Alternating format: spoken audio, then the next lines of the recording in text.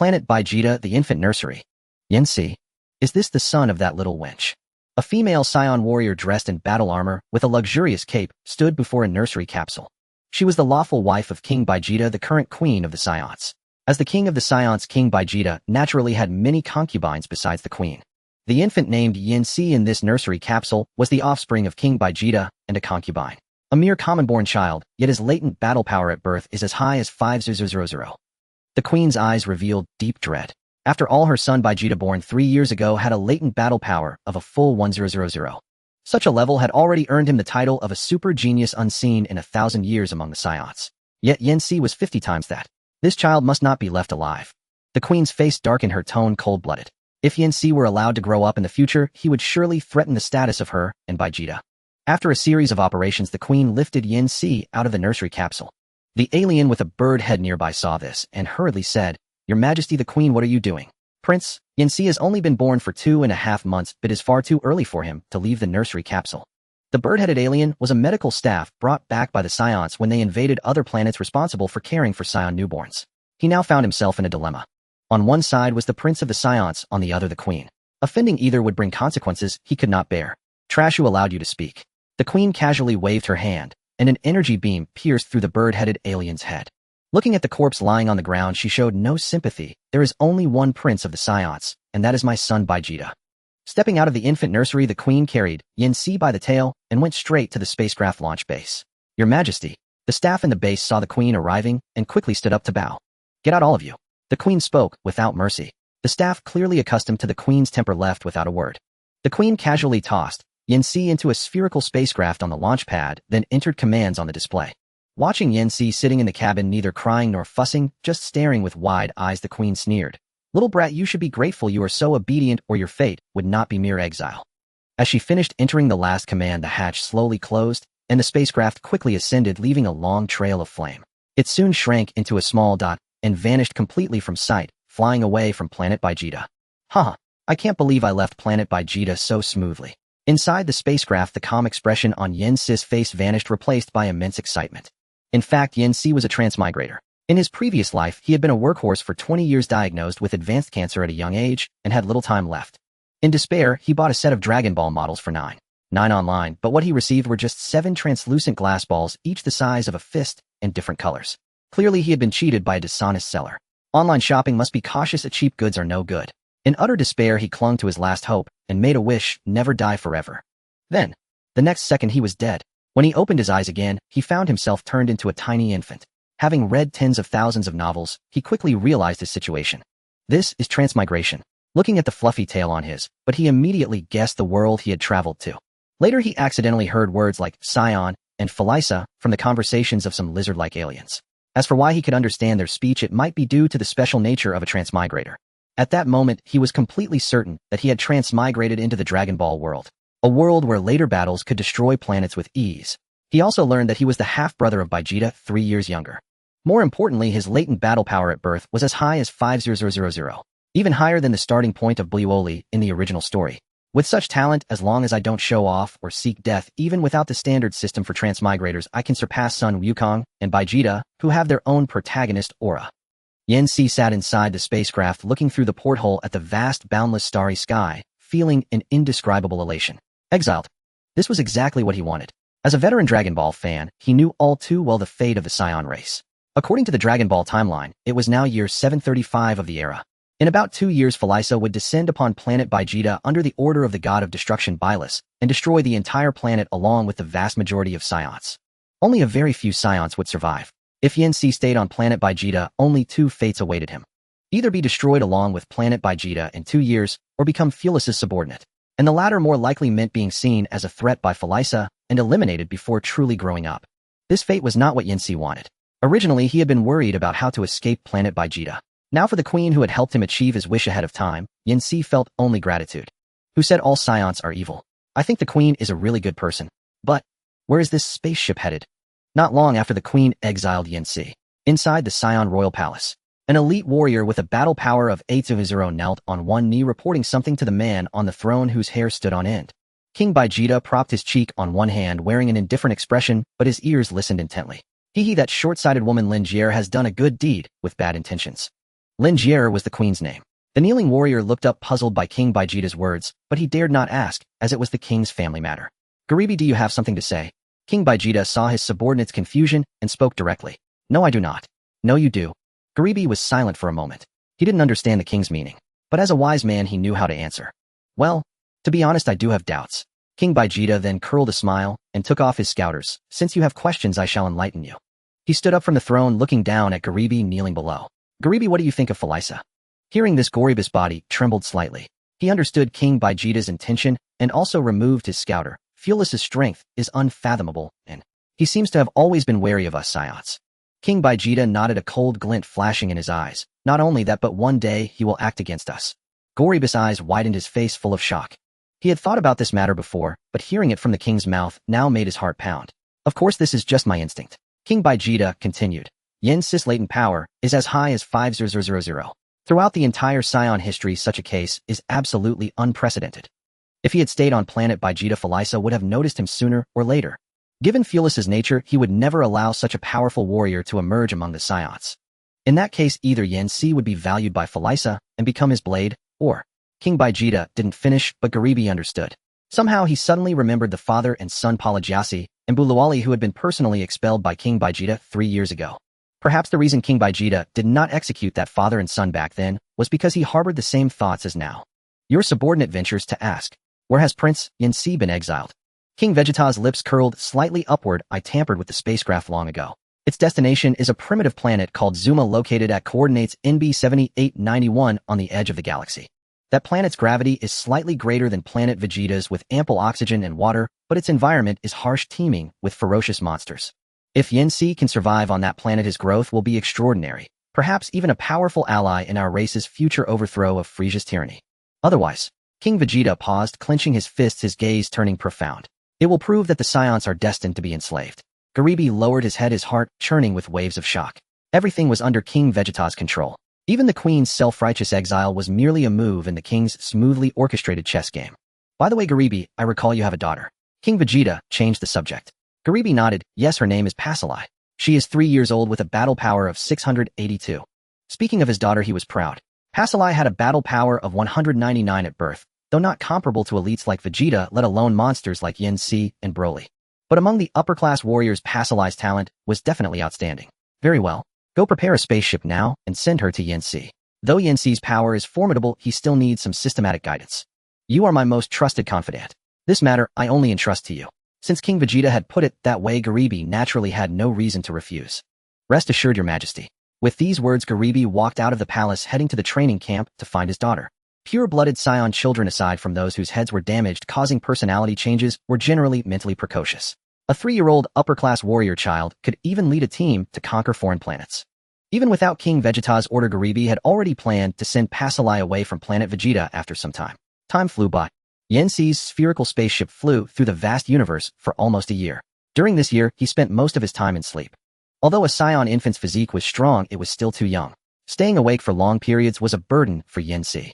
But even so, Yen Si used his waking hours to learn basic language from the spaceship's artificial intelligence. This basic language was the universal tongue in the Dragon Ball world, used by Earthlings, aliens, and even gods alike. Beep, beep, beep. The spaceship is about to enter Zuma's atmosphere. 5 minutes until landing. The ship's alarm suddenly sounded, waking Yen Si from his sleep. He yawned, rubbing his drowsy eyes with small chubby hands. A year, finally here. Yen Si looked out the porthole, seeing a most peculiar planet rapidly magnifying in his view. Crimson and silver-white dominated the planet's two ends, with a black ring belt in between. Boom! 5 minutes later, the spaceship landed somewhere in the black ring belt, trailing a long exhaust flame. From the sky, Yen Si had already seen clearly the crimson and silver-white ends of Zuma were volcanic belts and glaciers, while the black ring was a dense primeval forest. According to the spaceship's AI, Zuma was a tidally locked planet, meaning only one side always faced its sun. Click! The spaceship hatch opened. Yen Si used his small hands to push himself out effortlessly. As his feet touched the ground, a powerful gravity instantly pressed him flat. Uft! Yen Si's small face hit the ground, making intimate contact with the soil of Zuma. Hiss! Having been in space for a year, I'm not used to gravity anymore. Yen Si lay on the ground for a while before staggering to his feet. Speaking of which, this was the first time he had set foot on solid ground since his transmigration. On planet Vegeta, he was placed in a nursery pod right after birth, then spent a year in the spaceship. Fortunately, Yen Si had memories of his past life and the Scion's extraordinary constitution. In just a few minutes he had fully adapted to Zuma's gravity and even began running on his short legs. Yanxi darted through the primeval forest. Though just over a year old, the scion physique was far beyond normal. Coupled with his powerful battle power, his running speed could only be described as blinding. So refreshing. Yanxi took a deep breath. The vegetation was lush, the air incredibly fresh, carrying an indescribable briskness as it filled his lungs. Roar. Suddenly a deafening roar came from ahead. Yanxi halted, looking up. A monster the size of a heavy truck was charging at him. The monster had 3 sharp horns on its head and blood-red eyes fixed on Yanxi. Clearly it was very interested in this intruder in the forest. Battle power. 260, almost comparable to the great demon King Piccolo. Yanxi nodded approvingly. The scouter and battle suit on him were from the spaceship, fitting perfectly. Watching the monster almost upon him, Yanxi showed no panic. Rather, he was excited. He lightly tapped the ground with his small foot, leaping effortlessly to avoid the monster's attack. Boom. The monster's horns pierced the rock behind, Yanxi shattering it instantly. Take this. Yanxi landed on the monster's head, raising his small fist high. With one punch. Bang. The monster's head exploded, blood and brains splattering. Holy crap. Yanxi jumped down from the headless monster. Having witnessed such a bloody scene for the first time, he was somewhat unsettled. But this discomfort lasted only a moment. Because the next second his stomach growled. Grr. Having survived on nutrient fluid since birth, Yanxi felt the allure of food for the first time. Looking at the monster's carcass over 100 times larger than himself, Yanxi contemplated whether to charcoal grill or roast it. Beep, beep, beep. Just as Yanxi was lost and thought the scouter alarmed. Battle power 701. Yanxi's eyes lit up, thinking another monster had appeared nearby. Generally, the stronger the monster, the larger its body.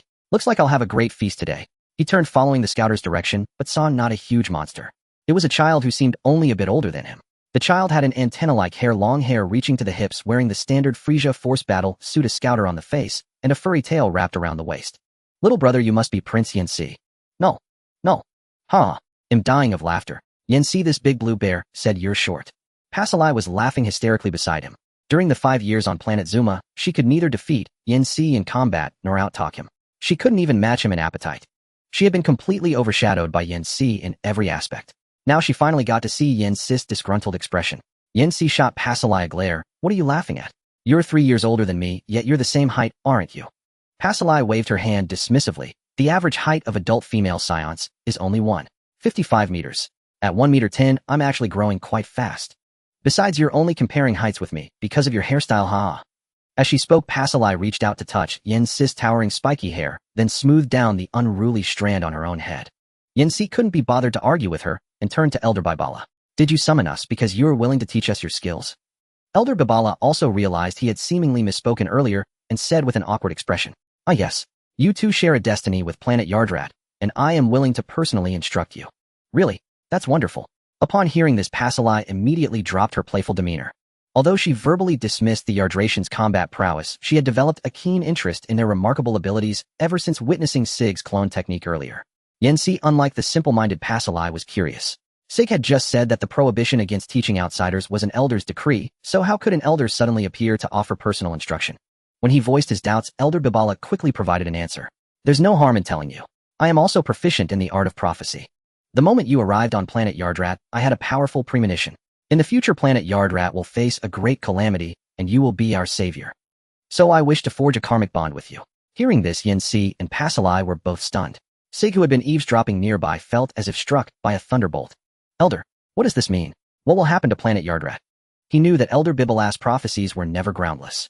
Elder Bibala shook his head, his face perpetually bearing a genial smile. I don't know anything beyond that. But Sig tried to say more, but was cut off by Elder Bibala. That's enough, Sig. Please leave now, and do not speak of this to anyone. As you wish. Despite his lingering doubts, Sig had no choice but to withdraw. Now only Yanxi, Pasalai, and Elder Bibala remained in the training room. Elder Bibala patted his round belly, his smile warm. What skills do you wish to learn? Instant transmission. Yanxi answered without hesitation, shelving his thoughts on the prophecy for the moment. As any Dragon Ball fan would know who hasn't fantasized about being able to teleport. Instant transmission is indeed one of our clan's most iconic abilities. Elder Bibala nodded, not questioning how Yanxi knew of this technique. After all, there were many tales about planet Yardrat circulating in the northern galaxy. He then turned to Pasalai. And you, young lady? You'll learn instant transmission too. Pasalai said without a second thought. After speaking, she shot a smug glance at Yanxi. She refused to believe that if she couldn't beat him in other areas, she couldn't even outshine him in learning. Back in the training camp on planet Vegeta, she was hailed as a combat prodigy. No problem. If you wish to learn other skills later, that is also possible. Elder Babalat didn't refuse. But I must warn you in advance, mastering these skills is not easy. Instant transmission, though a basic technique, requires an extremely acute perception of spirit. And you Scions don't seem to excel in this area. Yanxi nodded in understanding. In the original story, it took Son Goku an entire year to learn instant transmission on planet Yardrat. And that was under the condition that Goku was already adept at manipulating ki. As for whether he could learn it himself, Yanxi wasn't worried. He had all the time in the world. Wait. What is this Spiritoto stuff you're talking about? Pasalai asked, confused. Elder Babala had to explain again. What I refer to as spirit is also known as ki or energy in the wider universe. In any case, from now on, I will teach you both diligently. As he spoke, his bear-like body began to shrink rapidly. Finally, he became a dwarf no taller than Yanxi. So this is your real height. Pasalai found this amusing. This is merely a minor application of spirit manipulation. Elder Babala took out 2 palm-sized bracelets from his robe and handed one to Yanxi and one to Pasalai. These are aura restraint bands. Your power is too immense. If you begin training directly, it will be several times more difficult. Wearing these bands will suppress your ki to the absolute limit. To learn instant transmission, you must first learn to sense ki. When you can perceive external ki using your own strength alone, the first stage of training will be complete. Yanxi took the bracelet and slipped it onto his wrist. The moment it touched his skin, he felt a strange force surge into his body, clashing with his own power. It was as if an invisible hand was firmly pressing down on his ki. Whoa, even my body feels heavier. Yanxi moved his limbs.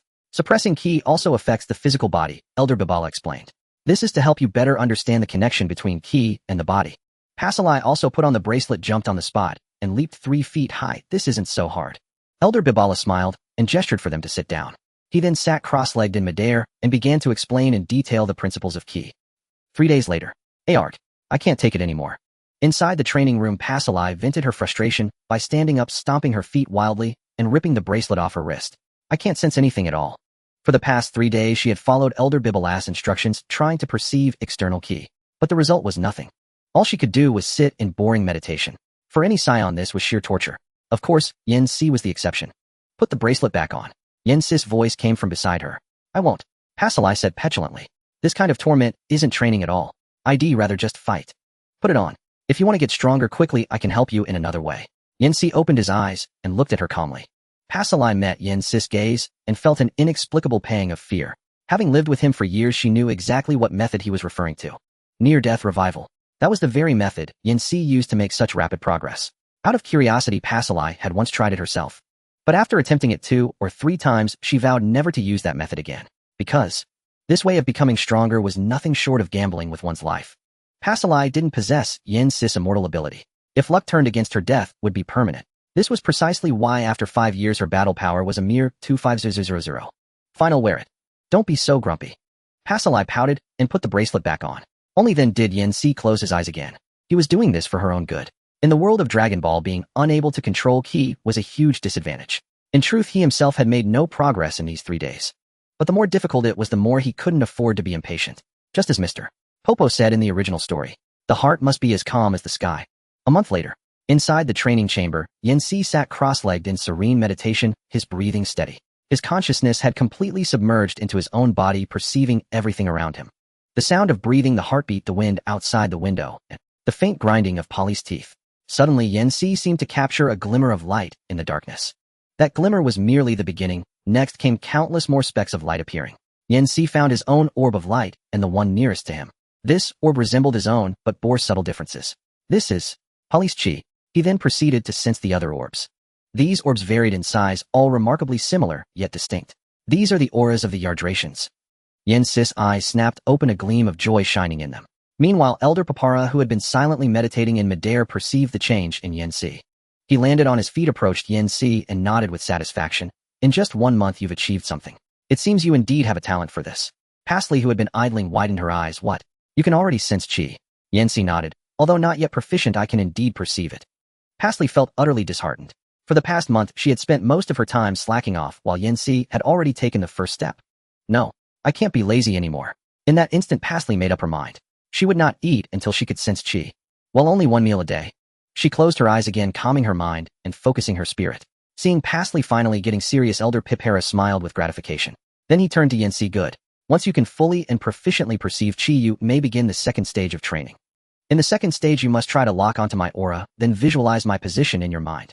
When you can clearly pinpoint my location, you may attempt instantaneous movement. Yanxi listened intently, committing every word to memory. Another 3 months passed. On this day, Yanxi finally mastered the method of manipulating qi. Whether controlling qi or sensing it, he could do so with great proficiency. Alright, now try to lock onto my aura and visualize my position in your mind. Elder Pipera set his body gently, floating to a corner of the training chamber. This was Yanxi's first attempt, and this distance was just right. Yanxi closed his eyes, pressing 2 fingers together against his forehead.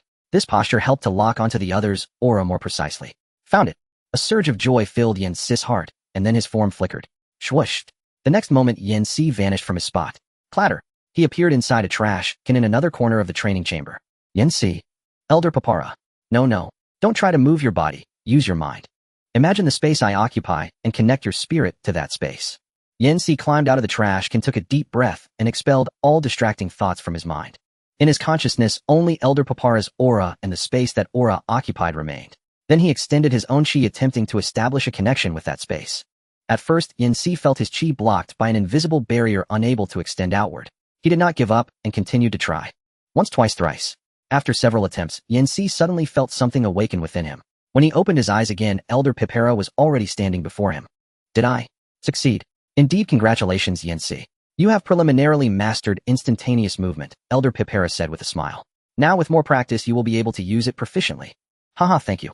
The excitement on Yanxi's face was not feigned, for at that moment he had discovered something even more important. Simultaneously with the use of instantaneous movement, a special power had awakened within Yanxi. The law of space.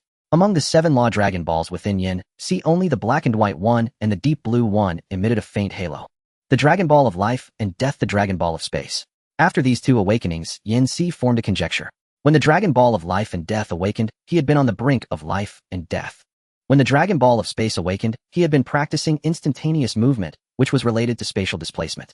Could it be that to awaken the law Dragon Ball 1 must first touch upon the corresponding law? Then came the problem. He had no idea what laws the other Dragon Balls corresponded to. Haha, I feel it. I can sense the qi. Just as Yanxi was pondering, a delighted voice rang out in the training chamber. Yanxi temporarily set aside the matter of the law Dragon Balls and looked at Pasli, who had rushed up to him. Yanxi Papara, I can sense your auras. You've done well. In a few more months, you might be able to perform instantaneous movement like Yanxi, Elder Pipera, encouraged with a smile.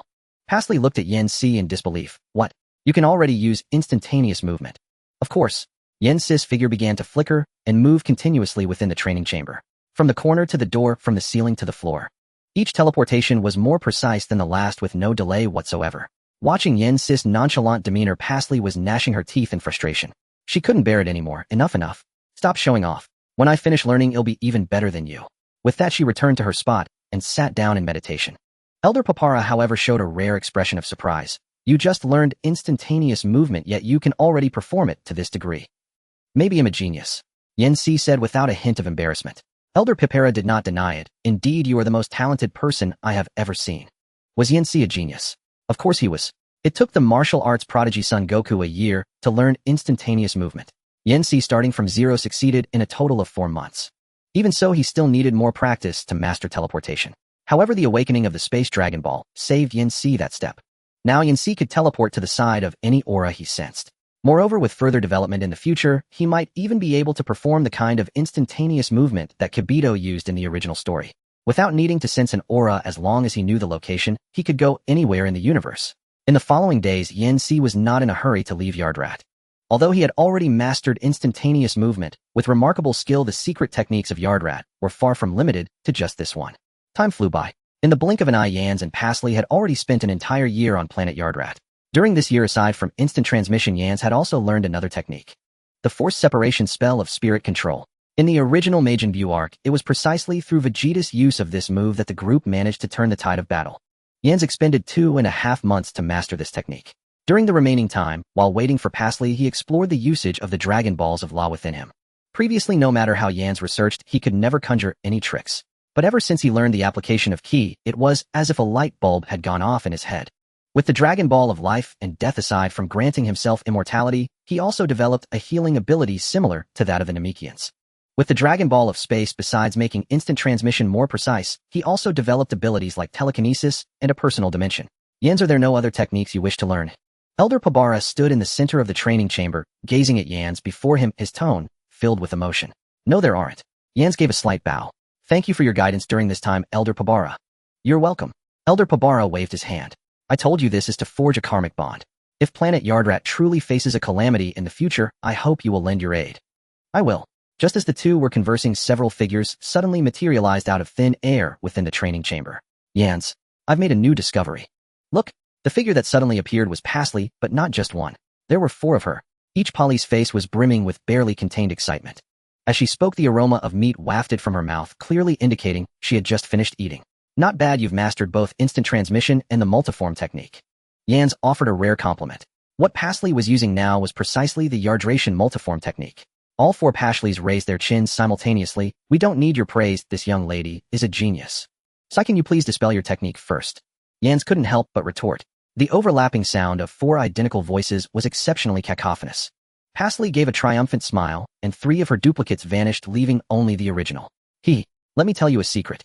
I just discovered that if you eat with your duplicates, each person only needs to eat a quarter of their usual portion to feel very, very full. Upon hearing this, the corner of Yans' mouth twitched involuntarily. Good heavens. Others try to use duplicates to enhance their combat skills. But you, on the other hand, actually try to use duplicates to eat. You're quite a talent. Pasli paid no heed to Yans' eye roll. She sidled up to him. What are we doing next?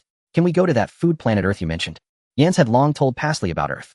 However, it seemed she only remembered the food. Of course, Pasli had also been curious about why Yans knew so much. To this, Yans only replied with one sentence. Why do you have so many questions? Then he offered no further explanation. The key point was that he couldn't explain it either. After all, he couldn't exactly say he was a transmigrator, could he? Fortunately, Pasli was simple-minded. Since Yans didn't want to talk about it, she didn't dwell on it. That's right, next we're going to Earth. When do we leave? Now. As he spoke, Yans turned and clasped his fists towards Elder Pabara. Elder, we'll take our leave now. Elder Pabara chuckled. Go on, come visit us when you have time. Goodbye, Big Bear. After the farewells, Yans grabbed Polly's wrist and pressed 2 fingers to his forehead. With a whoosh, the 2 vanished. When they reappeared, they had arrived on a rocky planet. This planet was desolate, devoid of any life.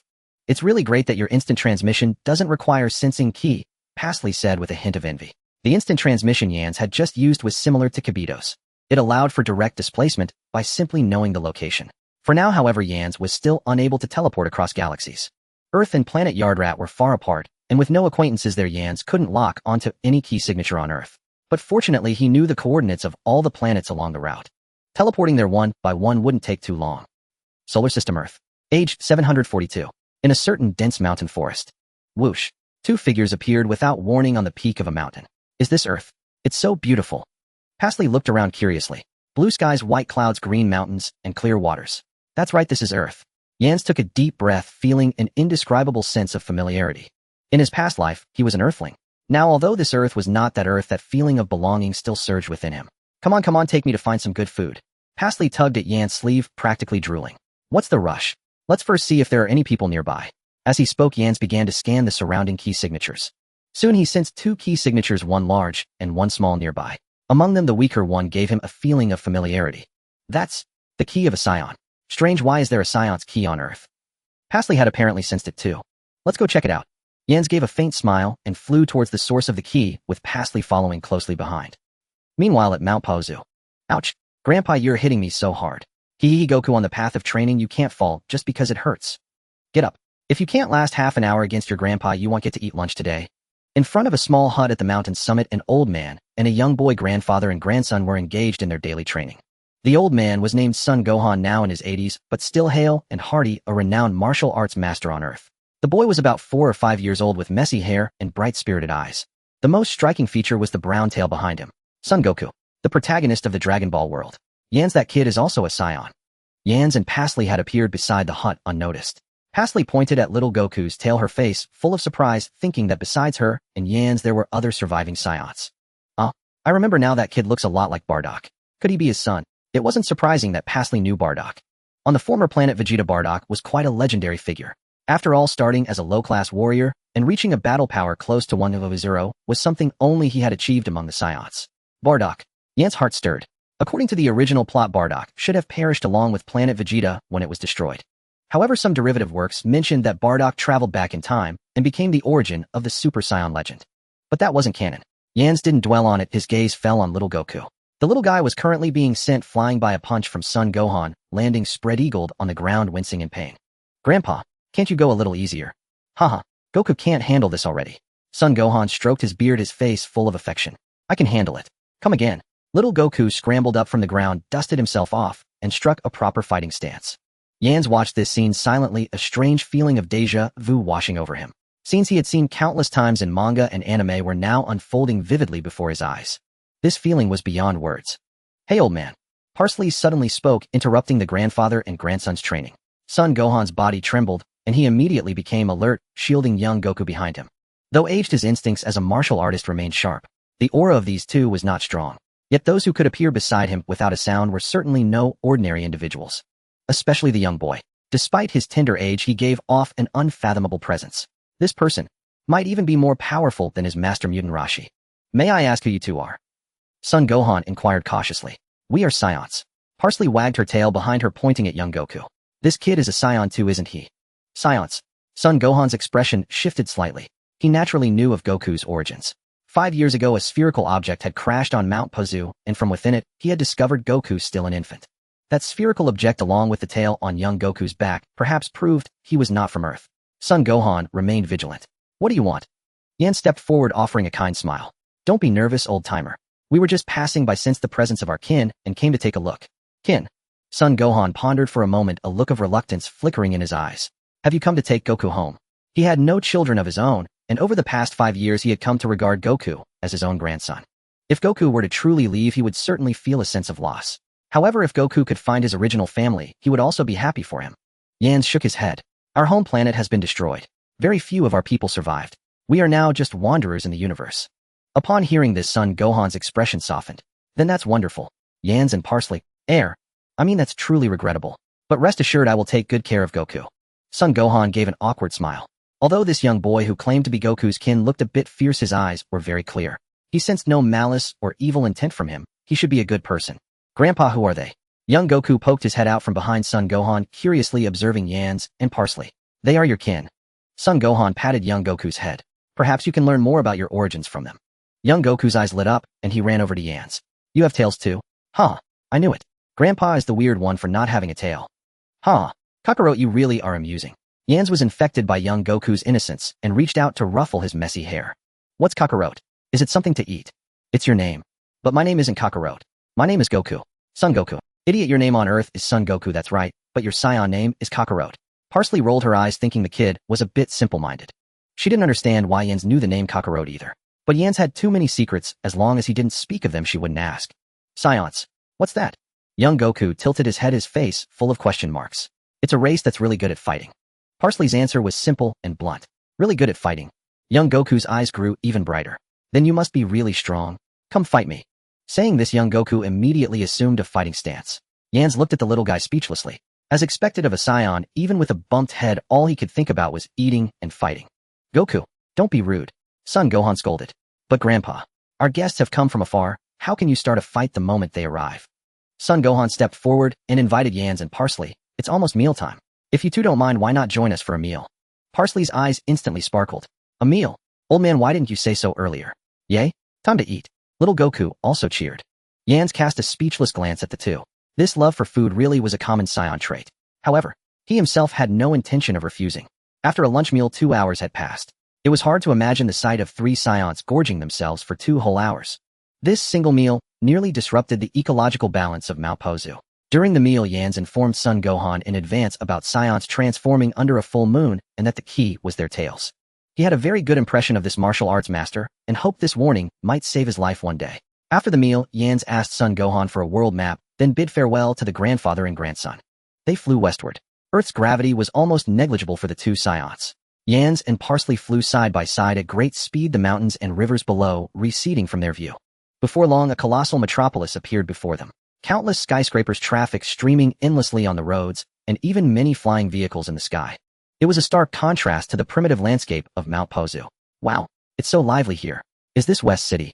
Parsley looked around excitedly. That's right, West City is the most prosperous city on Earth bar none. High in the sky, Yans immediately spotted the largest hemispherical building in all of West City. Capsule Corporation. Within that luxurious estate lived a person crucial to the Dragon Ball storyline. This was also the purpose of his visit to West City. However, there was no rush for that now. Look, Yans, there's food over there. The little foodie Parsley, who had just eaten her fill, was already eyeing new edibles. The two landed in a deserted alley. When they emerged, they drew stares from many passersby. As a metropolis with a high tolerance for diverse races, West City had all kinds of people, even monsters. Yans and Parsley just happened to have tails, which was considered relatively normal. The reason for the high number of glances was actually their clothes.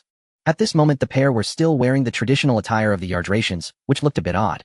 Moreover, due to frequent sparring, their clothes had many patches and holes. Those poor children probably abandoned by their parents because of their tails. Mom, look. That little brother's hairstyle is so cool, like a rocket. Little Bao, don't look at them. Look at their appearance, they must be beggars. The surrounding pedestrians gossiped.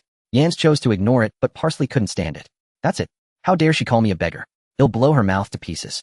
Hey, don't be impulsive. Yans quickly grabbed Parsley's small hand that was preparing to form a key blast. Come with me. They'll buy you a set of clothes. Buy? Why buy? If we want them, why not just take them? Yans knocked on her smooth forehead. Stealing things, that's bandit behavior. Parsley rubbed her head aggrievedly. But we Scions are bandits by nature.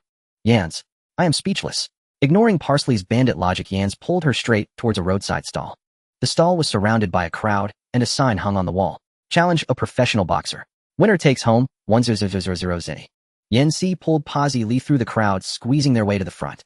You just need to knock that man down, and we'll have money. Yancy pointed at a robust black man at the stall. Posy Lee looked disdainful. You want me to deal with such a small fry? Yes, but don't kill him. Just knock him down gently. Their conversation was not quiet, and many people heard it. Huh? Did you hear what those two kids said? Yeah, they look like they're just a few years old, and they're calling Heba a small fry. Come on, Heba is the most famous street boxer in the West Capital. He even won the city championship. The black boxer named Heba had just defeated a challenger when he heard someone call him a small fry. He turned around ready to get angry, but saw nothing. After hearing the onlooker's words, he looked down and saw two children. Huh? Little friend's big brother here is very strong. Heba naturally couldn't lose his temper with children. That would damage his image. Your aura is so weak. If you're not a small fry, what are you? Posy Lee put on the detector she hadn't used in a while. Your battle power is only 7. Ooh, I could defeat you with a single breath. Being called a small fry by a kid repeatedly, even Heba, who cared about his image, was starting to get angry. Hey, little girl, this isn't a place for playing house. If you don't dare to challenge me, then go home to your mommy. Posy Lee acted as if she hadn't heard, walking forward on her own. Yancy said, if I defeat you, I get money. Heba was stunned, thinking his ears were playing tricks on him. But seeing the same surprise on the faces of the crowd, he realized the words had indeed come from the little girl. Ha ha ha. Usually challengers have to pay a 10th of Sandyuan challenge fee first, but for a little sister like you, it's free. Heba had thought these were just two brats, but now they seemed like little money bags. Having a little exhibition match with these kids would definitely attract more spectators. The referee thought the same as Heba and happily announced the start of the challenge. Whoosh! A gust of wind blew from Posy Lee's mouth, and before Heba could even assume a stance, he was instantly blown backward. Boom! The sturdy wall collapsed, and Heba lay in a pile of rubble, seeing stars, knocked unconscious. The audience, who had been laughing and waiting for a good show, were all dumbfounded, dead silent. Meanwhile, the protagonists Yin Si and Posy Lee had already taken the 1,000 Sony. They won and walked into a clothing store across the street. When they came out, they were completely transformed.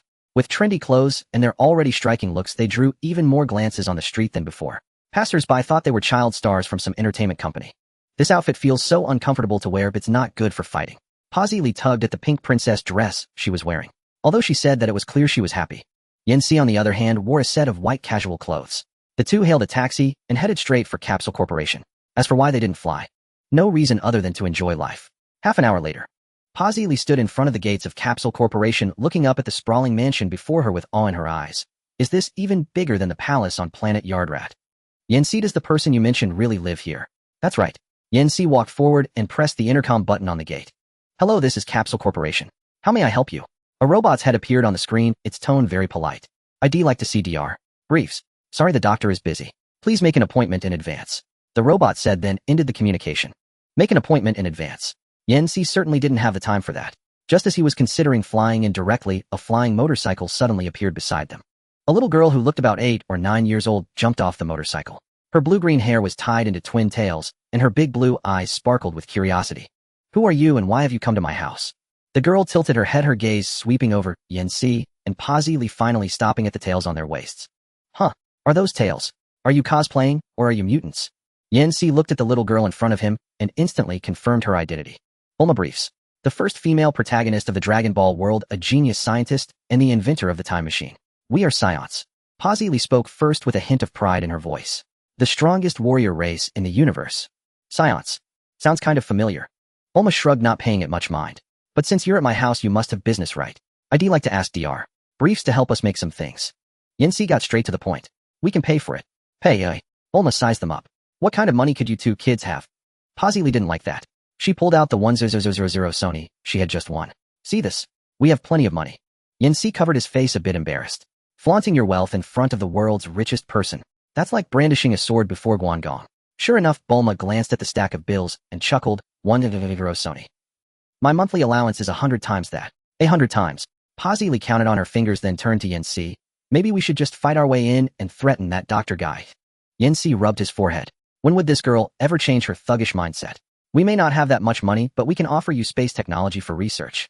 Yancy said. Space technology. Bulma became interested. Sounds intriguing. Come with me. Thank you. Yancy smiled slightly and followed Bulma through the gates of Capsule Corporation. Posily pouted, muttering under her breath. What's so great about a little girl? The interior of the mansion was far more luxurious than it appeared from the outside. The first floor was a spacious indoor courtyard filled with all kinds of exotic flowers and plants. A few animals were lazily lying on the grass basking in artificial sunlight, and among them were even dinosaurs. On the second floor was the laboratory. Dad, we have guests. Bulma pushed the door open without knocking. Inside, a small, bespectacled old man with light purple hair was sitting at the lab bench, fiddling with something in a hurry. Yancy had sharp eyes. He caught a glimpse of a magazine peeking out from under the man's white lab coat. It was a bust of beauty, and not wearing any clothes. It was hard to imagine that this old pervert was one of Earth's most brilliant scientists, the inventor of the capsule. Bulma, you've brought guests. Dr. Briefs crossed his legs and nonchalantly tucked the magazine further into his coat. His gaze fell on Yancy and Posily. Little ones, what can I do for you? Doctor, we would like to commission you to create 2 items. Yan stepped forward and briefly explained his purpose. Dr. Briefs listened while lighting a cigarette. A gravity chamber and an energy detector. Those sound like intriguing projects indeed. What do you two youngsters intend to do with them? We are actually aliens, Yan said, wagging his tail behind him. We primarily intend to use these for training. In truth, the Killiking ring bestowed by Elder Pipera had a similar effect to gravity training. However, as time passed, Yans and Pasli had already grown accustomed to that state. To continue improving, they required greater gravitational force. As for the energy detector, it was meant to gauge the fruits of their training. After all, sensing chi alone was far less direct than examining concrete data. So you're aliens. Just like Bulma. Dr. Briefs seemed unsurprised, though a hint of hesitation crept onto his face. But these 2 items you mentioned are fields I've never ventured into before. To complete them, I'm afraid it would require considerable time and expense. Dad, just say yes to them. Bulma chimed in, lending her support. You've got nothing better to do anyway. Just free up the time you spend reading magazines and the money you spend on them. Ahem. Dr. Brief's face flushed with embarrassment as he coughed forcefully. Since Bulma has spoken, I suppose I'll help you.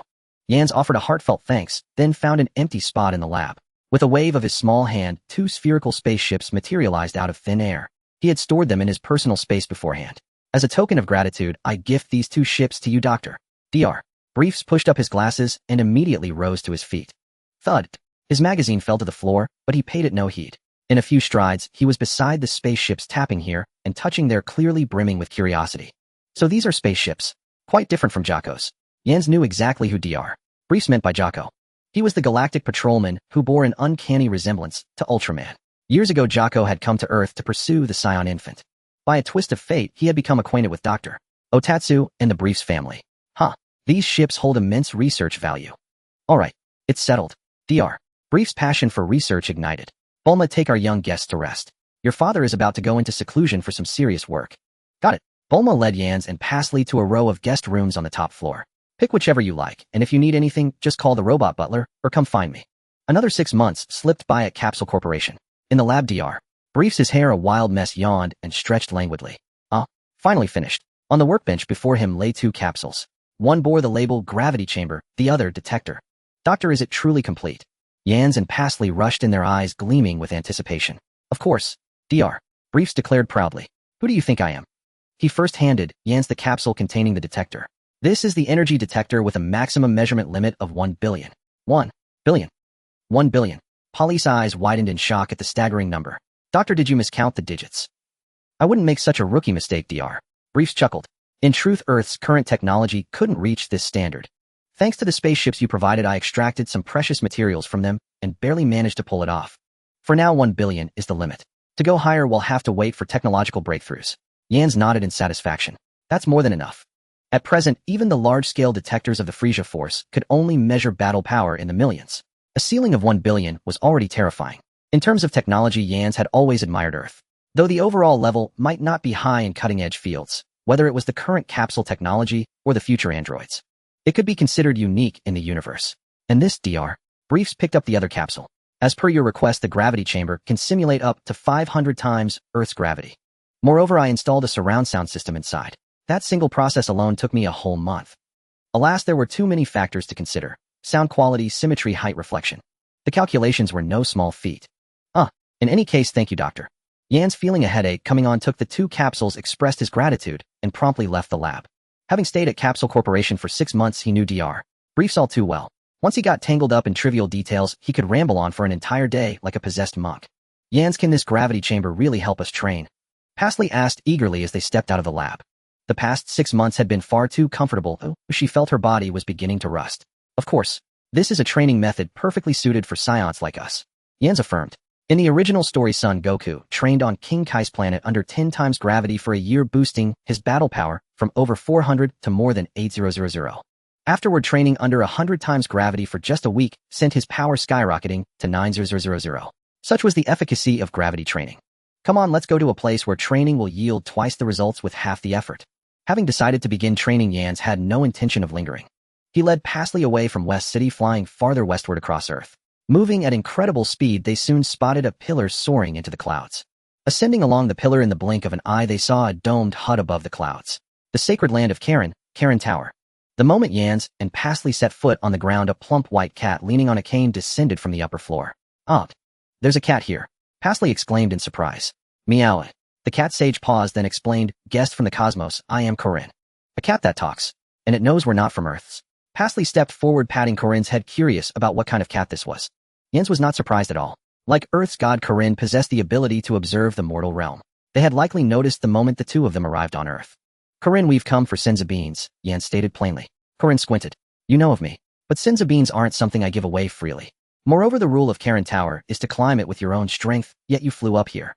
Before he could finish, Yans waved his small hand.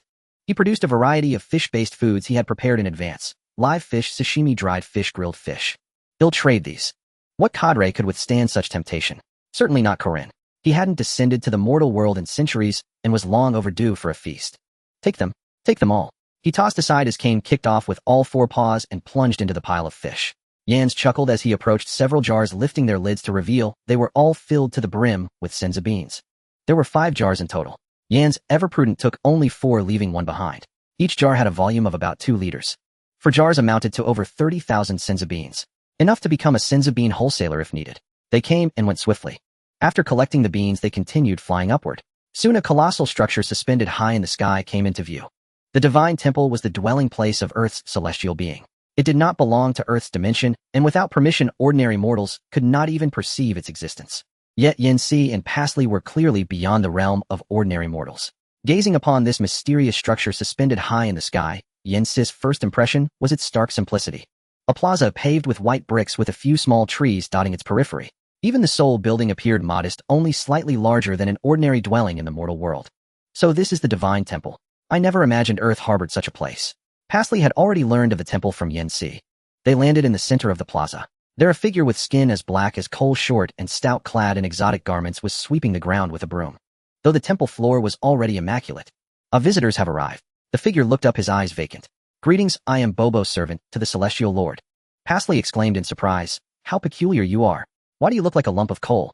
Bobo remained as if he hadn't heard his expression, utterly impassive, like one afflicted with facial paralysis. You must be Yancy and Pasley here to see the Celestial Lord. That's right. Yancy nodded, unsurprised that the other knew their names. Bobo nodded in return. Please follow me. The Celestial Lord already anticipated your arrival. He turned and walked deeper into the temple, with Yancy and Pasley following closely. Passing through a corridor and entering the building, Yancy realized the interior held a hidden world. The space within was several times larger than its external appearance suggested. After turning several corners, the trio arrived at a tranquil chamber. Inside, an old man clad in divine robes sat cross-legged on a meditation cushion. The old man's face was green, etched with wrinkles, and 2 antennae sprouted from his head. He was Earth's celestial being, a Namekian. Welcome, visitors from the cosmos. Hearing the door open, the celestial being opened his eyes prematurely, ending his daily meditation.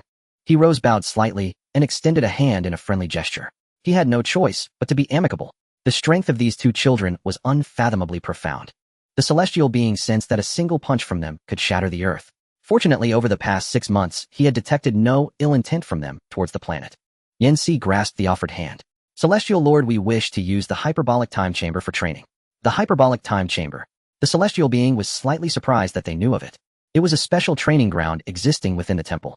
A separate dimensional space where 1 year inside equated to a single day in the outside world. Yanxi's tone was earnest. Yes, I wish to enter and train there. Over the past 6 months, despite his persistent daily exercise, it had fallen far short of true cultivation. The improvement in his base power had also slowed. More perplexing was that despite all his attempts, he remained unable to transform into a Super Saiyan. Are you truly certain you wish to enter? The celestial being paused for a moment before speaking slowly. The environment within is exceedingly harsh. 1 day outside equals 1 year inside with gravity 10 times that of Earth. Furthermore, it has extreme temperature fluctuations and thin air. Earth's martial artists who entered before even the strongest could not endure even a single day within. Yanxi remained unmoved. I am aware of all this, but we must still enter. Compared to the harshness of Juma, Star the Time Chamber seemed tame. Gazing at Yanxi's resolute expression, the celestial being gave a wry smile. Indeed, for these two Earth's martial artists were probably insignificant. He need not worry about them unnecessarily. Very well, please follow me. This time the celestial being took the lead. They traversed several more corridors, arriving before an unremarkable room. The celestial being inquired, this is the entrance to the hyperbolic time chamber. It can only accommodate 2 people at a time. Will you enter together? Before Yanxi could speak, Pastly answered first, of course we will. Remember, you can stay for a maximum of 2 days. After that, the entrance will vanish, trapping those inside forever. With that warning, the celestial being opened the door. Yanxi and Pastly exchanged a glance, then stepped through. A blinding white flash assailed their eyes. Beyond the door lay another world. An endless expanse of white. There was no division of day or night. Both sky and ground were an infinite pure white. The only distinguishable feature was the entrance to the time chamber itself. So this is the world of the hyperbolic time chamber. It's profoundly unsettling. Pastly rubbed her arms. The sweltering, humid environment soon made her skin feel sticky. Such an empty world would surely drive her mad if she were alone in it. Yanxi also found his breathing slightly labored. It was understandable, as it was his first time in such thin air. However, a little acclimatization would suffice. This world is as vast as Earth. Do not wander off lest you get lost. Yanxi familiarized Pastly with the living facilities. There was only a single bed and a washroom. More cruelly, the only food was tasteless flour and water, and raw at that. Bang! Yanxi deployed a capsule, revealing a large table laden with delicacies. He had prepared this in advance. He came here to train, not to suffer. There was no need to mistreat his stomach. After eating and drinking their fill, Yanxi deployed another capsule containing a gravity chamber. With another bang, a hemispherical building 50 meters in diameter materialized, where the wristbands given by Elder Pabala. Remove them only after fully adapting to the gravity. They entered the gravity chamber, and Yanxi first set the gravity to 10 times Earth's normal. He felt no change. This was because the base gravity within the chamber was Earth's gravity. The time chamber already had 10 times Earth's gravity. It seems they don't stack. Disappointed, Yanxi adjusted the gravity to 50 times. Whoosh! A red light filled the gravity chamber, and an immense pressure instantly enveloped their bodies. Polly's legs buckled, and she nearly collapsed. So heavy. She gritted her teeth, forcing herself upright. With her original power, a slight circulation of chi would have negated this gravity. But currently, she wore the ki-suppressing wristbands. Meanwhile, Yanxi remained composed, beginning basic physical training. Push-ups, sit-ups, squats. Each movement required exponentially more effort than usual. Time in the hyperbolic time chamber was only marked by the hourglass and clock at the entrance. At a certain moment, the hour hand finally completed 1.5 cycles. This signified that a day and a half had passed in the outside world. During this year and a half, aside from eating and sleeping, Yanxi and Pastly had spent almost every moment training. The gravity multiplier had increased from the initial 50 times, 100 times, 200 times, 300 times. Until 6 months ago, both had fully adapted to 500 times gravity. Of course, if not for accommodating Polly's pace, Yanxi could have progressed even faster. The sky within the hyperbolic time chamber resounded with a relentless series of explosive booms. Several figures clashed and collided midair, each impact radiating a blinding burst of light. This was the daily sparring session between Yans and Paisley. No rules, no restrictions. A pure contest of raw strength. Paisley hovered high above, executing a duplication technique. In an instant, 4 copies of Paisley surrounded Yans from above, below, left, and right. With 8 palms thrusting forward, 4 massive energy waves hurtled toward the Yans at the center. The same trick won't work on me. Yans didn't even stir. With a low growl, he deflected the 4 cataclysmic energy waves using nothing but his aura. Then try this one. Paisley flashed a sly grin. The 3 clones vanished, leaving only her true form hovering above. Full power. The might of the energy wave instantly escalated to an entirely new level. This was the duplication technique of Planet Yardrat. Unlike Tien Shinhan's Four Witches technique from the original story, Paisley could freely distribute energy among her clones or instantly channel all of it into a single body. If used adeptly, this move could achieve surprising results in battle. Swoosh. The energy wave missed Yan's and struck the ground, blasting a crater 100 meters in diameter. Yet the pit rapidly mended itself, restoring its original state. Paisley clenched her fist in excitement. Hit him. Too slow. Yan's voice came from behind Paisley. She spun around abruptly, only to find that Yan's had somehow appeared above her. A palm descended from the heavens. Paisley reacted swiftly, crossing her arms to block. Boom. The colossal force sent her plummeting like a meteor, smashing another massive crater into the freshly restored ground. Shrouded in dust, Paisley crawled out of the pit covered in white grime. Tui. She spat out dirt. You're so sneaky. Using your time-stopping ability. How am I supposed to fight that? In a real battle, there are no taboos. I've already held back by suppressing my energy to match yours. Yan's landed before Paisley, his breathing steady, his clothes only slightly soiled. The time-stopping ability stemmed from the Time Dragon Ball within him. Indeed, months after entering the hyperbolic time chamber, the Law Dragon Ball had awakened once more. Life and death, space and time. Yan's now possessed 3 types of law power. Paisley snorted in defiance, casually tearing off her tattered clothes, now mere strips barely covering her vital areas, and tossing them aside. Though she complained aloud, she knew deep down that her progress over these 2 years had been immense. Yan's frowned at her bare form. You're a girl. What's the meaning of this? Paisley patted herself nonchalant. No one else is here, so what's the big deal? Go change immediately. Yan's retrieved a training suit from his pocket dimension and tossed it to Paisley. She caught it with a grin and dashed off to the bathroom. After a fight, a shower before putting on clean clothes was a must. Yan's watched her helplessly, feeling he needed to teach Paisley some essential common sense. Counting the year and a half in the time chamber, he was now 9 and Paisley 12. In another 4 or 5 years, she would enter the Scion rapid growth phase. By then, such impropriety would no longer be acceptable. Soon the sound of running water and Paisley's soft humming drifted from the bathroom. Yan's didn't idle either. He planted his feet in a horse stance and released his aura. Hiya! Energy converged at a single point within his body and shifted toward his back. 5 minutes later, Yan's fiery aura soared over a kilometer into the sky, his power reaching its peak. Paisley, now dressed, flew over, holding a scouter modified by Dr. Briefs. Heavens! 60 million battle power. Staring at the number on the scouter, Paisley was utterly astounded. Yan's, is this what you call a super scion? So incredibly strong. Paisley braved the immense pressure to approach Yan's. She had thought her hard-earned 3 million battle power would let her catch up to him. Who could have guessed he was this monstrous? 60 million. Was that even achievable for a scion? Yan's exhaled and retracted his aura. After a year and a half of intense training, his base battle power had exceeded the 60 million mark. Even the final form of the galactic tyrant Frieza was no more than this. But, no, I still can't transform into a super scion. Yan's was deeply frustrated. Ever since his time on Zuma Planet, he had never stopped trying to achieve the super scion transformation. Yet years passed, and his base power kept rising, but the transformation remained elusive. See, I told you super scion is just a boring legend. If we're this strong and we're not super scions, then what are? Paisley patted Yan's shoulder in a consoling tone. Yan's fell silent, pondering. The notion of cells existed only in official guidebooks and interviews. In the original story, the most authoritative method to become a super scion was pure rage. But Yan's current life was too peaceful, he couldn't find a reason to be angry. Maybe I just need a catalyst. Paisley tilted her head. What kind of catalyst? For instance. Yan's looked at her with a faint, knowing smile. If someone were to kill you, I might get a bit angry. Krillin's sacrifice leads to boundless power. This was never just a meme. You. Paisley stomped on Yan's foot in fury. What kind of lousy catalyst is that? And what do you mean by a bit angry? If I actually died, you'd better explode with rage on the spot. Yan's winced and pulled his foot away. I was just joking. He was now convinced that science truly grew stronger through anger. Paisley's attempt to break through his defenses was normally futile. But that stomp hurt more than stepping on an ingrown toenail. Paisley rolled her eyes. What's next? Yan shook off the pain and suppressed his frustration. He decided to let the matter of Super Scion come naturally. In the remaining half year in the time chamber, we need to quickly adapt to our immense power. Then, well, leave Earth and explore the universe.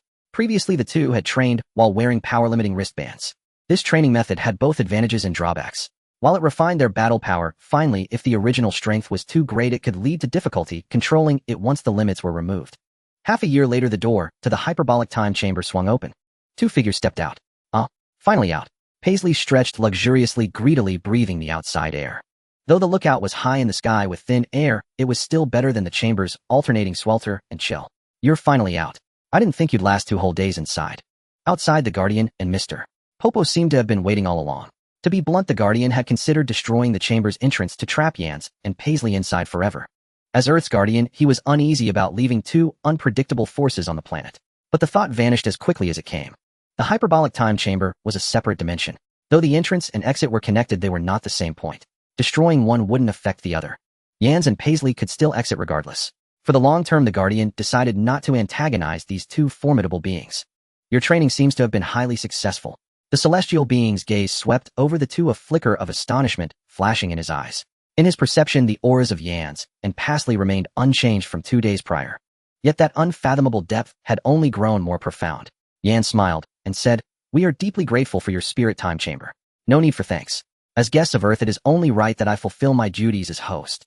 The celestial being then shifted the topic. "May I inquire about your plans from here?" Yans did not conceal his intentions. "We intend to depart from Earth and venture into the cosmos to temper ourselves." Upon hearing this, the celestial being was overjoyed. Half a year. Finally, he could see off these two formidable beings. Throughout their stay on Earth, he had not dared to sleep a single peaceful night. He was constantly on edge, fearing they might inadvertently harm the planet. Yet on the surface, he maintained an expression of understanding. The cosmos is vast and boundless. Compared to my humble Earth, it is indeed a more fitting domain for powerhouses like yourselves. Yans, humble Earth. Little did you know in the future the apex experts of the entire universe would all converge upon this very humble Earth of yours. Leaving the temple, they arrived at West City. Yans and Paisley descended onto the open rooftop of Capsule Corporation. Bulma was reclining on a lounge chair, wearing headphones, basking leisurely in the sun. Seeing their return, she removed her headphones and sat up. "Where did you two disappear to for 2 days, leaving without a word?" After half a year together, she had long known they were extraordinary. The ability to fly was merely a basic skill. "We paid a visit to Earth's celestial being," Yans answered truthfully. "Celestial being?" Bulma burst into laughter. "How could there possibly be a celestial being in the world? That's just feudal superstition." Despite her youth, Bulma already possessed a scientific spirit. In her mind, the two must have flown off somewhere for a grand feast. Yan smiled and offered no explanation. He changed the subject. "Bulma, Paisley and I will be leaving Earth soon." "Huh, leaving Earth?" Hearing this, Bulma could no longer sit still. Slipping on her sandals, she walked up to Yans. "Why do you have to leave? Isn't it nice staying at my place?" As the heiress of the world's wealthiest family, many people came and went in Bulma's life. Yet among them, only Yans and Paisley were considered her true friends. "Of course not. We're just leaving for a while. We'll come back eventually." "Really? When do you plan to leave?" "In a few days." Yans pondered for a moment, deciding to rest for a while. The environment of the spirit time chamber placed immense strain on both mind and body. Balancing work with rest, adequate recuperation was essential for better training in the future. Thus another week passed. After a sumptuous farewell feast, Yans and Paisley stood on the rooftop of Capsule Corporation. The entire Briefs family, 3 of them, had come to see them off. "Little Yans, make sure to come visit us often. Big sister recently discovered a delightful dessert shop. When you're a bit older, we can go on a date there." Mrs. Briefs dabbed at her eyes with a handkerchief, sobbing over non-existent tears. Dr. Briefs had a cigarette dangling from his lips, cradling a small black cat in his arms. "Are you sure you don't need a spaceship? Give me another month and I can upgrade your ship into a large-scale interstellar vessel." "No need, we have our own means of travel." Yans declined the doctor's kind offer. Bulma handed Yans a device resembling a telephone.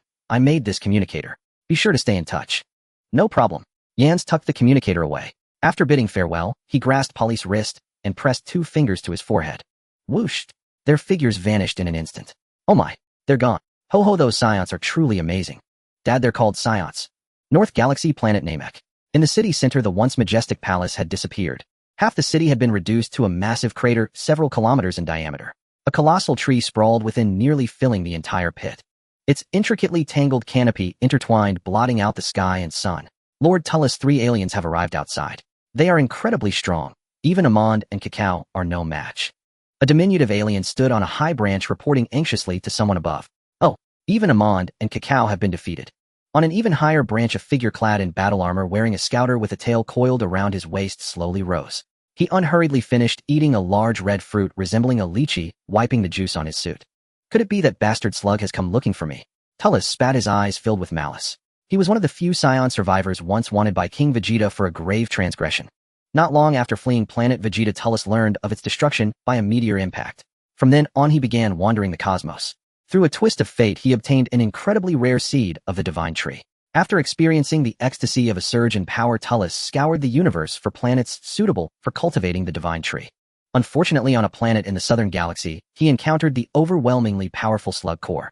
Upon learning of the divine tree's wonders, Slug seized the seed by force and conscripted Tullus into his army. But Tullus was immensely ambitious, unwilling to remain subservient. He aspired to forge his own empire, aiming to replace Frieza as the emperor of the universe. Thus, a few years later, Tullus seized an opportunity, stole a portion of the divine tree seeds, and defected from the Slug Corps, with a few loyal followers resuming his old ways. Just days ago, he arrived on planet Namek, marking it as the first stop in his resurgence. It seems they aren't from Slug's army. There are only 3 of them, calling themselves the Armored Squadron, and they appear to be after the divine tree. The small alien continued his report. The Armored Squadron. Tullus closed his eyes, searching his memory for any relevant information. After a few seconds, he recalled nothing. Probably just a bunch of nobodies. Still, since they managed to defeat Amand and Cacao, they must have some skill. Those 2 each boasted a battle power exceeding 1000, making them Tullus's strongest subordinates. Tullus leaped from the branch thousands of meters high, landing firmly on the ground. He rolled his neck, a cruel grin curling at the corner of his mouth. Perfect. I'll go meet them myself. Planet Namek, on the edge of the ruined city. 3 figures clad in yellow-green battle armor hovered midair, looking down at several of Tullus's subordinates below. One of them, a tall, slender lizard man with reddish-brown skin, crossed his arms, his eyes brimming with disdain. With such paltry strength, you dare to obstruct the Armored Squadron. According to the data, the Namekians are supposed to have many peculiar techniques. I was actually looking forward to it. A green-skinned, burly alien beside him spoke up. Nez, these guys don't seem to be Namekians. They don't match the photos and the files. Dora's right.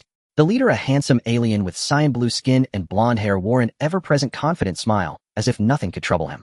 This was the captain of the Armored Squadron, Salza. If I'm not mistaken, these are also experts who came from space. This divine tree must have been planted by you. Be smart and hand over all the divine tree fruits immediately. Given that your abilities are not entirely unimpressive, I might put in a good word with Lord Cooler and allow you to join the Cooler Corps as an exception. Huh. Well said. A wild laugh suddenly echoed from afar. Immediately after, a figure rushed towards the 3 members of the mech squad at an incredible speed. Wherever he passed, a whirlwind was stirred up. Dales hovered in midair, his gaze sweeping over the 3, ultimately locking onto the data displayed on the scanner. 170000, 163000, 185000. Impressive combat power. However, if this is all you can do, you are not qualified to seize my spirit tree. Who are you? Dre frowned, astonished. The speed displayed by this person was simply too fast. So fast that even the scanner didn't react before he had already appeared in front of them. Are you a scion? Frieza noticed the tail at Dale's waist, retracting his smile and narrowing his eyes slightly. Indeed. I am the future emperor of the universe, Lord Dales. Dale spread his arms and laughed heartily. I return your previous words as they are. If you plead for mercy, I can generously accept you as my subordinates. Frieza was infuriated by Dale's words, finding them laughable. In his eyes, scions were merely a group of barbaric monkeys. Even though Dales had demonstrated considerable speed, that was all there was to it. I didn't expect there were still surviving scions in the universe. But you are merely a stray dog without a planet daring to bark in front of me, Frieza. Today I will eliminate the Scion clan on behalf of King Frieza. Frieza? Dale's expression darkened. Don't try to scare me with that, shorty. Clearly he had mistaken the 3 members of the mech squad for Frieza's subordinates. Despite Dale's grand ambitions, he understood that he was currently no match for Frieza. Therefore, after killing these 3 guys, he needed to leave Yardrat as soon as possible to avoid Frieza's pursuit. Today let me show you what it means to be a battle-hardened race. Dales bellowed, unleashing a powerful aura. A white energy flame surged around him. This was the effect of the spirit tree fruit from earlier. Beep, beep, beep. The scanners of the 3 members of the mech squad sounded alarms, with the numbers fluctuating wildly. Combat power 8000, 15000, 30000. Damn, this guy has hidden his strength. Frieza was both shocked and angry, raising his hand to unleash an energy wave. Boom. The energy wave struck Dales, raising a massive cloud of dust. In the next moment, Dales emerged unscathed from the dust, a sinister smile on his face. Die, you little crawlers. Meanwhile, on the other side of Yardrat, whoosh. Yan searched for Elder Pibara's aura and teleported with Pasri to a large air raid shelter. Yanst. Pasri. Elder Pibara exclaimed in surprise at the sudden appearance of the 2 figures. You finally arrived. Elder Pibara. Yans looked around the air raid shelter, then carefully sensed the auras on the planet, frowning. What is going on? Why are there so many unfamiliar powerful auras on Yardrat? Moreover, one of them seems to be a scion. Elder Pibara sighed, a bitter expression on his round face. Just a few days ago, that scion suddenly arrived with his subordinates. They killed warriors of my clan, destroyed cities, and planted a giant tree known as the Spirit Tree. That tree nourishes itself with the planet's life force. It won't be long before Yardrat becomes a dead planet. A scion. Spirit Tree. These 2 terms reminded Yans of a character from a movie. Elder, what is that scion's name? I think it's Dales. Sure enough. Yan's gaze sharpened. Dales is a character from the Dragon Ball movie. In the previous timeline of the Dragon Ball movies, there were few that matched the official timeline. Usually fans regarded them as parallel universes. Unexpectedly, the Dragon Ball world he traversed into contained elements from both the official timeline and the movies. However, there was still a gap. In the movie, Dales arrived on Earth with the Spirit Tree and was ultimately defeated by Son Goku with a Spirit Bomb. The plot had evidently changed significantly now. I didn't expect that besides us and Kakarot, there are still surviving Scions. Pasri seemed a bit eager to try. Yans, let's go save Yardrat. In her view, if she couldn't defeat Yans, could she still handle other Scions? In the Room of Spirit and Time for 2 years, her combat power skyrocketed to 3 million. She was just worried about finding opponents. Yans nodded. He had lived on Yardrat for a year and had a mentor-friend relationship with Elder Pibra and others. This matter naturally could not be ignored. However, he was curious. Why, when such a disaster occurred on the planet, did the Yardrat people who could teleport not find him on Earth or seek refuge on other planets? After voicing his doubts, Yans received an answer from Elder Pibra. Our ancestors have a rule that prohibits using teleportation to leave this planet. However, I did try to send you a message for help, but it seems that it didn't work due to the vast distance. Yans truly didn't know what to say about this. The Yardrat people seemed too stuck in their ways. Changing the topic, he asked again, Elder, is this the calamity you prophesied? When they first met, Elder Pibra mentioned that Yardrat would face a calamity in the future, and Yans was the savior. Perhaps. It is. All right, Pasri, let's go. With that, Yans instinctively reached out beside him, only to find he grabbed at nothing. Pasri had already teleported ahead. This girl. Yans chuckled to himself, then vanished from his spot. The two arrived quickly and departed just as fast. Many Yardrat people in the air raid shelter had yet to react. After a moment of silence, someone tentatively spoke up. Elder, does Yan's arrival mean that Yardrat will be saved? Elder Pibra, whose eyes were usually squinted, opened them unusually wide. His gaze pierced through the layers of the air raid shelter, looking towards the distant ruins of the city, lost in thought. Finally, he slowly spoke. Yes, it is. The moment the words were spoken, all the Yardrat people present erupted into cheers. Huh, great.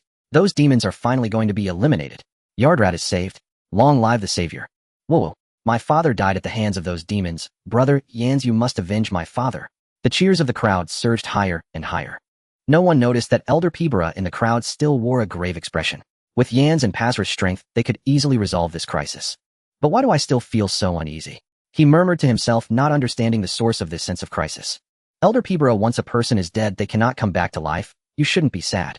We should trust Yans and their ability to lead the remaining clan members to live better. A similarly high-ranking Yardrat person patted Elder Pibra on the shoulder, thinking he was mourning for the deceased clan members. That's true. Elder Pibra squinted his eyes again. He could only hope that all of this was just his illusion. At the edge of the city ruins, as soon as Yinsi appeared, he saw Parsley holding someone by the tail with one hand, slamming them against the ground like a sledgehammer. The scene resembled the Hulk smashing Loki. The only difference was that Parsley's figure was quite petite. What's going on here? Yinsi glanced to the side and spotted several trembling aliens along with 3 lifeless bodies. The living were Darius' remaining underlings. The dead were the 3 members of the mecha team. 300,000 against over 100,000. A nearly 50% disparity in combat power. Although the opposing trio fought with seamless coordination, they couldn't last 10 exchanges against Darius. Among Darius' men, the least injured alien noticed Yinsis' sudden appearance. Upon hearing Yinsis' question, he nodded instinctively. Then with a look of terror, he and his comrades were engulfed by Yinsis' energy wave. They didn't even have time to utter their last words. After sending them to meet their maker, Yinsi casually tossed another energy sphere, obliterating the mecha team's bodies into nothingness. In his past life, although he had watched every theatrical version, he hadn't seen them often. Yinsi had no recollection of Darius' subordinates. As for the mecha trio, they seemed vaguely familiar, but he couldn't recall who they were. He simply assumed they were all Darius' accomplices. Bang, bang, bang. After finishing this, Yinsi turned his attention back to Parsley. She was still slamming Darius around like Loki. Each impact carved a human-shaped pit several meters deep into the ground. The already battered terrain was now completely mangled with debris flying and dust rising. Darius was utterly defenseless, only able to let out screams. Stop! Stop it! You have a tail, so you must be a scion too. Stop! I can share the fruit of the spirit tree with you. As he spoke, another heavy slam echoed. Darius' entire upper body was driven deep into the soil, his legs twitching helplessly. He couldn't comprehend it. He was still utterly dazed. Just a minute ago, he had killed the 3 claiming to be the mecha team. Before he could rejoice, a little girl with a tail appeared before him. Without a word, she grabbed his tail and swung him around. Though the slams didn't hurt much, he couldn't break free from her grip. His body felt immobilized as if bound by a rope, preventing even tail severance as an escape. Parsley clapped her hands and kicked Darius out of the dirt. Fruit of the spirit tree. What's that? She had learned of the spirit tree from Elder Pabala, and now saw the towering giant with her own eyes, but the fruit was new to her. Dares lay on the ground, panting heavily, dirted and disheveled. He struggled to lift his head, his eyes filled with terror as he looked at Parsley. Was this brat really a scion? With his own power level of 3,000, he couldn't even fight back. Such strength probably rivaled slugs. The fruit of the spirit tree. Eating it can greatly boost combat power. Dare's speech was slurred due to the mud in his mouth. Oh, sounds interesting. Parsley grew intrigued and turned to Yinsey, who was watching. Yinsey, what do you think? Yinsey stepped forward, looking down at Dares, who lay like a beaten dog. This scion was just like in the theatrical version. Apart from his darker skin, he resembled Goku in every other way. How many spirit tree fruits did you eat to reach your current level? Dare stiffened. He caught the disdain in Yinsey's tone and realized these two brats were likely on the same level of strength. I ate. About 7 or 8. 7 or 8, and you're still this weak. Yinsey shook his head. That's pretty pathetic. Pathetic, whether referring to the fruit or Dares was unclear. Despite this, Yinsey was curious. He reached out with spatial power. He plucked a golden fruit from the top of the spirit tree. Taking a bite, it was sweet and tangy, crisp, and more delicious than any fruit had ever tasted. As for its effects, aside from feeling clearer-headed and warmer, he didn't notice any boost in combat power. It increased by maybe tens of thousands, barely a fraction. After eating half, seeing Parsley staring at him eagerly, Yinsey smiled knowingly and tossed her the remaining half. Parsley didn't mind as she finished it in a few bites and let out a small burp. It's not that amazing. My power only went up by about 100,000. Dares. Were these words human? Was 100,000 not much? But soon he realized something more important. You just ate the golden fruit from the top of the spirit tree. Yeah, what's the problem? Yinsey had just picked it because it looked unique. Dares felt a pang of heartache. That's the seed fruit of the spirit tree. Without it, you can't plant another. This was his fastest path to power, now gone. If I ate it, will a tree grow out of my stomach? Parsley frantically tried to gag herself to vomit the fruit. Yinsey ignored her antics. He didn't regret it. The spirit tree was of little use to him anyway. Just then Dares gritted his teeth and stood up. Who are you? I'm Yinsey, and she's Parsley. We're scions like you. Impossible. Dares' eyes widened in disbelief. How could scions have such strong warriors? After all, King Vegeta, with a power level just over 1,000, was hailed as the strongest scion. He at 20 had broken 3,000 thanks to the spirit tree. Yet these two kids who hadn't even reached scion developmental age far surpassed him. Many things are impossible. Parsley pursed her lips. Don't judge everyone with your narrow view. Dares' face darkened, but he dared not retort. He took a deep breath and tentatively spoke. I don't know why you're here, but since we're all scions, how about we join forces? With your strength and the remaining spirit tree fruits, we can build an empire. Replace Frieza as the new emperor of the universe. Yinsey looked at Dares' crazed face and shook his head. This guy could bend and adapt. If he didn't fall midway, he might become a cosmic warlord with the spirit tree. But unfortunately, he was about to die. Sorry, I have no interest in your ambition. Yinsey turned to Parsley. What do you think? Parsley tapped her chin thoughtfully. I think we should just kill him. Ruling the universe sounds too troublesome. Dares' pupils shrank, and he instinctively stepped back. After nearly a decade of living on the edge in space, he refused to die here. Wait, you can't kill me. I'm one of Slug's men. In his view, no matter how strong they were, their age was a factor. Could they really be stronger than Slug? Mentioning that name might intimidate them. Yinsey did pause briefly at the familiar name. Wasn't this a character from another theatrical version? The Super Namekian. These two had crossed paths. But so what? Even if Slug came in his prime, Yinsey was confident he could kill him. Save your last words for the underworld. Yinsey raised his right hand, condensing a golden orb the size of a grain at his fingertip. Dares couldn't sense ki, and his scouter had been destroyed in the struggle. Yet he could still feel the terrifying energy within the orb, his face turning pale. You? Whoosh. The orb shot out as a beam, piercing through Dares' forehead. His body stiffened for a moment, then fell rigidly, his eyes wide open. Even in death, he couldn't understand why he died so trivially. In the western region of the northern galaxy, above the atmosphere of a high-level civilized planet, an alien, with smooth dark purple skin and white hard armor on certain parts, stood in the void. His gaze was icy, devoid of any emotion as he overlooked the smoke and flames of war on the planet below. This suffocating pressure made even the lizard man's subordinate reporting the battle tremble in his soul.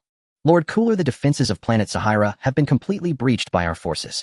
At most in 3 days we will fully conquer this planet. Cooler remained expressionless. This planet has no shortage of talents. If they are willing to surrender, recruit them into the army. If not, then slaughter them all. Such a high-tech planet should fetch a good price. He spoke these words as if they were of little consequence. With a single word, he could decide the fate of an entire race. Such was his power. Yes. The lizard man's subordinate replied respectfully, then hesitated. Lord Cooler, there is one more matter. Commander Neela, you should know I dislike subordinates who beat around the bush. Before the lizard man could finish, Cooler's bone-chilling voice echoed in his ears. Startled, he struggled to steady his trembling voice. Lord Cooler, the life signals of the armored squadron's 3 members vanished on planet Yadrit just 5 minutes ago. According to the last audio transmission, they seem to have been killed by a scion. What? Cooler's expression finally shifted, but only into slight surprise. He was not surprised by the armored squadron's demise. The universe was vast, and many could defeat them. What surprised him was that the culprit was a scion. Are you certain? Yais. Commander Neela dared not meet Cooler's gaze, pulling out a player and pressing play. An audio clip soon finished. The audio was chaotic as if recorded during battle, yet Cooler distinctly heard the word scion. TCH. Damn monkeys. That fool Frieza didn't wipe them out. And now I've lost 3 of my top warriors. Commander Neela was drenched in cold sweat, standing rigid, not daring to utter a word, fearing Lord Cooler's wrath. After a long moment, Cooler snorted, reining in his murderous aura and reverting to his eternal cold expression. Enough. The armored squadron is dead. The universe is full of powerful fighters. I can recruit more later. But my divine tree must not be compromised. Cooler clasped his hands behind his back, his gaze returning to the planet below. Not long ago, he had learned of the divine tree's appearance on planet Yadrit. Coincidentally, the armored squadron had been on a nearby mission, so Cooler ordered them to planet Yadrit to seize the divine tree's fruit. The divine tree fruit, also known as the fruit of the gods, was a legendary fruit meant only for deities. For mortals, even a few could grant immortality, or at least greatly extend their lifespan. Cooler had roamed the universe for centuries, his combat power unmatched, yet he had never tasted such a treasure. No matter what, anyone who dared spoil his pleasure would pay the price. Commander Neela, where is planet Yadrit? Neela quickly pulled up a star map. Lord Cooler, planet Yadrit is in the northwestern region of the northern galaxy. Coordinates NB114514. NB114514. Cooler mused. That's not far from Frieza's territory, is it? Yes, Lord Cooler. Neela nodded. Strictly speaking, that planet lies at the border between your territory and Lord Frieza's. The border. A meaningful smile curled at the corner of Cooler's mouth. Prepare a ship. He'll go personally to make amends for my foolish brother's mistakes. Though Cooler was Frieza's elder brother, their relationship was poor. His words were merely a pretext to justify his own villainy. On planet Yadrit, after casually disposing of Telesi's corpse, Yans raised his head to gaze at the towering tree that blotted out the sky. The divine tree was like a massive parasite, greedily draining all life from planet Yadrit. Now planet Yadrit's sky was dim, its land cracked, its vegetation withered, its sea levels dropped, and many animals had gone extinct. It was a scene of desolate apocalypse. I have to get rid of this thing, Yans murmured. The divine tree was meant for gods alone. To grow in the mortal world, it had to pay the price of an entire planet's life. Yan's perception now easily covered the entire planet. He had a premonition that planet Yadrit could last at most 3 more days. After 3 days, it would become a dead world. Pastly, go to Elder Pibra and explain the situation. They'll see how to deal with this tree. All right. Their roles were clear. Yans lightly tapped the ground, instantly flying to the canopy of the divine tree. With his spatial power, the entire space became his eyes. He could see the position of every divine tree fruit with crystal clarity. In a series of flashes, he collected all 21 fruits. This was because planet Yadrit had relatively little life energy. On a planet teeming with life like Earth, the yield would have been at least double. Should I just blast it? Yans first tried tossing a fist-sized energy sphere containing power of a few thousand. Boom. The sphere exploded upon touching the trunk. When the smoke cleared, the divine tree was unharmed. Boom. This time the sphere held tens of thousands of power. After the explosion, only a small layer of bark was damaged. This won't work. If I increase the power, the already ruined planet will give out first. Yans abandoned the idea of destroying the tree directly. He landed, wrapped his arms around its base, and tried to uproot it. A tree this heavy. Using a tenth of his strength, the tree didn't budge. He increased to half his power, and this time he managed to shake it. But the entire planet of Yadrit shook with it. Yans carefully stopped, realizing the roots had deeply penetrated the planet's core. Forcibly pulling them out would cause irreversible damage to planet Yadrit, possibly destroying it instantly. This is tricky. In the movie, Goku absorbed the divine tree's energy and used a spirit bomb to destroy it, but I don't know that. Yans' voice trailed off. His eyes lit up as a technique came to mind. Spalito's force separation. In the original story, Vegeta used it to revert Moro, who had absorbed energy from many planets, to his original form. Similarly, Yans could now use it to return the divine tree's energy to planet Yadrit. Bang, bang, bang, bang, bang. A dense flurry of punches rained down on the trunk. Clusters of blue planetary energy flew out from the tree, rapidly dispersing across planet Yadrit, merging into the lands, seas, and forests. The divine tree was so massive that it could be seen even from space. Yans pounded away for a full 10 minutes, reducing the towering tree to a sapling less than half a meter tall. Planet Yadrit was thus revived. Yancy uprooted the sapling of the spirit tree, weighed it in his hand, and then directly tossed it into his portable dimension. Although Dales had said that only seeds and fruits could cultivate the next spirit tree. Yet perhaps this sapling held the same potential, keeping it might prove useful in the future. Done. Yancy clapped the dust from his hands. Pastly and Elder Pibra, along with the other Yardratians, had already teleported over at some unknown moment. Yancy, you actually managed to deal with the spirit tree. Pastly gazed at the massive crater where the spirit tree had once stood, overjoyed. Elder Pibra stepped forward and bowed deeply. Yinsi, thank you, and Pastly for saving Planet Yardrat.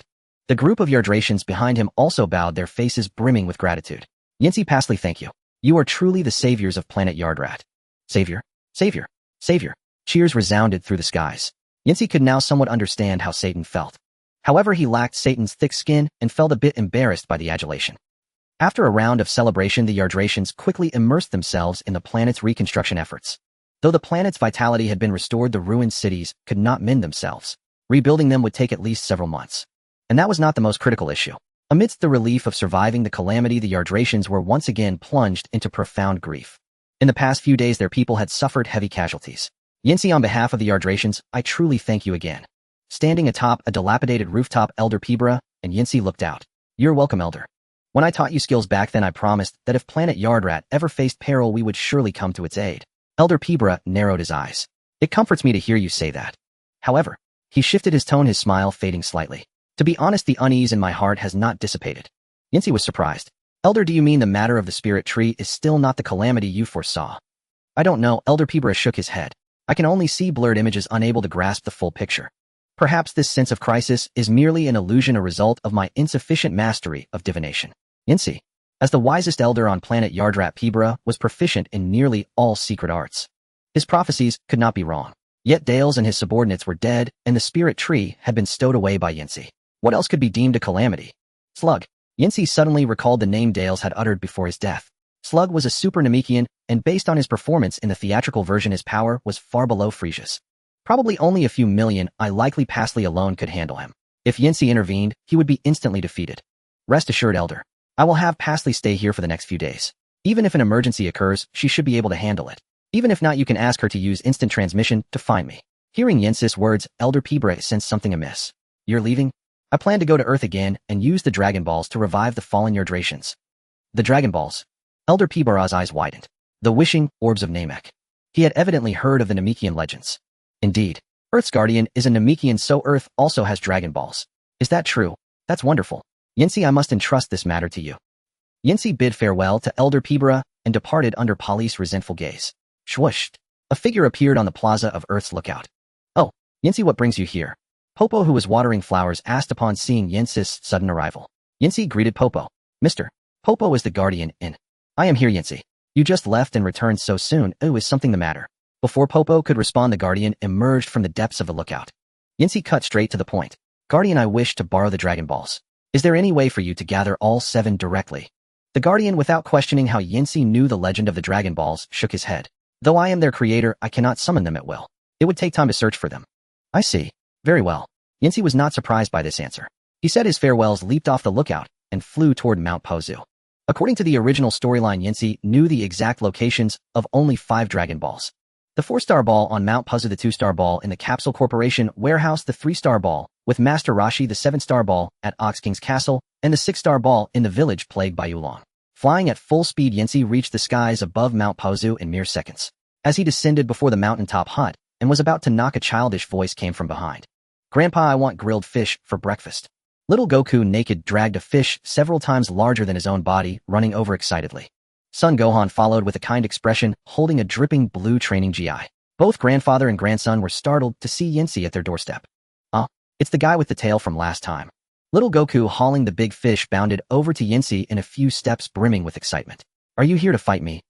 But I have no energy now. I have to eat first before we fight. Yinsi smiled and shook his head. I'm not here to fight. I came to borrow something from your grandpa. Goku, it's improper to speak with a guest while naked. Go change clothes. Son Gohan stepped forward, pushed little Goku into the house, and then looked at Yinsi with curiosity. What would you like to borrow, young friend? The Dragon Ball, an orange glass ball with 4 reddish-orange stars inside. The Dragon Ball. Son Gohan thought carefully, went inside, and emerged again holding a ball. Is this it? That's it. Yinsi's eyes lit up as he reached out to take the 4-star ball. The ball felt cool in his hand, and from any angle the 4 complete 5-point stars were visible. Come to think of it, this was the first time Yinsi had seen a real Dragon Ball since his transmigration. Son Gohan chuckled. I found this in a mountain ditch not long ago, and kept it for its beauty. Since you have use for it, take it. Thank you. He'll return it after I'm done. With that, Yinsi did not linger, and immediately took to the air, flying toward West City. Son Gohan watched this in amazement. Young friend Yinsi even knows the Crane School's sky dance technique. Just then little Goku, now dressed, came out and looked around from the doorway. Grandpa, where's that guy with the tail? I haven't fought him yet. Son Gohan kindly corrected his grandson. Goku, he's already left. And remember, you must be polite, call him Brother Yancy when you see him next. Though old his memory was sharp, he still recalled Yancy's name. Little Goku nodded, half understanding, as his stomach let out a loud rumble. Forget it. Let's eat first. In the Western capital at Capsule Corporation, Flames descended onto the open-air balcony, carefully sensed Bulma's energy, and then instantly teleported. It wasn't that he didn't want to teleport directly from Mount Pazu, but Bulma's energy was far too faint, and the distance between Mount Pazu and the Western capital was immense, making it troublesome to search for her. It was faster to just fly over in a few seconds. In a room decorated in light blue hues, Bulma, clad in a pink nightgown, was lying on the bed in an extremely ungraceful posture. A glistening trail of drool hung from the corner of her mouth, dampening a small patch of the pillow beneath her face. Flames stood by the bed, covering his eyes in a gesture of propriety. As the second daughter of the world's wealthiest family, Bulma's sleeping posture was truly atrocious. Who sleeps with their rear end stuck up in the air like that? Her cartoon kitten pajamas were even showing. Ahem. Wake up. Flames stepped forward and shook the still sleeping Bulma. It had been night when he left Earth, and he had spent several hours on planet Yardrat. Now dawn was just breaking in the Western capital. Who is it? Annoyed at having her dream interrupted, Bulma rolled over impatiently. She yawned wearily and rubbed her sleepy eyes. A handsome guy. The moment she saw Flames, all traces of drowsiness vanished, and she shot upright. Even at her young age, she already possessed the makings of a fangirl. Huh, it's you, Flames. Didn't you leave? Bulma blinked, finally recognizing him. Flames didn't answer, but silently pointed downwards. Bulma looked down, let out a startled yelp, and quickly straightened her nightgown. Being thick-skinned, she didn't make a big deal out of her momentary exposure. She hopped off the bed and stood before Flames, gesturing to compare their heights. Strange, it's only been a night, but you've gotten so tall. And Bulma's face suddenly flushed red. You even got more handsome. Flames remained unfazed and calm. Come on, I was always handsome, wasn't I? After saying this, he looked down at his pants, which now revealed half of his calves. The sudden growth spurt was real. Counting the 2 years in the hyperbolic time chamber, Flames was now 10 years old. According to the developmental timeline of a scion, a child of this age would typically be just over a meter tall. But Flames had absurdly grown to 1.50 meters, half a head taller than Bulma. The only explanation Flames could think of was the fruit of the spirit tree. The fruit's power seemed to have given him and Paisley the growth rate of normal human children. Enough small talk. I actually came back to ask for your help. Flames took out the 4-star ball. Have you ever seen a ball like this? Bulma took the Dragon Ball, turned it over and over in her hands, her eyes gradually lighting up. It's so beautiful. Are you giving it to me? Seeing that she had completely missed the point and even asked an irrelevant question in return, Flames had no choice but to tell her the legend of the Dragon Balls. Summoning a dragon to grant wishes. Are you kidding me? Bulma looked incredulous. I'm a scientist. You'd only fool kids with that kind of story. Just think of it as a myth. But I need you to build a radar that can detect the location of the Dragon Balls. A radar? Bulma became intrigued. Does this thing emit some kind of wavelength? In theory, yes. If you can capture that wavelength, you can locate all 7 Dragon Balls. Flames recalled the description of the Dragon Radar from the original story. Although he didn't know the specific details, its inventor was indeed Bulma. Interesting. I've definitely never seen the material of this ball before, and the stars inside are visible from any angle. Alright, I'll help you look into it. Bulma slipped on her slippers and opened a door in the bedroom. The door didn't lead to a hallway, but to her private laboratory. Sitting at the lab bench, Bulma meticulously studied the ball with a set of precision instruments. Flames stayed in the bedroom, passing the time by playing a video game. An hour passed. Just as Flames was considering asking Dr. Briefs for help, Bulma's delighted voice finally rang out from the lab. Flames, I found the Dragon Ball's wavelength. Flames instantly appeared beside her, as expected of a genius girl. How long will it take to make the radar? Bulma felt very pleased. At best a week, at most 10 days. That fast? Flames was amazed. Of course. Don't you know who you're talking to? For the next few days, Flames stayed at Capsule Corporation. He ate and drank heartily every day, living a life of pure comfort. As for Paisley, she remained on planet Yardrat, helping with the planet's reconstruction. That rotten Flames. 8 days, and he still isn't back. And he goes to Earth to eat all the good food without taking me. When he gets back, I'm going to bite him to death. On planet Yardrat, Paisley was flying through the air, carrying several tons of building materials in her hands. Thinking of the delicious food Flames was enjoying on Earth and comparing it to what she had been eating these past few days. No comparison, no harm. This energy is... Suddenly, Paisley's body froze in midair. The massive building materials slipped from her grasp, crashing to the ground with a thunderous roar. Paisley seemed not to notice, merely staring up at the sky, her body trembling slightly. It was a primal human response to fear. At the same moment, in the city being rebuilt, Elder Pabara struggled to lift his head. His body wavered, and he nearly fell. It's coming. It's coming. A nearby Yardration quick of eye and hand caught Elder Pabara. Elder, what's wrong? The true calamity is coming. Cold sweat beaded on Elder Pabara's forehead, his voice trembling from intense fear. Planet Yardrat is doomed. High above Planet Yardrat in outer space, a giant disc-shaped spaceship hovered silently. Inside the ship, Cooler sat upon his throne holding a goblet filled with a liquid as crimson as blood. His expression was grim. Advisor Neela, are you certain this is Planet Yardrat? Yes, Lord Cooler. Advisor Neela replied respectfully. It was here that the life signals of the armored squadron members vanished. No one cares about those 3 wastes. Cooler snorted coldly, crushing the goblet in his hand. What I want to know is, where is the spirit tree? According to the information sent back by the armored squadron, the spirit tree should have been colossal, clearly visible, even from space. But now he saw nothing. I do not know, my lord. Then order the ship to land immediately. I will question the people of this planet myself. Yes, my lord.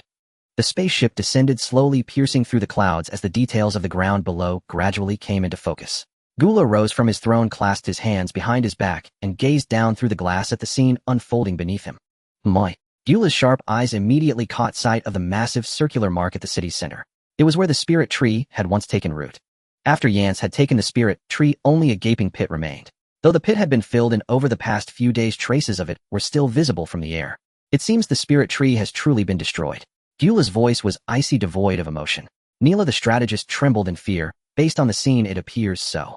Who permitted you to speak? With a casual wave of his hand, Gula's death ray pierced straight through Neela's heart. Jigala-sama.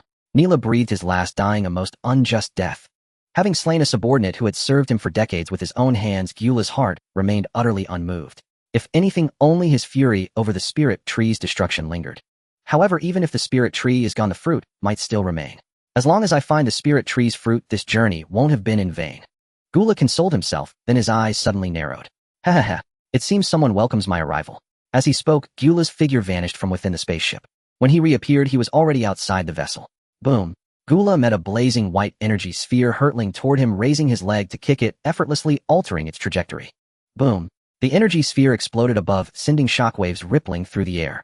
After casually instructing the ship to find a place to land, Gula flew over the city.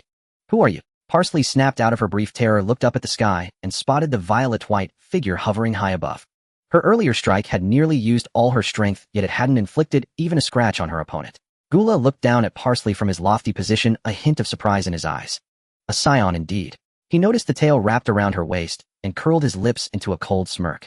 Wild monkey, was it you who killed my mecha core and destroyed the spirit tree? Who are you calling a wild monkey, you stinking lizard? Never even heard of your damn mecha core. Parsley gritted her teeth, unleashing her full power in an instant, and shot toward Gula like a cannonball. In her perception, Gula's aura was frigid and sinister, unfathomably deep, like a bottomless abyss. Even Yance might not be this formidable.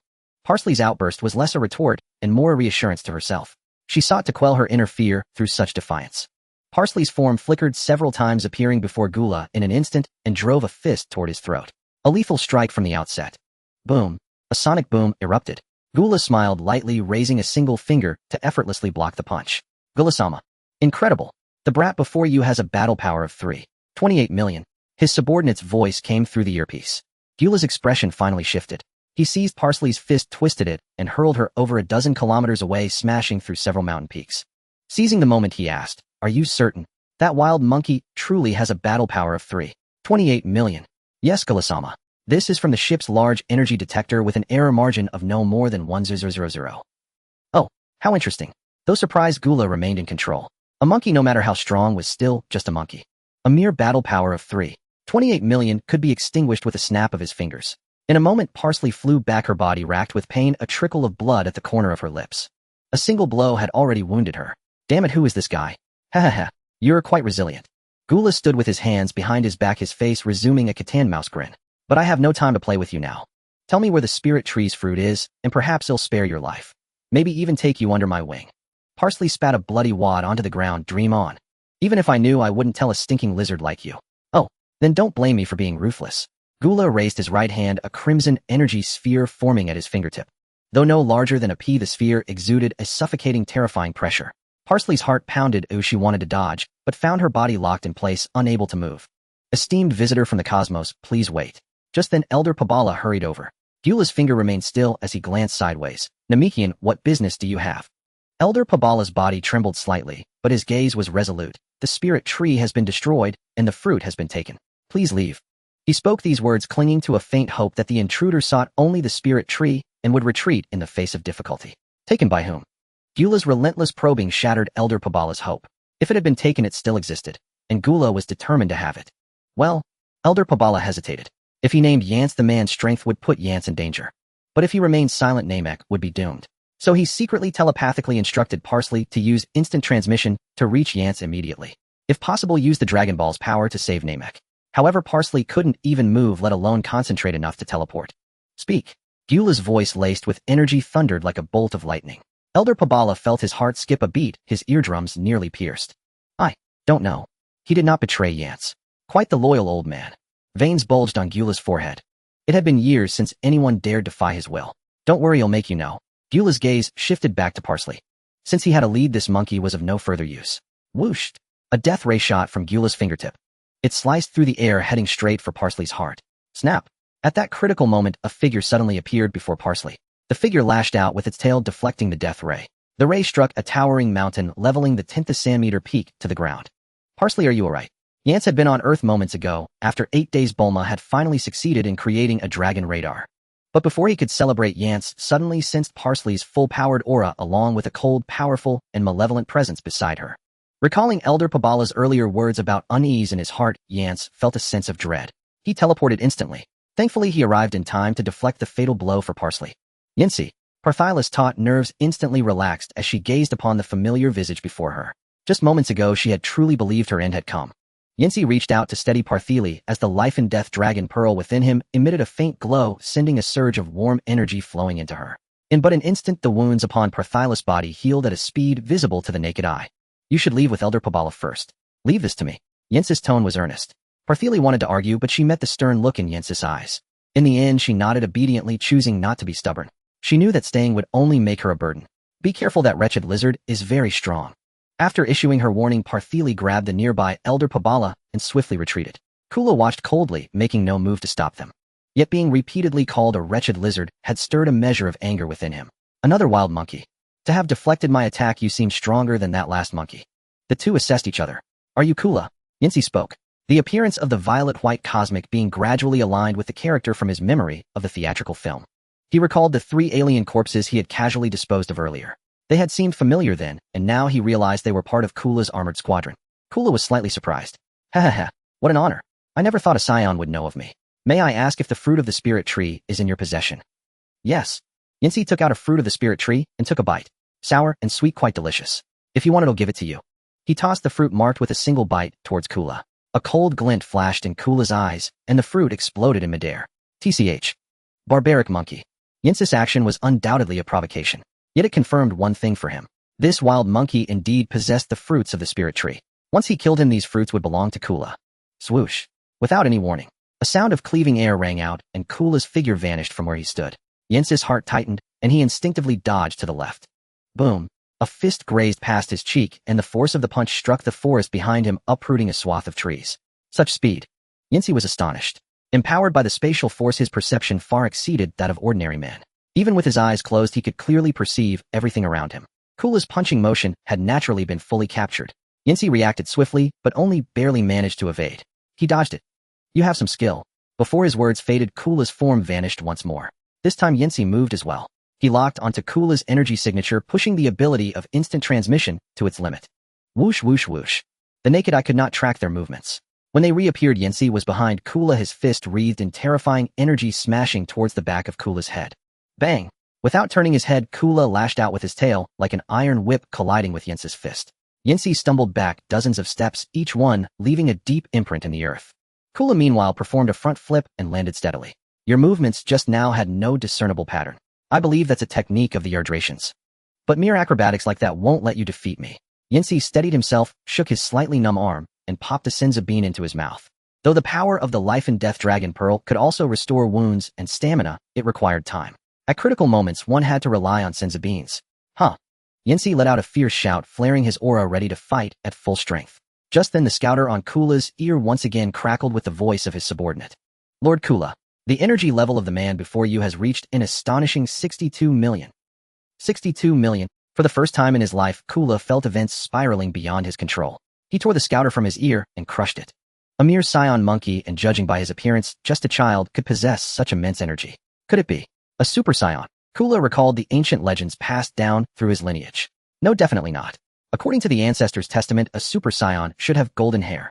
Nevertheless, he had no intention of letting him go. If this brat was not eliminated today, he would surely become a calamity in the future. He was not a fool like his brother Frieza who failed to root out the source. What are you jabbering about? Take this. Seeing Kula standing still, Yancy decided to strike first. A silvery gray and a deep blue light flickered in his eyes. The powers of time and space both lent him their strength. As Yancy charged again, Kula braced himself to attack only to find his body suddenly bound by an invisible force. What kind of ability is this? He furrowed his brow, muscles bulging across his body as he forcibly broke free from the restraint. But in that instant, Yancy was already before him. Bang, bang, bang, bang, bang. Fists and feet worked in tandem, each strike landing precisely on Kula's vital points. Though Kula was powerful, he was not strong enough to ignore the interference of the laws. His movements were clearly slowed by more than a beat. He endured Yancy's entire combo, forced back step by step. Damn wild monkey. Kula roared in fury, erupting with a terrifying purple aura. A massive storm of energy radiated outward from his center, blasting Yancy away. Yancy tumbled through the air several times to dissipate the force, his expression grim as he stared at Kula. The opponent's aura continued to climb. Soon it reached a critical point. This was Kula's maximum power in his base form, exceeding 150 million. It was roughly equivalent to Son Goku when he first transformed into a Super Saiyan in the original story. Damn, he's this strong. For the first time in the 10 years since his transmigration, Yancy cursed out loud. It was simply because Kula was too powerful. And this was merely his base form. Beyond this, Kula possessed an even stronger final form. To hell with it. Let's go. Shoving a few senzu beans into his mouth to hold in reserve, Yancy charged at Kula once more. His reason told him Kula was unbeatable. But the Saiyan blood within him was now ablaze. For the first time in all these years, Yancy felt a craving for battle. Boom, boom, boom. Two figures clashed in the sky, exchanging tens of thousands of blows in mere minutes. The stray energy ripples caused the entire planet Yardrat to tremble. Kula appeared behind Yancy, sweeping his long leg across Yancy's back. Yancy was blasted into the ground. The earth cracked, forming a crater several kilometers in diameter. Pock! Yancy leaped from the pit, spitting out a mouthful of bloody saliva. If he hadn't swallowed a senzu bean in time, that last blow would have surely broken his spine. By now, all the senzu beans in his mouth were consumed.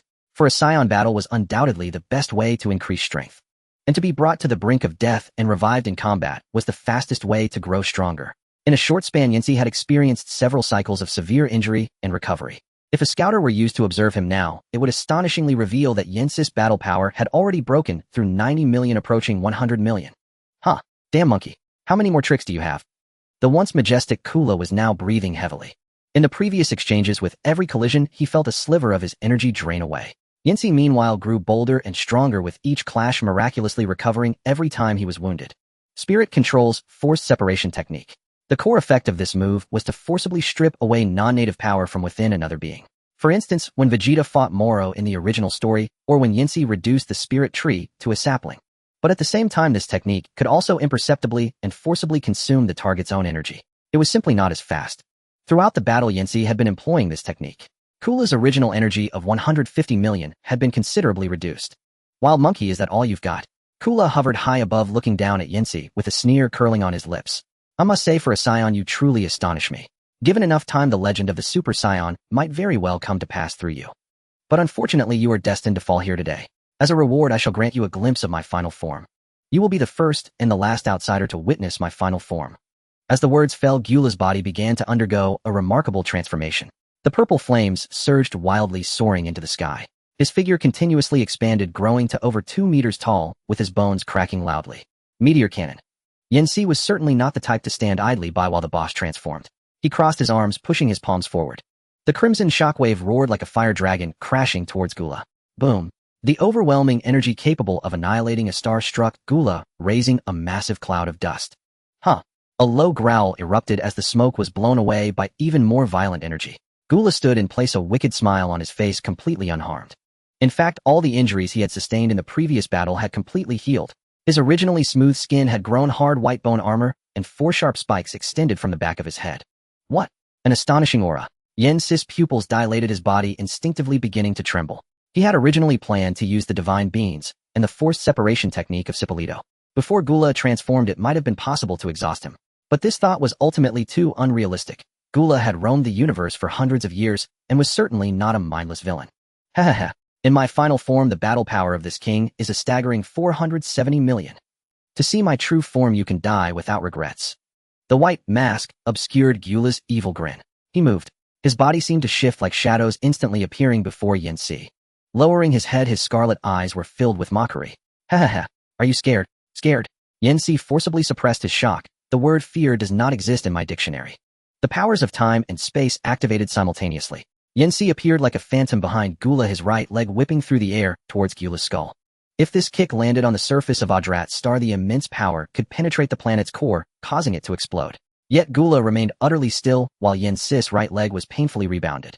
Haha, too weak. I thought it was just a bug scratching me. Gyula reached out and caught Yanxi's right leg. He swung Yanxi around in the air, twice before tossing him aside. The scene reminiscent of Hulk throwing Loki was reenacted, only this time with Gyula and Yanxi. After being thrown down a dozen times, Gyula flung Yanxi across the ground like skipping a stone. The ground was gouged, creating a trench several thousand meters long. Pooh!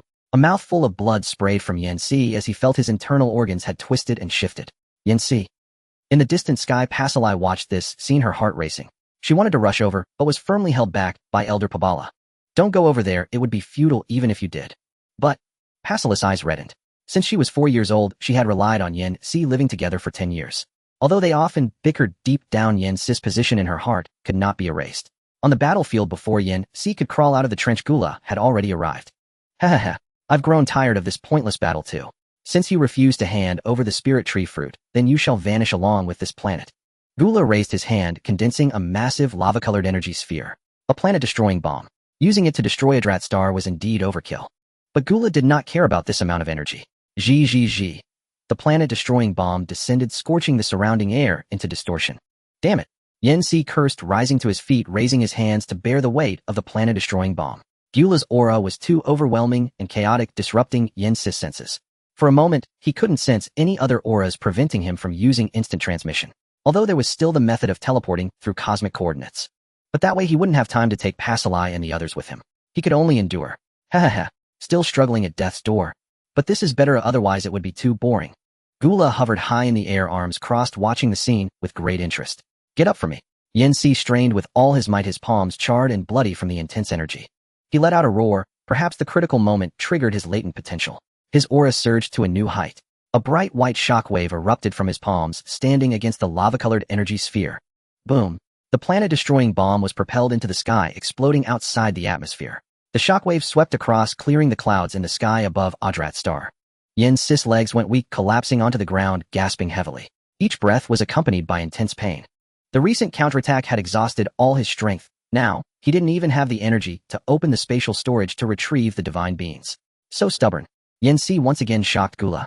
Then I'll finish you off first before destroying this planet. Gyula landed beside Yanxi, concentrating a blade of energy in his right hand, intending to tear this wild monkey into pieces. However, before he could make a move, a Shu soul loomed larger in his vision. Bang! Pasalai, disregarding Elder Pabala's obstruction, teleported in and kicked Gyula squarely in the face with all her might. When a person is preparing to attack, they are often at their most vulnerable. Despite the immense gap between them, Pasalai still managed to kick Gyula far away. P.S. Although the explanation here is somewhat forced, you can refer to the scene on Namek, where Piccolo, in order to buy time for Goku to gather the spirit bomb, sneak-attacked Frieza.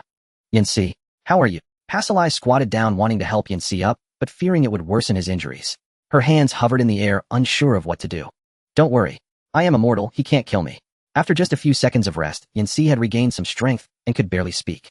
Quick, give me a divine bean. Right? He'll give you a divine bean. Pasalai fumbled through a small cloth bag that Yanxi had given her earlier, which contained dozens of divine beans.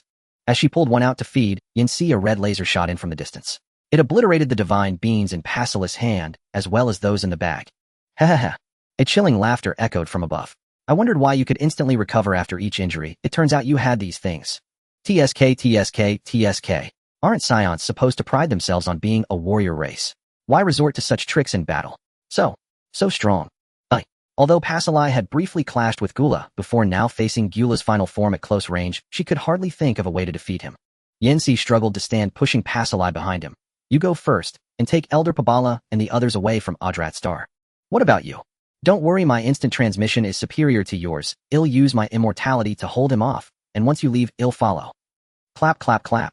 Gyula listened to their conversation, applauding. What a touching scene. To protect friends, you're even willing to utter such ridiculous lies about being immortal. But I won't allow you to escape. The red light flickered at his fingertips and a death ray shot out. The target was not Yen-Si, but Pasali's heart. Get down. Yen-Si shouted in anger, pulling Pasali towards him with all his might. Ah! Blood splattered. Pasali dodged the fatal blow, but her left shoulder was pierced through, creating a bloody hole. Stubborn resistance. Gula sneered casually, sending a palm wind that sent Yen-Si flying. Since you care about her so much, then I'll make sure you watch her die. Another death ray was unleashed. This time Pasali could not evade. The ray shot through her chest and exited through her back, blooming into a beautiful blood flower. Paisley lowered her head, gazing at the finger-sized blood hole in her chest, as her vision gradually blurred. Yen, go. Her lips trembled as if she wished to speak, yet before a complete sentence could escape, she could no longer utter a sound. Paisley's body lost its support, collapsing limply.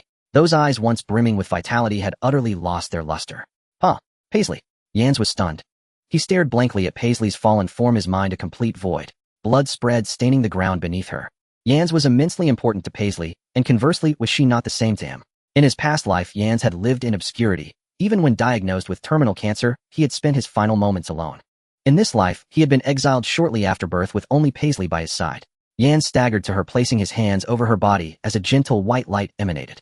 This was the power of the laws of life and death. According to the knowledge in his mind, when the force of life and death reached its zenith, it could determine one's fate in an instant. Raising the dead and regenerating flesh were also trivial. But Yans had only just grasped the power of life and death. He healed Paisley's physical wounds, but could not revive her life. Hey, don't worry, no need for sorrow. This king is merciful and will soon send you to reunite. Gula was ruthless. Killing Paisley was no different from crushing an ant beneath his heel. Yans cradled Paisley's cooling body. Gula's voice echoed in his ears, but he could no longer hear it. His world had shrunk to nothing but the sight of Paisley falling. And an emotion he had never felt before was raging wildly in the depths of his heart. Fury. Boundless fury. A fury so pure and extreme it threatened to incinerate all reason. Ahak. Yans howled at the heavens. The grief and rage in his voice seemed to infect the empty sky, causing a thunderbolt to strike from a clear blue. Gula frowned, instinctively sensing something amiss. Even without understanding the use of chi, he could clearly perceive the energy within Yans surging at an inconceivable speed. What is this? In Gula's scarlet eyes, Yans was undergoing a cataclysmic transformation. His hair was changing from black to gold. Impossible. Absolutely impossible. Gula stepped back in disbelief. Boom. A world-shattering aura erupted from Yans, blasting Gula away. Golden flames shot into the sky, tearing through the firmament. The earth cracked, mountains collapsed, and oceans surged. The entire planet Yardrat trembled under this might. Yans held Paisley, his clothes whipping wildly. His once jet-black hair had turned gold, standing on end with only a single lock falling over his forehead. Beneath his golden brows were even sharper emerald eyes. His muscles bulged, golden flames coiled around him, and a golden tail lashed behind him. Super Scion. Damned monkey, do you think changing your hair color will help? Gula crossed his hands, and a purple blast surged like a dragon toward Yans. Yans didn't even glance at it. He calmly turned, using spatial power to teleport Paisley to Elder Pibra. The blast struck him, but didn't even stir, dust blocked by his aura alone. Elder, protect Paisley. Take the remaining clansmen and leave Yardrat immediately. Yans' voice pierced dozens of miles, reaching Elder Pibra's ears. The distant Elder Pibra snapped back from his shock. All right. No problem, Yans. Be careful. Elder Pibra gave his warning without further questions and teleported away to notify the clansmen. In the face of the planet's true peril, he set aside the ancestors' decrees. If they clung to the old ways, they would all be meeting their ancestors. Who are you talking to? Gula's face darkened. Yans' emerald pupils reflected Gula's form, ignoring his words. He slowly bent down, picking up a badly injured bird at his feet. This bird had been struck by Yans' earlier aura falling from the sky. Surviving was already a miracle. Golden light shone in his palm, healing the bird's wounds. It spread its wings and soared again. Hey. So what if you've become a Super Scion? This king is Lord Gula, the mightiest in the universe. Enraged by Yans' disregard, Gula roared and turned into a purple flash, appearing before Yans in an instant. His right fist slammed toward Yans' face. Yans didn't dodge. He didn't even blink. Bang! Crack! A sickening crunch of bone echoed. The fist struck Yans' nose solidly, but it was Gula's right hand that shattered. How is this possible? Gula, horrified, clutched his broken hand and retreated 100 meters in disgrace. He had put his full strength into that punch, yet it broke his own hand. Done. Yans' emerald eyes were terrifyingly calm. My turn. The moment the words left his lips, his fist was already buried deep in Gula's abdomen. Uffed. Gula's eyes bulged, his back arching high. He vomited blood, but it evaporated upon touching Yans' golden flames. He felt as if all his internal organs had been shattered by that single blow. How could he, with a power level of 470 million, be gravely wounded in one hit? Yans gave him no time to think. Headbutts, punches, elbows, knees, kicks. Each strike brimmed with Yan's intense fury and bloodlust. Bang, bang, bang. The relentless impacts sounded like thunder. Gula, one of the North Galaxy's overlords, became a punching bag in Yan's hands, tumbling helplessly without any chance to fight back. Even his mask was shattered. Bastard. Beast. Gula roared, trying to counterattack. But every time he raised a hand, Yan's broke it with even greater speed. So this is the power of a Super Saiyan. Soon Gula was battered and bruised, kneeling at Yan's feet, his heart filled with resentment. Yan stepped on Gula's head, grinding it into the ground, and said mercilessly, "Even a lion uses its full strength against a rabbit. Perhaps if you had been serious from the start, you might have won." But of course there were no ifs. Even a lion uses its full strength against a rabbit. Well said. Gula repeated Yan's words as if resigned to his fate. But in the next second, he revealed a cruel grin. "They'll give those words back to you." His mouth, buried in the dirt, opened wide, and a mouth blast howled deep into the ground. Boom. The mouth blast pierced the crust, striking the very core of Yardrat. In the vacuum of space, all was silent. Even the magnificent spectacle of a planet's destruction was but a stone sinking into the vast ocean of the cosmos, stirring no ripple. Yardrat was utterly annihilated by Gula's attack. Only scattered debris remained, turning into cosmic dust drawn by nearby planets. Hey. Ha ha. What Super Saiyan? What legend? Facing me, Gula, you end up dead in the end. Gula floated in space, laughing maniacally, but feeling very weak. His race's unique physique allowed survival in a vacuum. But the planet's explosion was no small matter, and with his grievous wounds, he was in a pathetic state. Damn, the ship was destroyed too. I need to find a place to recover. Gula scanned the surroundings for a suitable planet. In his current state, without rest, death was not far off. You don't need to find a grave because you'll die in pieces. A familiar voice suddenly sounded behind him. Startled and furious, Gula spun around to see the nightmare-like figure. You? How can you still be alive? Scions shouldn't be able to survive in a vacuum, yet Yan's was undeniably here. Was it due to the Super Scion's uniqueness? You don't need to know. Yan's extended his right hand, energy gathering in his palm. Scions couldn't survive in a vacuum, not even him. Just before the planet exploded, Yan's had used spatial power to seal dozens of cubic meters of air around himself. Though limited, it was enough for him to breathe normally for quite a while. In the face of death, even Gula panicked. No. You can't kill me, you can't. Yan's didn't give him a chance to finish his last words. A golden blast shot from his hand. No. Gula let out a despairing roar. The blast consumed him entirely. Gula had fallen. In the underworld, at the end of a certain serpentine path, lay a connection to the North Chaos planet, a realm of higher dimensions. The North Chaos, one of the 4 Chaos under the Grand Chaos, was the deity responsible for overseeing the North Galaxy. Everything within the North Galaxy was visible to him at will. Not long ago, while driving for leisure, the North Chaos suddenly sensed the clash of 2 formidable auras. One of the malevolent auras was all too familiar to him. It belonged to one of the freezing demons that had terrorized the North Galaxy for centuries, unmatched by any. Kula. And Kula's opponent was a scion, and a child at that. The North Chaos watched the battle with bated breath. The outcome astounded him. A Super Saiyan, the explosion of planet Yardrat, Kula's fall. Kula was dead, and while the North Chaos rejoiced, he also felt a twinge of concern. Whether this suddenly emerged, even mightier Super Saiyan would be a blessing or a curse for the North Galaxy remained to be seen. In a space countless dimensions higher than the North Chaos planet. This was a purple world. Below, thick clouds gathered. Above, several lifeless planets floated, defying all physical laws, seeming more like mere ornaments. Among these planets, one stood out, a strange world shaped like an inverted pyramid upon which grew a colossal tree. The realm of the gods of destruction, planet Beerus. This was the highest dimensional plane of the 7th universe, on par with the legendary sacred world of the Kaishin. Even deities like the Grand Chaos had only heard of it, never witnessed or reached it. Oh my, such a powerful warrior has emerged among the Scions. By the lakeside of planet Beerus. A being with winered robes, blue skin, white anti-gravity hair, and a halo floating around his neck hovered with his feet off the ground. He watched the battle projected on his staff, while nibbling on a small dessert. Mr. Whis, what's so special about this brat that warrants such praise from you? A water tank suddenly flew over, containing a small blue fish with sausage-like lips. Whis looked at the oracle fish. Oracle fish, I recall you once said that Lord Beerus would one day encounter a formidable rival. Lord Beerus, formidable rival. The oracle fish tilted its head, pondering. You mean that Super Saiyan God? Could this kid be the Super Saiyan God?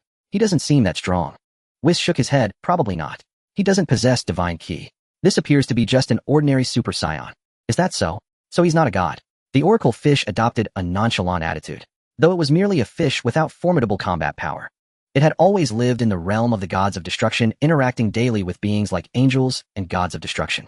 In terms of insight, it stood at the apex of the universe. A mere Super Saiyan was beneath its notice. The oracle fish thought so, and Whis even more so. He praised Yan's as a strong warrior, but only relative to mortals. To Whis, Super Saions were ants, freezing demons were ants, and even the ancient Majin Bu was an ant. Perhaps only the prophesied Super Scion God could pique his interest. In the lower realm in the cosmic space where planet Yardrat once existed, Yans floated silently, his gaze coldly fixed on the spot where Kula had vanished. Not even a trace remained. Utterly annihilated. He turned his head and glanced back at the remnants of planet Yardrat. The once pale yellow planet had now been reduced to countless fragments slowly drifting through space.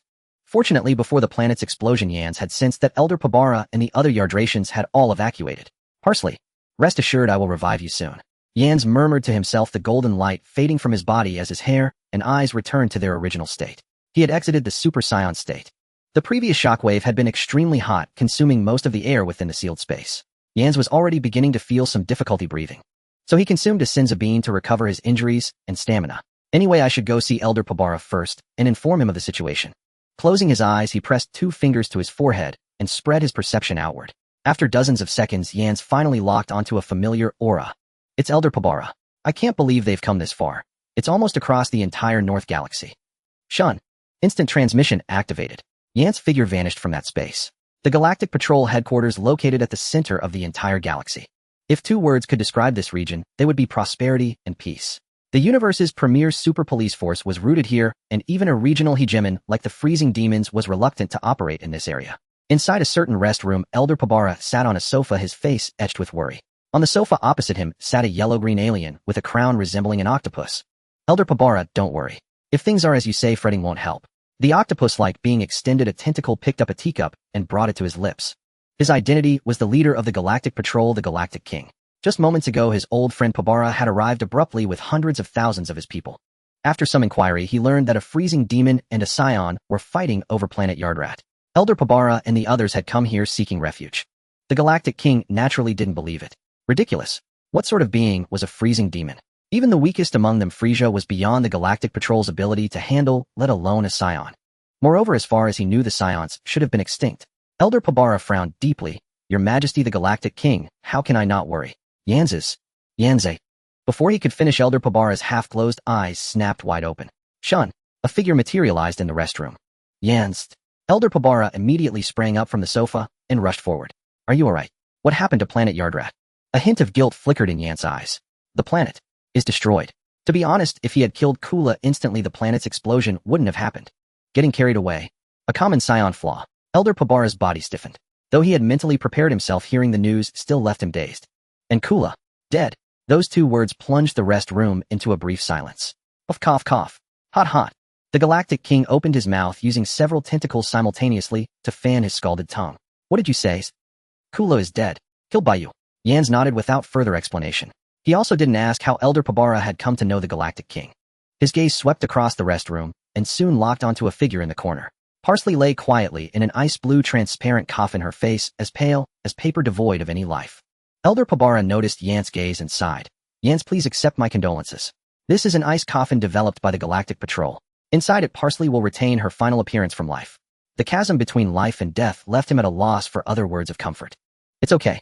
Yans walked over, gently gazing through the lid at the familiar face. With a sweep of his hand, he stored the ice coffin in his personal space. I will revive planet Yardrat, and revive the Yardratians who perished.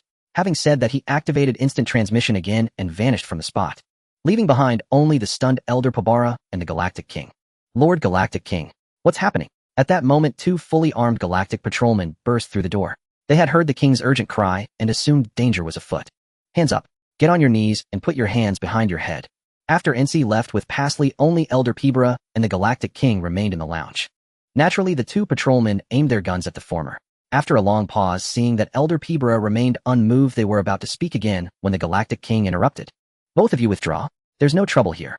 But Lord Galactic King. I said withdraw. Well, very well. Seeing the King's insistence, the 2 patrolmen had no choice but to leave. Pabara, I need to investigate something. Rest here for now. With that, the Galactic King hurried away. The murder of Gula was a matter of utmost importance. He had to verify the truth himself. Only Elder Pabara remained in the room. Resurrection. He murmured to himself, recalling the Dragon Balls NC had mentioned earlier. That's right. If it's the Namekian wish, orbs, it might just be possible. Elder Pabara spoke, unable to hold back tears of old age. His people slain, his planet destroyed. If everything could be restored, he would pay any price. Elsewhere, after leaving Galactic Patrol Headquarters NC, using several planets as waypoints, he teleported in succession and soon arrived at Earth on the edge of the northern galaxy, atop the Temple Kami and Mr. Popo seeing Ince's sudden appearance were no longer surprised. After brief greetings, Ince locked onto Bulma's key and teleported again. Ince, you're back. At the dinner table, the Brief's family was enjoying a lavish lunch. They had long grown accustomed to his sudden disappearances and reappearances. Hey, what happened to you? You're filthy and covered in blood. Having just endured a fierce battle, Ince's training clothes were tattered. Only half of his pants stubbornly clung to his waist, preserving a shred of dignity. Strangely, the Dragon Ball world seemed to possess an invisible force. No matter how intense the fight, pants were always the toughest garment. Bulma, where's the dragon radar? Ince cut straight to the point without further explanation. Bulma lifted her chin triumphantly. It's done. It's in my lab. Are you going to search for the Dragon Balls? Take me with you. Actually, I already found the second one. The 2-star ball right in our warehouse.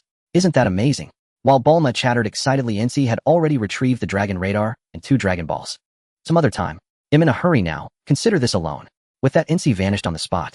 Bulma stared blankly, then snapping out of it, fumed indignantly. Damn it. Stupid Ince. Jerk Ince. You take my hard work and go make a wish yourself. Grr. They'll bite you to death. She grabbed a steak and bit into it fiercely as if the meat were Ince himself. Beside her, Dr. Briefs and his wife remained unflappable. Ince, what's gotten into you being so impatient? Oh my. Little Ince's bare-chested and so fit. Next time I must go on a date with him. At the temple, Ince appeared again. He handed the Dragon Radar and 2 Dragon Balls to Mr. Popo. Mr. Popo, this radar can locate the Dragon Balls. Figure out how to use it and help me gather the 7 Dragon Balls, please. Ince knew there was a magic carpet in the temple that could instantly reach any place on Earth, making collection incredibly fast. Without waiting for Mr. Popo's reply, Ince turned to Cammy. Cammy, can you take me to the other world? The other world? What do you need there? I need to see King Kai of the North. Lord Kai. Seeing Cammy's hesitation, Ince sighed and briefly recounted the events. In truth, he sought King Kai primarily to learn the location of the Namekians. In the vast universe, searching for a key similar to Cammy's was like finding a needle in a haystack. Earth's Dragon Balls and Namekian's Dragon Balls differed greatly in their wish mechanics. Earth's balls granted 1 wish, reviving many at once. Namekian's balls offered 3 wishes, but each revived only 1 person. Additionally, Ince needed to restore planet Yardrat, so both sets of Dragon Balls were necessary. So, I am a Namekian. After hearing Ince's tale, Cammy finally resolved years of confusion. No wonder I look nothing like any Earthling race. Mr. Popo rejoiced for Cammy. Wonderful Lord Cammy. After a moment's hesitation, Cammy spoke. I can take you to the other world, but I have a request as well. I ask that you take me to Namek too. With the mystery of his origins unraveled, Cammy wished to see his home planet with his own eyes. Ince gladly agreed. Mr. Popo, I entrust Earth's Dragon Balls to you. Rest assured, with this radar, Popo will gather them swiftly. After settling everything, Cammy placed a hand on Ince's shoulder and they departed for the other world. At that time, King Yemma was yawning idly, reviewing documents. This one goes to hell. This one to heaven. Hell, hell, hell, heaven. Whooshed. Suddenly 2 figures appeared before the massive desk. A nearby ogre rushed over to block them. You two know cutting in line. But when he recognized them, his eyes widened. You. Hey, you're alive. The ogre stared in disbelief at Ince and Cammy. They had physical bodies, no halos. What else could they be but the living? In all his years in the other world, aside from Earth's fortune teller Baba, he had never seen other living people. King Yemma, drawn by the commotion, leaned over his desk to look down. Isn't this Earth's Cammy? Come to retire early and descend to hell. The king's voice boomed with authority like thunder. Cammy waved his hands nervously, forcing an awkward smile. Huh, Lord Yemma, you jest. This is Ince. This humble god brings him to meet Lord Kai. You still have no sense of humor. King Yemma sighed, shifting his gaze to Ince. You're Ince? You wish to see Lord Kai? That's right. Ince nodded. Normally your request wouldn't be granted, but... King Yemma opened a ledger of merits on his desk and scanned it quickly. You recently killed Gula, a great deed. So I'll make an exception and guide you to Lord Kai. However, since you're from the Northern Galaxy, I can only send you to King Kai of the North. Ince wasn't surprised that King Yemma knew of this.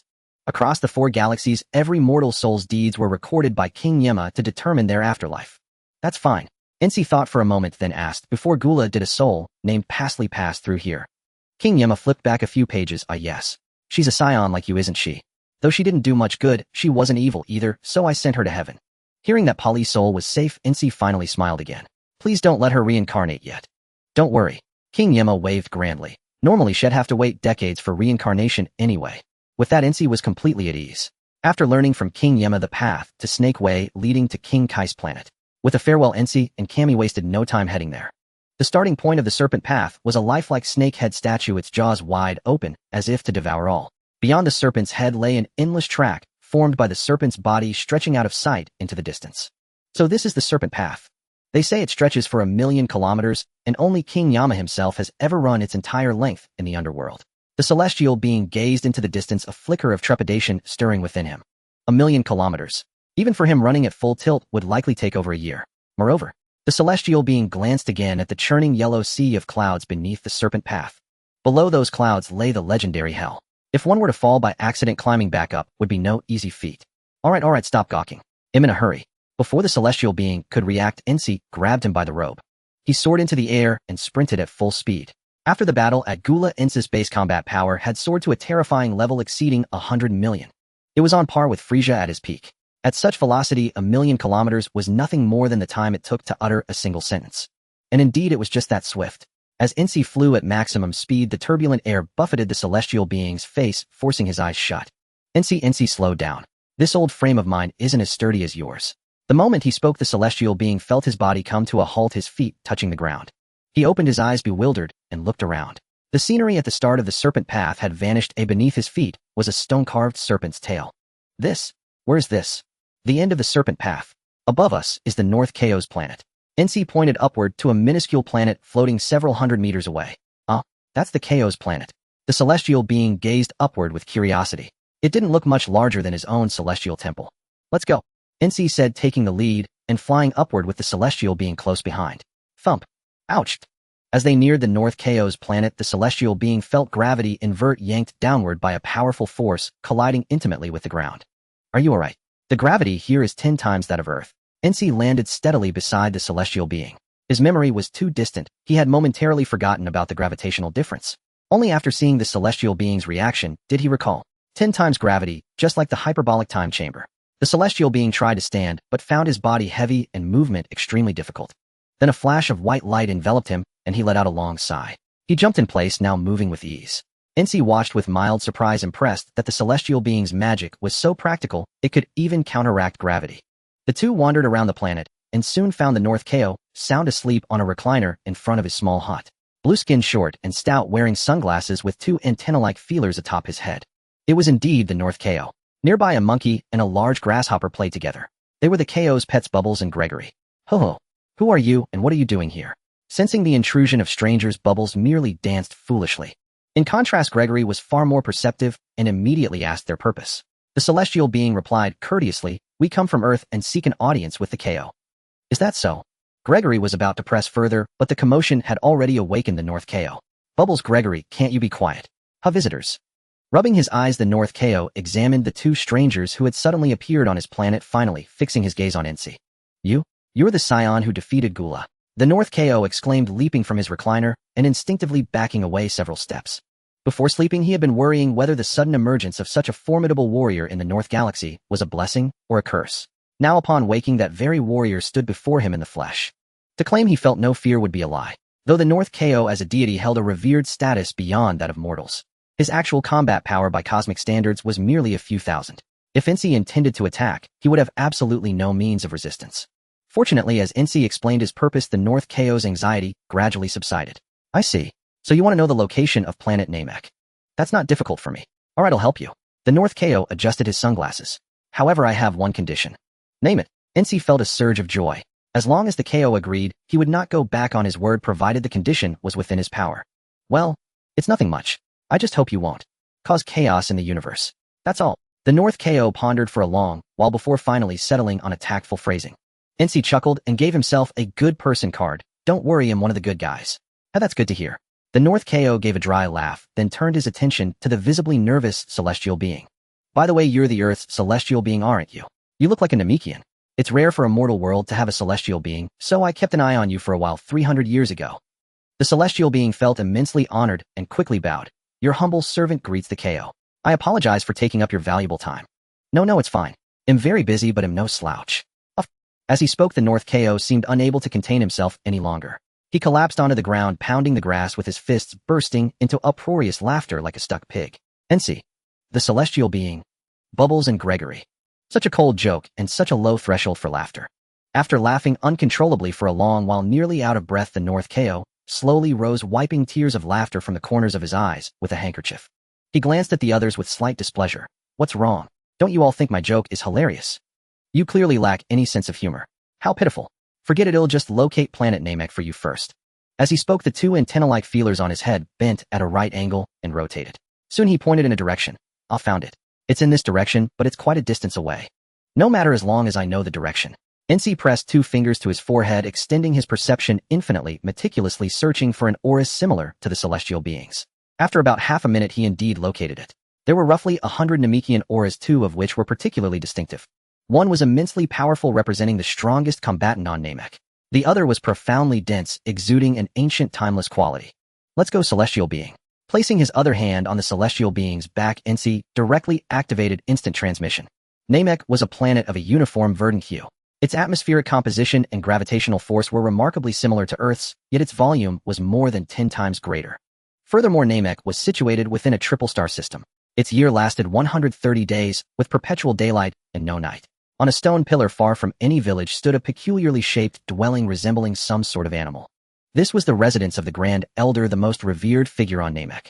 As a survivor from a previous era, the Grand Elder had spawned all the current inhabitants of Namek. Whoosh!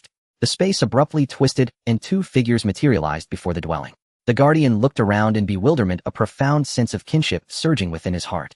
So this is Namek. Yans also gazed curiously at the house before them, surmising it to be the Grand Elder's abode.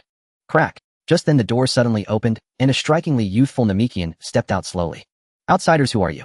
He began to inquire about the origins of Yans and his companion, but soon noticed the Guardian's appearance. You are also a Namekian.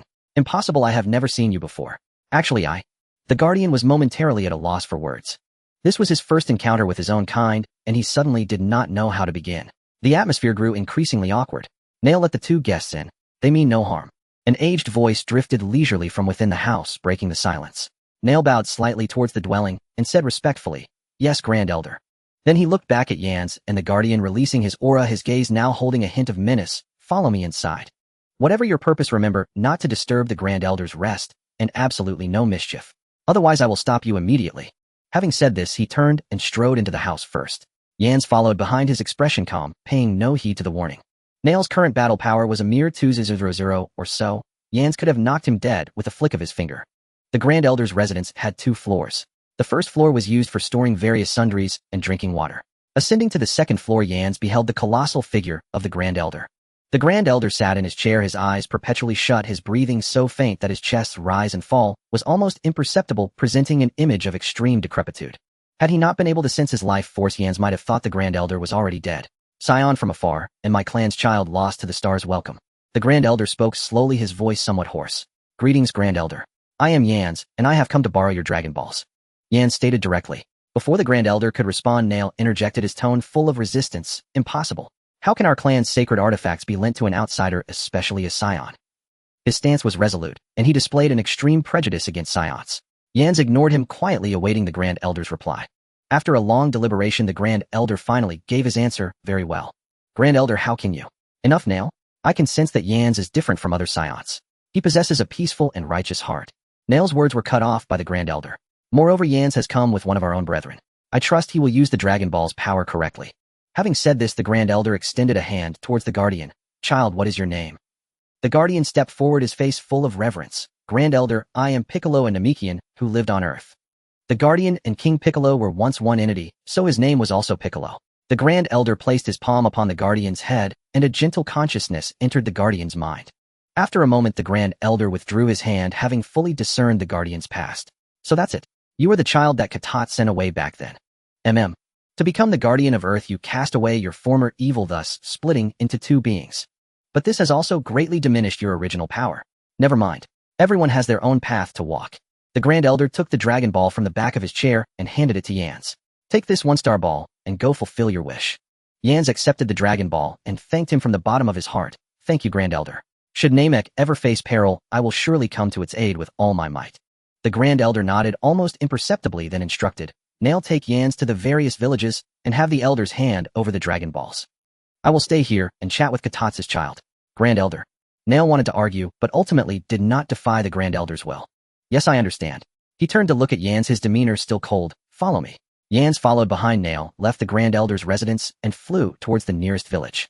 There were 6 villages on Namek, with the Elder of each village safeguarding 1 Dragon Ball. The 2 traveled in silence. After flying for most of the day, they finally visited all the villages. Upon learning it was the Grand Elder's command, none of the elders objected and readily handed their Dragon Balls over to Yans. These elders, the youngest of whom was over 100 years old, were not as stubborn as Nail. Since the Grand Elder deemed Yans trustworthy, there was no issue. Yans placed the 7 basketball-sized Dragon Balls on a desolate islet. The 7 Dragon Balls resonated with each other, emitting a faint glow and a low hum. Nail, summoning the dragon requires your Namekian language, doesn't it? Yans looked at Nail. Nail stood aside with his arms crossed, observing coldly. The Grand Elder only instructed me to help you gather the 7 Dragon Balls, not to summon the dragon for you. Yans. This guy had a terrible attitude, didn't he? It seemed he had never provoked him. Whooshed. Yans said no more and vanished instantly, using instant transmission. In less than 10 seconds he reappeared with the Guardian. If he couldn't get Nail to do it, he still had the Guardian. The Guardian gazed at the 7 Dragon Balls on the ground, unable to help, exclaiming, "So these are the Dragon Balls created by the Grand Elder. They are much larger than mine." After his amazement, he cleared his throat and shouted the incantation in the Namekian language, "Come forth, dragon, and grant my wish." During his conversation with the Grand Elder, the Guardian had learned that the language in his memory, which belonged to no tongue on earth, was actually Namekian. The incantation was uttered, but the expected celestial phenomenon did not occur. The Guardian scratched his ear awkwardly. "What's wrong? Is my Namekian not standard enough?" Nail, who was watching from the side, couldn't bear it any longer and couldn't help but remind him, "Your pronunciation is quite standard, but the Namekian dragon's name is Purunga, which means God of Dreams." The Guardian had a sudden realization and shouted the incantation again. This time it worked. The 7 Dragon Balls erupted with dazzling light, and a golden beam shot straight into the sky. The previously clear sky was instantly shrouded in dark clouds. Amidst flashes of lightning and peals of thunder, a colossal dark green dragon slowly materialized from the golden light. The Namekian dragon Purunga. Purunga's body was several times larger than the Earth dragon. It had black horns on its head and shoulders, and antennae on its forehead, symbolizing the Namekians. Its body was rippling with muscles, exuding a sense of immense power. It looked more like a monster than a dragon. "O you who have gathered the 7 Dragon Balls, state your wish. As long as it is within my power, I can grant you 3 wishes." The celestial god's eyes widened, resembling a country bumpkin visiting a city for the first time, astonished by everything before him. "Indeed, speak your wishes." Purunga spoke again, his voice deep and resonant like rolling thunder. Yan stirred his mind, retrieving an ice coffin from his portable space and gently placing it on the ground. Within the ice coffin, Pasli lay still, her pale face still bearing the final worry for Yan's from before her death. Celestial God, the first wish revived Pasli. Yan's tone was calm, but his clenched, trembling fists betrayed his agitated emotions. The Celestial God nodded solemnly, turning to Purunga and repeating the wish in the Namekian language. Purunga lowered its massive head, its crimson eyes fixed on the maiden within the ice coffin. After a moment, it humanely gestured an okay sign. "This wish is simple, I shall grant it." As the words fell, Purunga's eyes glowed red. In the underworld of another dimension, a certain soul suddenly vanished from the heavens. Simultaneously, Pasli within the ice coffin was enveloped in a soft white radiance. Her cheeks, once as pale as paper, visibly regained a rosy hue. The breath of life began to stir. Her eyelashes fluttered. The next second, Pasli abruptly sat up. Bang! The sturdy coffin lid was sent flying by her head. "Ouch! That hurts." Pasli clutched her head, looking around in bewilderment. When her gaze fell on Yans, her eyes instantly focused. "Yans, I am." She climbed out of the ice coffin, stretched her stiff body, and reached to touch the spot on her chest that had once been pierced. Now the skin there was smooth as before, not even a scar remained. "Wasn't I dead? I remember I was in heaven just now." Polly's voice was soft, feeling utterly unreal about her resurrection. "You were indeed dead." Yans raised a hand to stroke Polly's aching head, channeling the power of life and death to ease her pain. "But I had the dragon revive you. In his past life, there was a saying, life's greatest joy is to regain what was lost." Now Yans truly understood. "Dragon." Pasli looked up, finally noticing the massive Purunga hovering in the sky. Whoa, such a huge green lizard. Purunga. In its centuries of existence, it had been summoned several times before. But this was the first time it had been called a lizard. And by a young girl it had just revived. "Thank you for reviving me, dragon." Pasli scratched her head. Though she had died once, her personality remained unchanged, still as impetuous as ever. Purunga cleared its throat twice, unangered. "What is your second wish? Speak quickly." Yans looked at the celestial god. "The second wish, restore planet Yardrat to its original state." The celestial god repeated to Purunga. Purunga remained silent, its eyes flashing red once more. "This wish is granted. As a bonus, I have also restored the cities on the planet. Now speak your final wish." Yans pondered. Celestial God asked Purunga if it can revive the lives of the Yardratians who died at the hands of Dale's and Cooler's group. The celestial god served as the intermediary once more. Purunga hesitated, then spoke. "Apologies, one wish can only revive one life. Do you have another wish?" Yans was not surprised by this. After all, it was the established rule in the original work. He had only asked on a whim. "Do you have any wishes you want to fulfill, eh?" Yans asked the three beside him. We Namekians are not allowed to use the dragon bells freely. Then I have none. I do. I'm so hungry I want to eat. Fine. Yans automatically ignored Polly's remark. Such a wish was no different from those asking for underwear wrinkle removal or a perkier backside.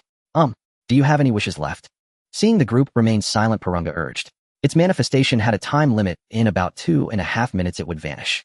Celestial God, tell Purunga I wish to learn the divine language. Yans finally decided on the last wish. The Celestial God relayed the message. This wish I granted. With a flash of Purunga's red eyes, Yans felt a surge of vast information flooding into his mind. It was an endless array of obscure words and languages. Miraculously, without any study, these divine languages were indelibly etched into his consciousness. If there were a divine language proficiency exam in the Dragon Ball world, Yans would easily achieve the highest grade. Well, all 3 wishes are granted. Farewell. Purunga spoke its final words, transforming back into a beam of golden light and returning to the Dragon Balls. The 7 Dragon Balls shot into the sky, circled once, turned to stone, and fell back to their places. The previously pitch-black sky regained its brightness. The Celestial God curiously examined the 7 stones on the ground, so the Namekian Dragon Balls don't scatter after granting wishes. Nail nodded, walked over to the petrified Dragon Balls, and used magic to levitate them in his hands. The Namekian Dragon Balls are always kept by the elders. I will first return to the Great Elder, then take responsibility for delivering them back to each village. The Celestial God realized. Indeed, the Earth's Dragon Balls scattered across the world because he wanted to inspire Earth's people to maintain a pioneering spirit.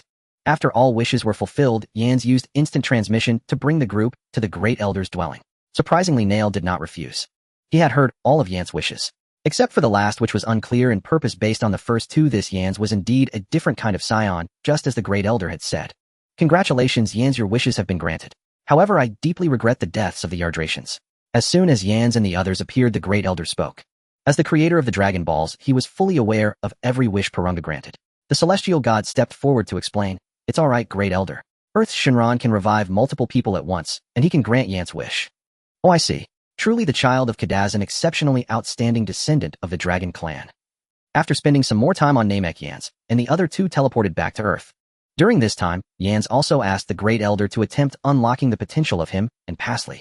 In the original work, Krillin and Son Gohan's combat power surged from over 100 to over 100 after potential unlock.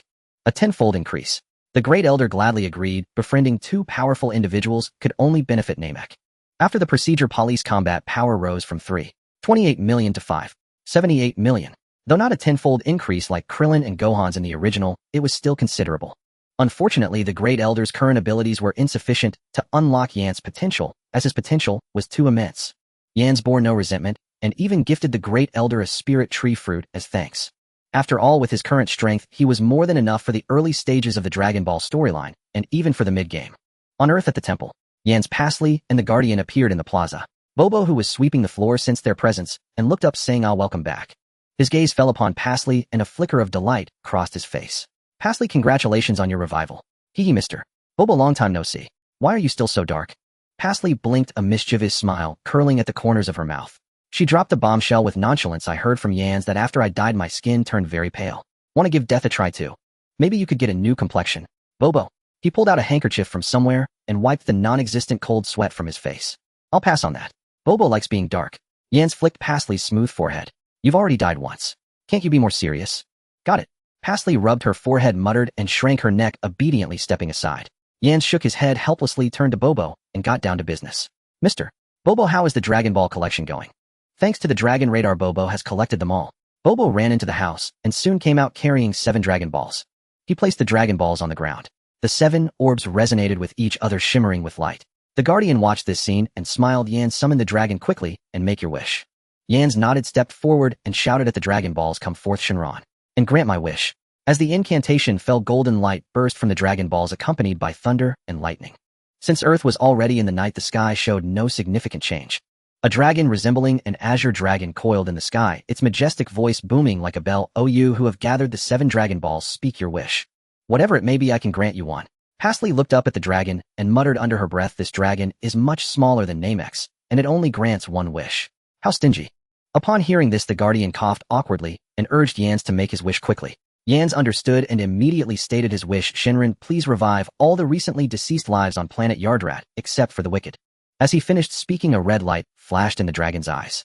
A mysterious power emanated from Earth, instantly crossing countless light years and descending upon the newly restored planet Yardrat. Huh, I remember I was dead. What's going on? Where are those evil space pirates? And the giant tree they planted? Where did Elder Pipala and the others go? I can't sense their presence on the planet. For a moment, planet Yardrat was bustling with activity. Not only the deceased Yardratians, but also animals, insects, and other life forms were miraculously revived at this moment. At the Earth's temple, Shinran had granted the wish, and its majestic voice rang out again. Your wish has been fulfilled. Because you are a friend of the Guardian, I grant you a privilege. I have even restored their bodies, which were reduced to nothing to their original state. Then until we meet again. With that, Shinran dissolved into specks of golden light and vanished. The 7 Dragon Balls soared into the sky. Before they could scatter, Yans used his spatial power to retrieve them and mark them. According to Earth's time, it was now the beginning of age 743. There were still 6 whole years until the start of the original Dragon Ball storyline.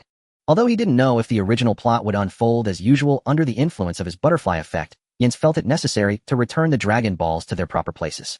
Perhaps with history's self-correction, the great Meiho Fakatsu no Deiboken could still occur.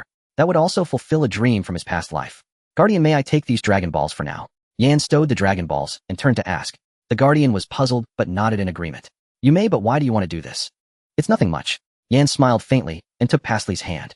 I just want to return them to their original owners. With that, the 2 figures flickered and vanished from the temple with crisp efficiency. At the Galactic Center, the Galactic Patrol headquarters. A few hours earlier, after Yans had left, the Galactic King mobilized all his information networks and finally confirmed the death of Cooler. Not long after, the legendary North Ko himself personally contacted him. He told him that the one who killed Cooler was Yans, and specifically warned him never to antagonize this man. Good heavens, that scion, he really did kill Cooler. The Galactic King was astounded. Now that he knew this, he naturally no longer held any prejudice against scions. After a brief moment of joy, he immediately issued the highest directive. Delete all missions in the patrol system concerning hunting down surviving scions. He also dispatched several elite teams to lead the encirclement of Cooler's remnants. Huh. Elder Papala, you Yardratians truly have a keen eye befriending such a powerful friend. In the lounge, the Galactic King chatted with Elder Papala, his tone filled with envy. If only the Galactic Patrol could have such a strong member. I recall he mentioned before leaving that he wanted to revive something. Is that true? Elder Papala squinted his eyes. I think if it's him, he can certainly do it. No sooner had he spoken than the space in the lounge suddenly rippled and 2 familiar figures materialized. Elder, we're back. Yans. Pasley. Elder Papala shot to his feet, exclaiming in surprise. His eyes widened, especially when he looked at Pasley. Pasley, you're really revived. Of course, thanks to Yans and Shinran. Pasley replied, cheerfully, full of vitality. Upon seeing Yans appear, the Galactic King also quickly rose to greet him. He always held respect for righteous, strong individuals. Mr. Yans, on behalf of the Galactic Patrol, I sincerely thank you for eliminating the criminal Cooler and ridding the universe of a menace. Only then did Yans look directly at the Galactic King for the first time. He had no strong impression of this supporting character who appeared infrequently in the original work. He only knew him as the direct superior of Galactic Patrolman Jako. Since Cooler provoked me, his fate was nothing but death. What an overbearing man. The Galactic King was taken aback by this aura, momentarily unsure how to respond, so he simply chose to remain silent. Yans, Pasley mentioned Shinran earlier. Does that mean? Elder Pipala asked excitedly. Yan smiled. That's right. Planet Yardrat and all the deceased clansmen have been revived. Huh, really? It's true. Elder Pipala was exceptionally keen at sensing energy. He closed his eyes and searched carefully, quickly catching the aura of his revived clansmen. Lord Galactic King, forgive my haste. I must return now. Elder Pipala said and hurriedly left to gather the other clansmen still awaiting orders at the Galactic Patrol headquarters. Yans and Pasley exchanged glances and followed behind. Before leaving, Pasley took a moment to make a funny face at the Galactic King. Bye-bye, big octopus. Thanks for the coffin you gave me earlier. A little suggestion, you can make the lid softer next time. Galactic King. By the way, Yans, what exactly is the divine language? Paisley followed Yans out of the Galactic Patrol headquarters, curiosity stirring within her as she recalled the final wish made to Purunga on planet Namek. Oh, that. Yans did not pause his stride, pondering for a moment before explaining. It is a language exclusive to the gods. You will have occasion to use it in the future. When is the future? You will know when the time comes. Yans reached out and ruffled Paisley's hair. The divine language naturally was prepared for summoning the Super Shinran later on. Unlike the Earth Dragon Balls or those of planet Namek, the Super Dragon Balls were wish-granting orbs personally created by the dragon god Zalama, each one the size of a planet. They could truly fulfill any desire. Within Yan's heart lay certain enigmas which he intended to seek answers for from the Super Shinran in the future. Paisley, dissatisfied, swatted the hand atop her head away and straightened her tousled bangs. You ruined my hairstyle. I knew I shouldn't have eaten that tree's fruit back then. I used to be taller than you. Yans was amused by her demeanor. So you're unhappy that I've grown taller than you? Paisley was 3 years older than Yans. In the past few years, she had always been taller than him. However, ever since consuming the fruit of the spirit tree, their growth rates seemed to have normalized to that of ordinary children. Now Yan stood over 1 meter 50 in height, and counting his hair, he even surpassed 1 meter 60. In contrast, Paisley at 1 meter 40 had instantly become the little one. Alright, don't be upset. Their pace was swift, and as they spoke they arrived at the temporary quarters of the Yardratians within the Galactic Patrol headquarters. Let's first go to planet Yardrat with Elder Papala, and afterward, he'll take you to Earth for some delicious food. Really? Then hurry up. At the mention of food, Paisley instantly cast aside her height-related worries, dashing over to Elder Pipilas's side to urge him to return to planet Yardrat quickly. To celebrate surviving the true cataclysm, the Yardratians held a grand victory banquet. After several hours of revelry, Yans kept his promise and brought Paisley, who had only managed to reach 60% fullness, to Earth, where they launched a raid on several famous restaurants. I'm full. Earth's food is definitely the best. Paisley slumped back in her chair, patting her round little belly with satisfaction. Sated and content, the duo returned to their usual haunt, Capsule Corporation. It was just past noon in West City. Landing in the vast courtyard of the Capsule Corporation estate, the first thing Yan saw was Dr. Briefs and his wife taking a stroll together. Good afternoon, Dr. Madam. Oh, my Yans and Paisley are back. Era, little Yans, you're finally back. How about going on a date with Big Sister to the new dessert shop? This couple was as eccentric as ever. Maybe some other time.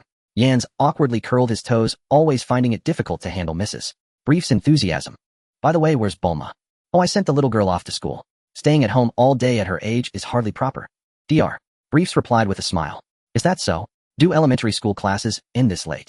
Yans glanced at the sun's position. The time in West City had long past noon. Even in his past life, with its intense academic competition, elementary school students would have been dismissed by now. Elementary school. Dr. Briefs was taken aback for a moment before realizing the misunderstanding and waved his hand. No, Bulma attends West City University. She has a very important research experiment today, as she probably won't be home until evening. A university student, huh? Although somewhat unexpected, Yans was not surprised. Despite Bulma being only 10 years old, her intellect was nearly a match for Dr. Briefs.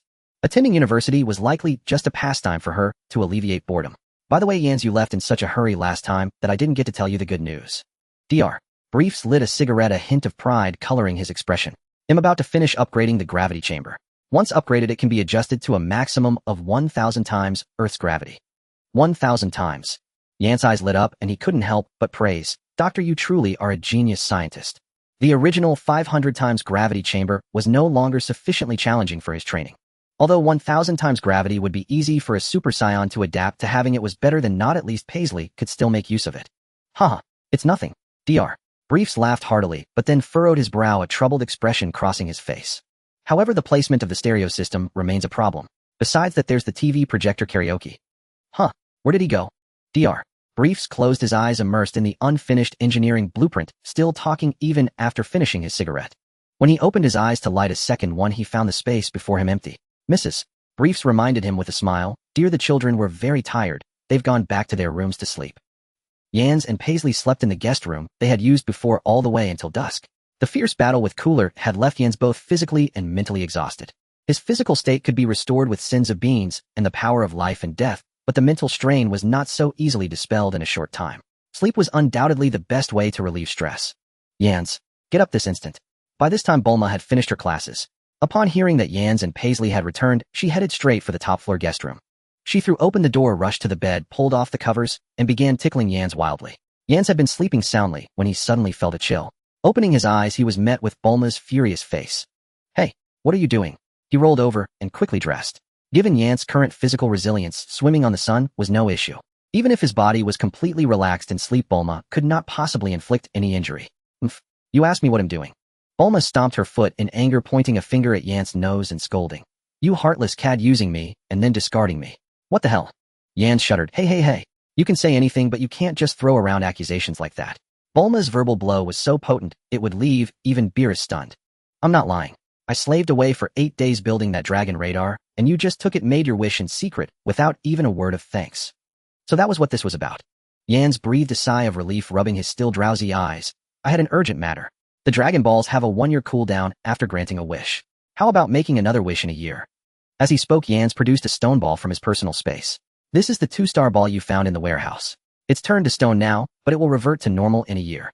Bulma snatched the stone ball and put it away, her tone softening slightly. And what about my dragon radar? Radar? Jens was taken aback, suddenly remembering that after handing it to Popo, he had forgotten to ask for it back. I left it with the Guardian. The Guardian. Forget it. Bulma rolled her eyes and sighed with a slight shake of her head, clearly not believing in any Guardian. You must have broken it. He'll just make another one. The next morning, as the first light of dawn barely illuminated the sky, Yanxi dressed neatly, washed up, and quietly departed from the western capital. My first stop will be the original resting place of the 4-star ball. Hovering high in the sky, he confirmed the direction and transformed into a streak of light, racing toward Mount Pozu. He intended to place each Dragon Ball back where it belonged. To ease his mind, Yanxi deliberately slowed his pace.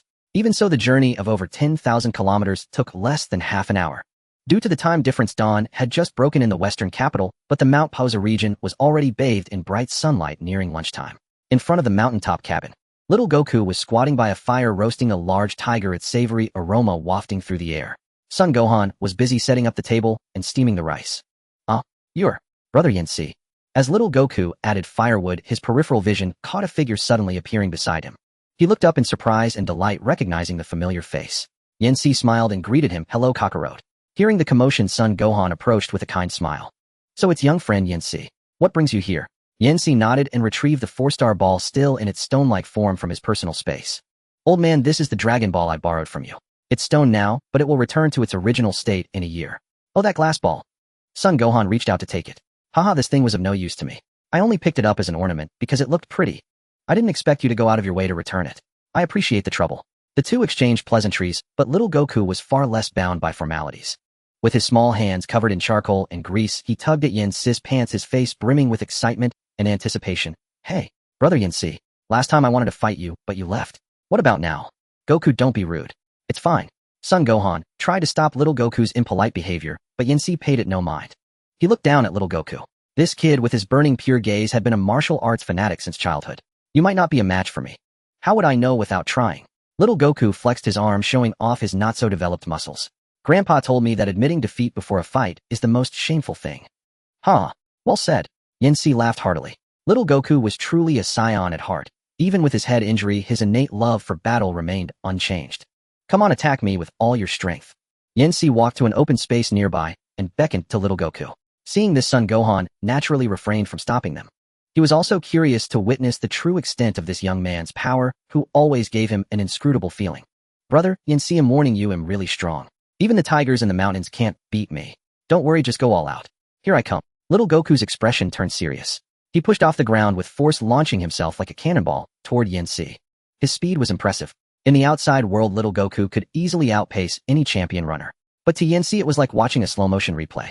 He sidestepped, slightly evading little Goku's charge with minimal movement, and then swept his foot to hook the boy's ankle. Ouch! Again, little Goku tumbled twice on the ground, scrambled up quickly, and launched another attack. This time he was smarter, weaving left and right, trying to confuse Yanxi with feints. Take this. Rock, paper, scissors. In the blink of an eye, little Goku appeared behind Yanxi and struck out with his palm. Huh. I hit. Huh. Initially, little Goku was secretly thrilled to see his strike land. But soon he realized his hand felt no impact, and it passed straight through Yanxi's body. It was like hitting thin air. Your breathing is erratic, and you have too many wasted movements. Your attacks lack rhythm, and you exert too much force with each strike, leaving no reserve. Yanxi's voice sounded from behind. In just 2 exchanges, he had identified many of little Goku's flaws. When did you? Little Goku was startled, not knowing when Yanxi had moved behind him. He spun around hastily, only to be met with a simple, brutal flick to the forehead. Ouch! Little Goku was sent flying, crashing into a large tree. The tree shook violently, sending leaves fluttering down. Ow! Brother Yanxi, what was that just now? Why were there 2 of you? Little Goku rubbed his aching forehead, puzzled. Yanxi withdrew his finger and explained simply. That's the afterimage fist, a simple application of ki. Your grandfather knows it too. Really? Little Goku immediately turned to Son Gohan. Grandpa, you have to teach me later. Oh, no problem. Son Gohan was just snapping out of his shock. The afterimage fist was a mere trick he had long mastered. But Yanxi's movements earlier were completely imperceptible to him.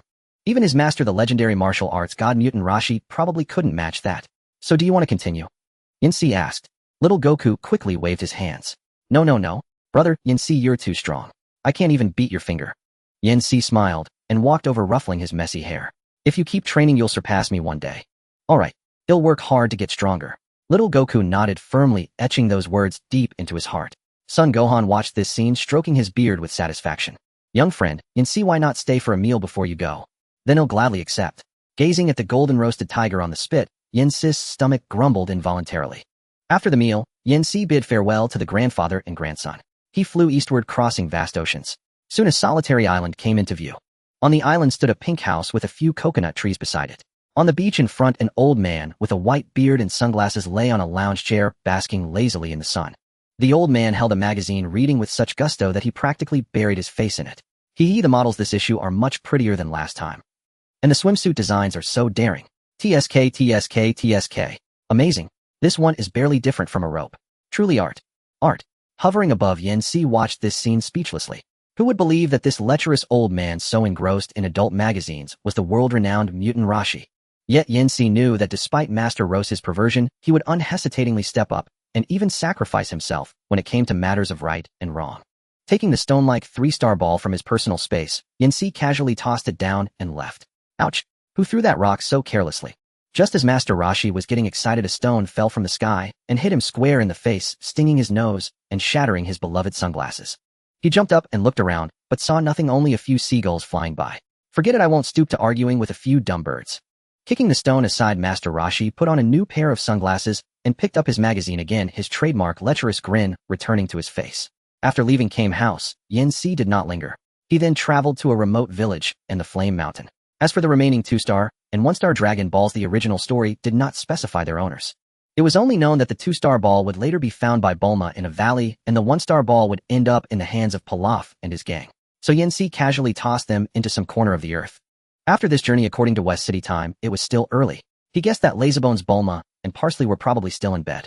Yen Si went alone to a desolate Gobi desert. Taking a deep breath, his spirit energy and body resonated in harmony. Huh.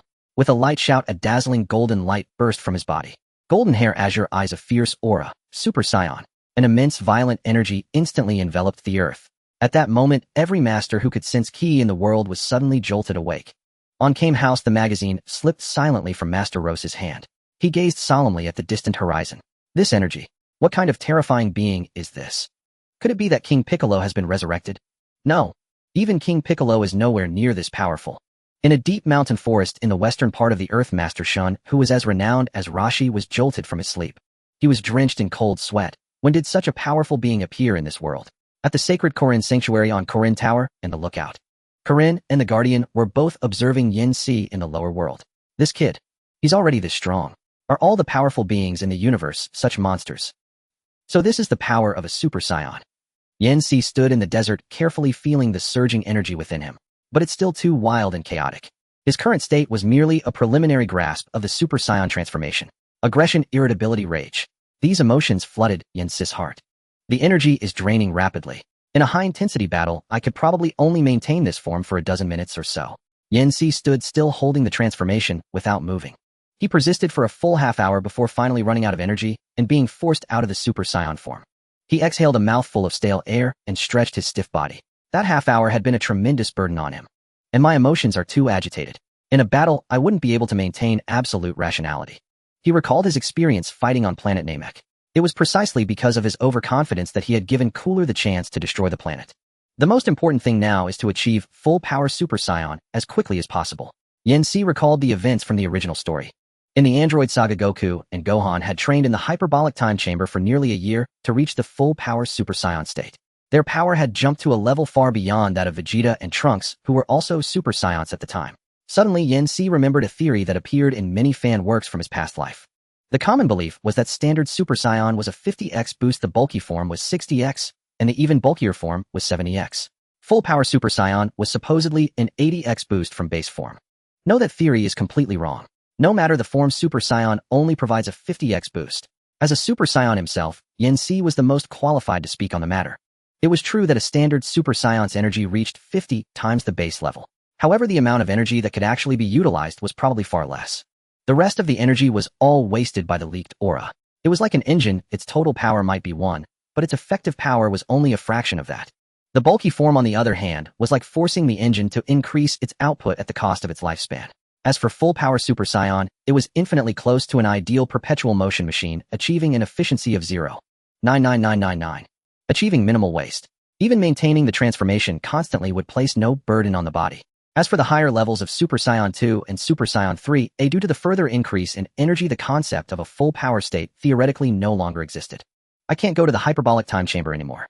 It looks like I need to settle on Earth for a while. Yancy began to plan his next training regimen. Each person could only enter the hyperbolic time chamber for a total of 2 days in their lifetime, and Yancy had already used up his time. Of course, if he wanted to, he could have stayed inside and trained all the way to Super Saiyan 3. That way he could ignore the time chamber's rules and break through the dimensional barrier to return. But it was clear that Yancy did not have that kind of patience. Spending years in such a boring place would drive him insane.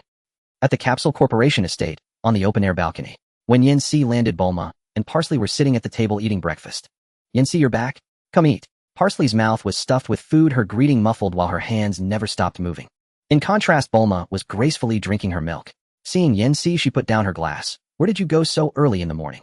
Huh? Did you dye your hair?" Yancy was currently maintaining his Super Saiyan form. With the Dragon Balls of life and death within him, he could recover his stamina and transform again after a short rest. This is a Super Saiyan, right? So cool." Before Yancy could answer, Parsley spoke up first, very excited. Although she already knew about the events that had transpired after she was killed by Cooler, this was the first time she had seen a Super Saiyan with her own eyes. Yancy nodded, sat down at the table, and casually grabbed a sandwich, stuffing it into his mouth. He had already eaten at Mount Pozu. This meal was just a dessert for him. While eating, he explained to the two girls why he was staying transformed. Staying as a Super Saiyan all the time. After hearing this, Parsley's eyes went wide. "You're not going to eat and sleep like this, are you?" "Sleeping is out of the question." Yancy thought for a moment, and then added seriously, "But it's not just eating, you'll keep it on even when I shower and go to the bathroom." Bulma scooted away in disgust, suddenly losing her appetite for her pumpkin pie. "That's so gross, I'm trying to eat here." Yancy was unperturbed. After he finished eating, he urged Parsley, "Hurry up and finish. Come train with me after." "Huh? You want me to train with you?" Parsley's face instantly fell. Training with a Super Saiyan. The days ahead were going to be tough for her. And so Yancy began his life on Earth. Except when sleeping, as long as he had enough energy, he maintained his Super Saiyan state almost constantly. A year passed in the blink of an eye. One day, Yancy and Parsley walked out of the gravity room, ending their daily training. "How did you feel today?" "I've fully adapted to 700 times gravity." Parsley clenched her fist, quite proud. Over the past year, her strength had improved significantly, approaching a battle power of 8 million. As for Yancy, he had unlocked full power Super Saiyan half a year ago. At the same time, he had also long adapted to 1,000 times gravity. Yancy did not set overly harsh requirements for Parsley. After all, she was not yet a Super Saiyan. The higher the gravity training, the more difficult it became. Adapting to 700 times gravity in half a year was already an excellent achievement. Another week passed. In the spacious backyard of the Capsule Corporation estate, a colossal spherical spaceship stood silently. "Bulma, hurry up. If you dawdle any longer, we'll leave without you." Yans and Parsley stood at the spaceship's hatch, urging Bulma, who was not far away. Bulma, dragging a suitcase in one hand and lugging several large bags in the other, was panting with exhaustion. Hearing Yan's words, she retorted crossly, "Easy for you to say. Neither of you are carrying any luggage. I prepared everything for you." Yans chuckled, walked over, and stored all the baggage into his portable space. "Is that better? That's more like it." Bulma snorted lightly and hopped toward the spaceship. This spaceship was a modified version of the spherical craft Yans had once provided, redesigned by Dr. Briefs. 2 were built in total. One had been borrowed by Bulma's sister Tights several months ago. Although Tights was born an heiress with a silver spoon, she had been self-reliant from an early age, aspiring to become a renowned novelist. After meeting Dr. Daisheng and Galactic Patrolman Jocko years ago, Tights became enamored with the science fiction genre. Borrowing the spaceship, she set off to find writing inspiration in the cosmos. It must be said that every member of the Briefs family seemed to be missing a few screws. Tights, a fragile woman, was bold enough to venture into the universe alone. Over the months, she had sent home many photos of her travels on alien planets. Seeing this, Bulma was naturally envious. Having possessed a strong, adventurous spirit since childhood, she, after hearing about her sister's cosmic experiences, also conceived the idea of embarking on a space adventure. So after Yans and Parsley finished their training, Bulma insisted they accompany her on a trip through the universe. Since they were both aliens themselves and immensely powerful, it would be a waste not to have such free guides and top-tier bodyguards. Mom, Dad were leaving. Boarding the spaceship excitedly, Bulma waved goodbye below. Even facing such a momentous event as their daughter heading into space, Dr. and Mrs. Briefs remained as calm as ever. "If you see your sister, give her our regards. Even in space, don't forget to write home every day." Click, the hatch closed. Bulma walked to the control panel, expertly pressing several buttons. Soon the ignition countdown echoed within the ship. After 10 seconds, flames erupted from the base.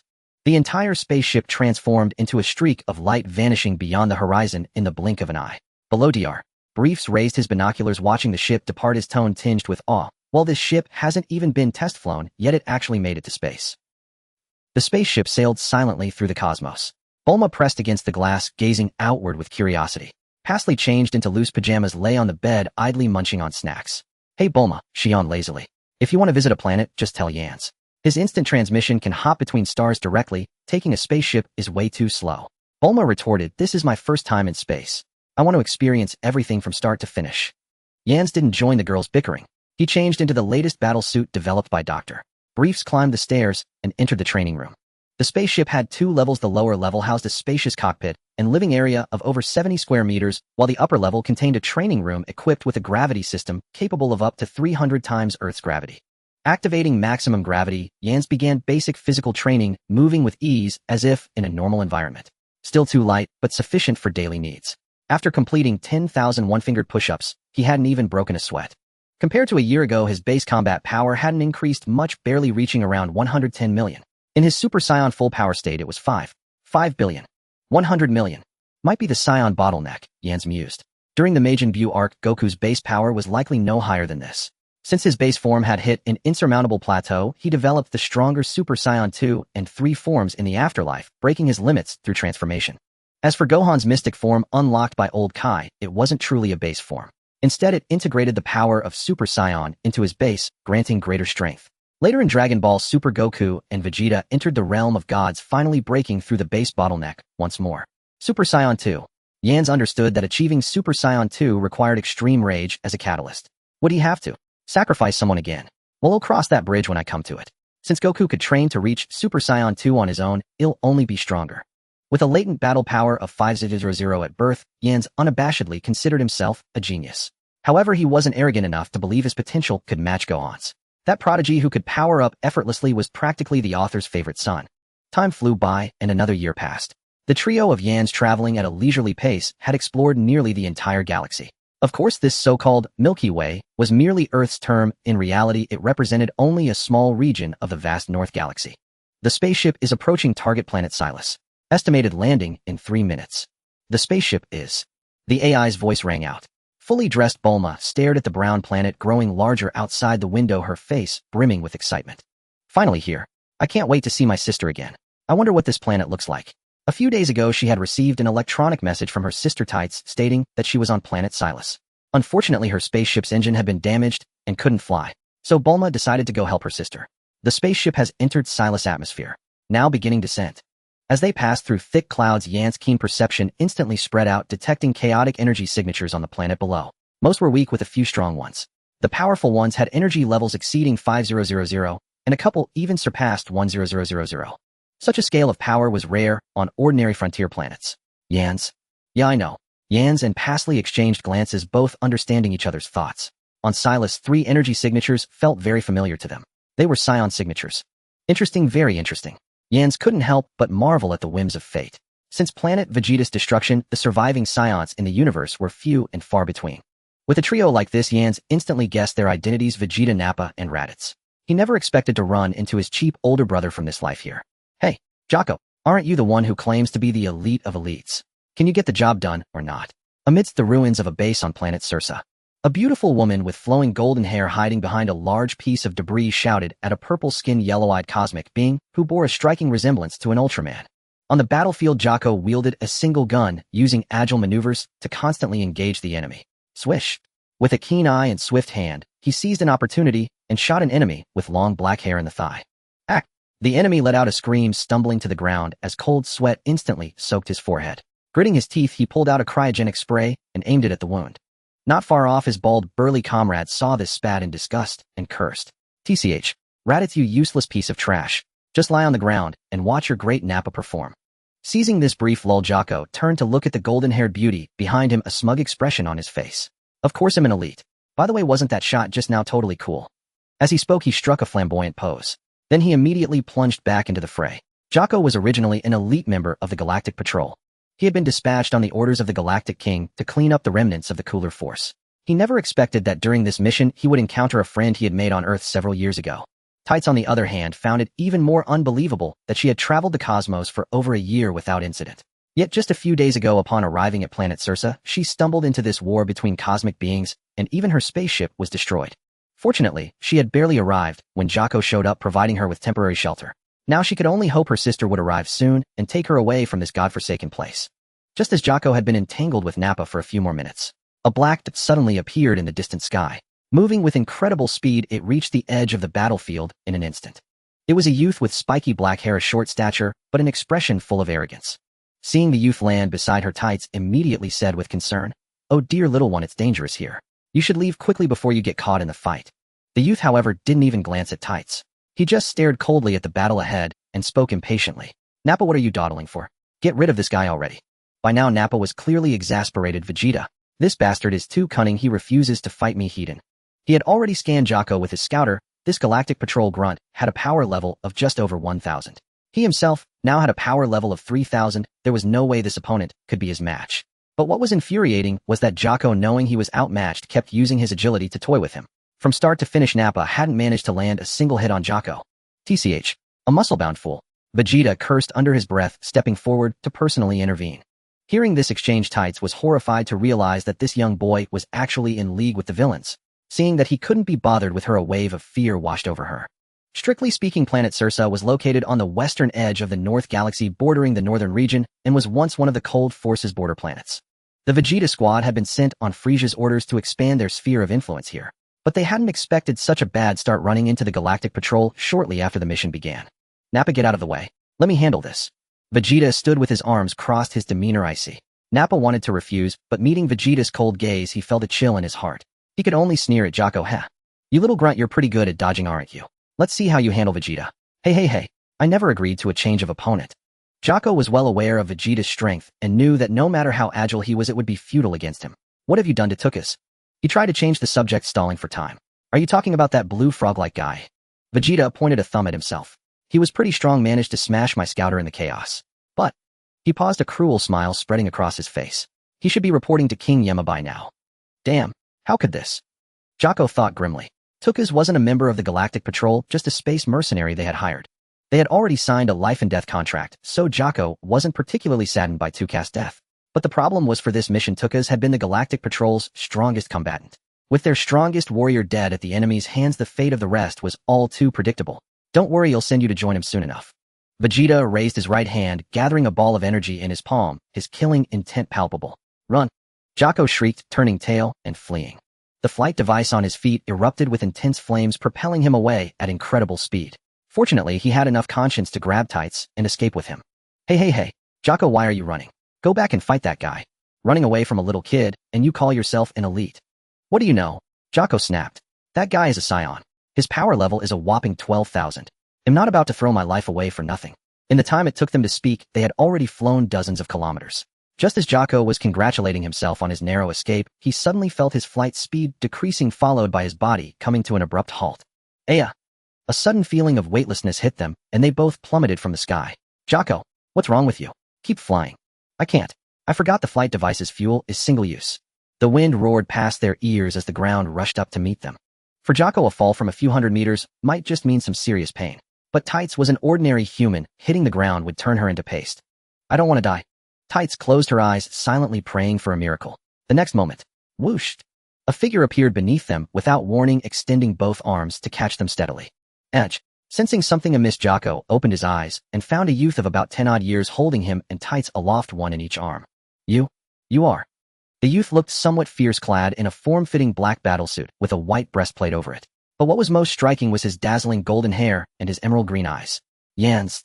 Tights cried out in joy. She had seen Yans over a year ago when she visited home, and she had a strong impression of this handsome little brother. "Tights, long time no see." Yans descended slowly, placing them both gently on the ground. Back on solid ground, Tights let out a long sigh of relief. She looked around and asked, "You came at just the right time. Where's Bulma?" "They'll be here soon. I came on ahead." "Oh, I see. That's great. I've had enough of this awful planet." Jocko suddenly interrupted, his gaze fixed on the distance, his expression turning grim. "I hate to interrupt your reunion, but can we get out of here first?" Yans followed his line of sight and gave an enigmatic smile. "It's fine. There's no need to leave." On the horizon, a figure was rapidly approaching. In an instant, a gust of wind swept up as the figure landed right before Yans. "Who are you?" "A helper for these two small fries." Vegeta had come to pursue Jocko, his tone quite relaxed. In his view, while the Galactic Patrol might have some true experts, anyone associating with this yellow-eyed weakling was surely also worthless. Yet what puzzled Vegeta was that this golden-haired man gave him a strangely familiar feeling. He was certain he had never seen him before. The Prince of Science Vegeta. Yans carefully examined the man before him who was shorter by a head and slowly spoke his identity. Oh, surprising. You actually know my name, Prince. Vegeta was taken aback for a moment then sneered. But don't naively think that will save you from death. With that he prepared to execute the three before him. Swoosh. At that moment 2 figures materialized out of thin air beside Yans. Parsley had teleported here with Bulma. What a... Vegeta stared blankly at the 2 suddenly appearing girls. With his level of power, he hadn't even seen how they arrived. It's Bulma, sister. The sisters reunited, completely ignoring the situation, embracing each other, and moving aside to share their experiences of the past year. Hearing their mutual address, Jocko suddenly remembered that Tights did indeed have a younger sister. It was 5-year-old Bulma, who had fixed his damaged spaceship on Earth back then. He glanced at Yans, who was still confronting Vegeta, and carefully edged away, trying to lower his profile. Yans, this guy is also a Scion, right? Parsley looked at Vegeta. Back on the spaceship, she had sensed 3 Scion auras on planet Cereal. This short man was one of them, and the strongest, with a battle power likely exceeding 12000. That was quite impressive. After all, even King Vegeta, once the strongest Scion, barely had a battle power over 1000. Also, Vegeta caught the key word. His gaze shifted to their waists, and sure enough, he saw the telltale tails. You are Scions too. No. Wait, this woman is definitely a Scion, but you're certainly not. Scion hair is always black, and tails are always brown. Yans touched his own hair, his expression calm. You mean this? With a thought, he reverted to his base form. What the? Vegeta was utterly baffled. As the proud Prince of Science, he had never known their hair could change color. Yans felt no obligation to explain. He turned to Parsley and introduced him. This is Vegeta, the former Prince of Science. In terms of blood relation, he's barely my elder brother. Huh, so he's that Prince Vegeta? Now that you mention it, you do look a bit alike. Parsley's eyes widened as she scanned between Yans and Vegeta's faces. Being half-brothers, upon closer inspection, there was indeed some resemblance in their brows. Vegeta was thunderstruck by these words. He remembered. He remembered everything. As a child, his mother had told him she had exiled a royal concubine's son who might threaten their position. At the time, Vegeta had dismissed it, thinking his mother was overreacting. He was an unprecedented prodigy among Scions. Even if that bastard hadn't been exiled, he would never have been a threat. You're Yans. Vegeta finally recalled the name from the depths of his memory. That's right, and Parsley. Parsley puffed out her chest and announced her name. Vegeta glanced at her. The name was somewhat familiar. She was apparently a genius from his generation back on planet Vegeta. Just as he was pondering how these two had ended up together, a voice came from afar. Vegeta, what's going on? Why haven't you killed that Galactic Patrol bastard yet? From behind, Nappa and Raditz arrived late. Huh, 3 more people. Nappa activated his scouter to scan their battle powers. 25, 5. What the hell, they're just weaklings with a power level of 5. The 20 was Bulma. Back on Earth, Yans had taught her a few self-defense moves. As for the 2 with power levels of 5, they were naturally Yans and Parsley. Their control over Ki was so refined that they could appear as weak as 5, or even completely conceal their presence. They seem to be Scions too, Raditz said sharply, noticing the tails at their waists. Oh, you're right. Nappa was also surprised, his gaze greedily sweeping over Parsley. Heh, who would have thought there were still female Scions alive? She might be weak, but she should still be able to bear children. Looks like the revival of the Scions is possible. Nappa's face was lecherous. Despite being over 2 meters tall, he preferred petite women like her. Yant's gaze turned icy cold. Nappa's loose tongue infuriated him, seeking death. He was about to strike, but a blur of motion had already moved ahead of him. Parsley vanished from her spot in an instant, stirring a fierce gust of wind. Before Nappa could react, he felt as if a high-speed meteor had slammed into his chest. Boom. A dull impact echoed. Nappa's body arched at an impossible angle, nearly folding in half. He flew backward faster than a meteor, shattering countless ruined buildings along the way, and was finally embedded deep into a mountain over 10 kilometers away. Rubble rained down, raising a huge cloud of dust. However, the iron law of smoke means no injury did not apply to him this time. What? Vegeta's eyes bulged, his jaw nearly hitting the ground. He whipped his head around to stare at Parsley. There stood the girl, barely over 1.5 meters tall, who had already drifted lightly back to her original spot. A filthy mouth deserves a beating. Parsley pulled out a handkerchief and meticulously wiped her fist, as if she had just squashed a disgusting insect. Tell me, what was her battle power just now? Vegeta shouted at Raditz. His own scouter was broken, so he had to rely on Raditz to report. Raditz snapped back to reality, his hands trembling as he checked the data recorded by his scouter. After verifying it several times, he stammered. It was only 5. No change. Useless. Give it to me. Vegeta didn't believe it. He snatched the scouter from Raditz and operated it himself. However, he soon found that Raditz was telling the truth.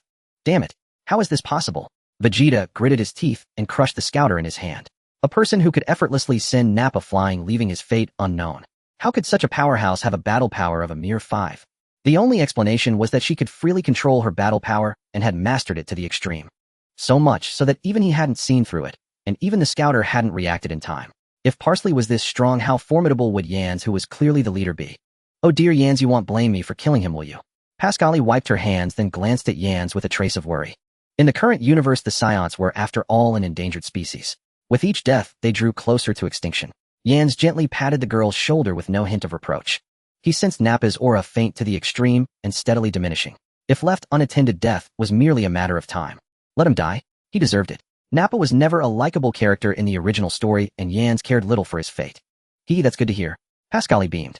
Through her long association with Yans and the influence of life on Earth, her temperament had become quite gentle. But at the end of the day, she was still a Scion. Killing a fellow tribesman with her own hands would never burden her conscience. Just what kind of monsters are you? Raditz's legs gave way, nearly sending him to the ground. He had followed Vegeta for years, weathered countless battles, and encountered many formidable figures.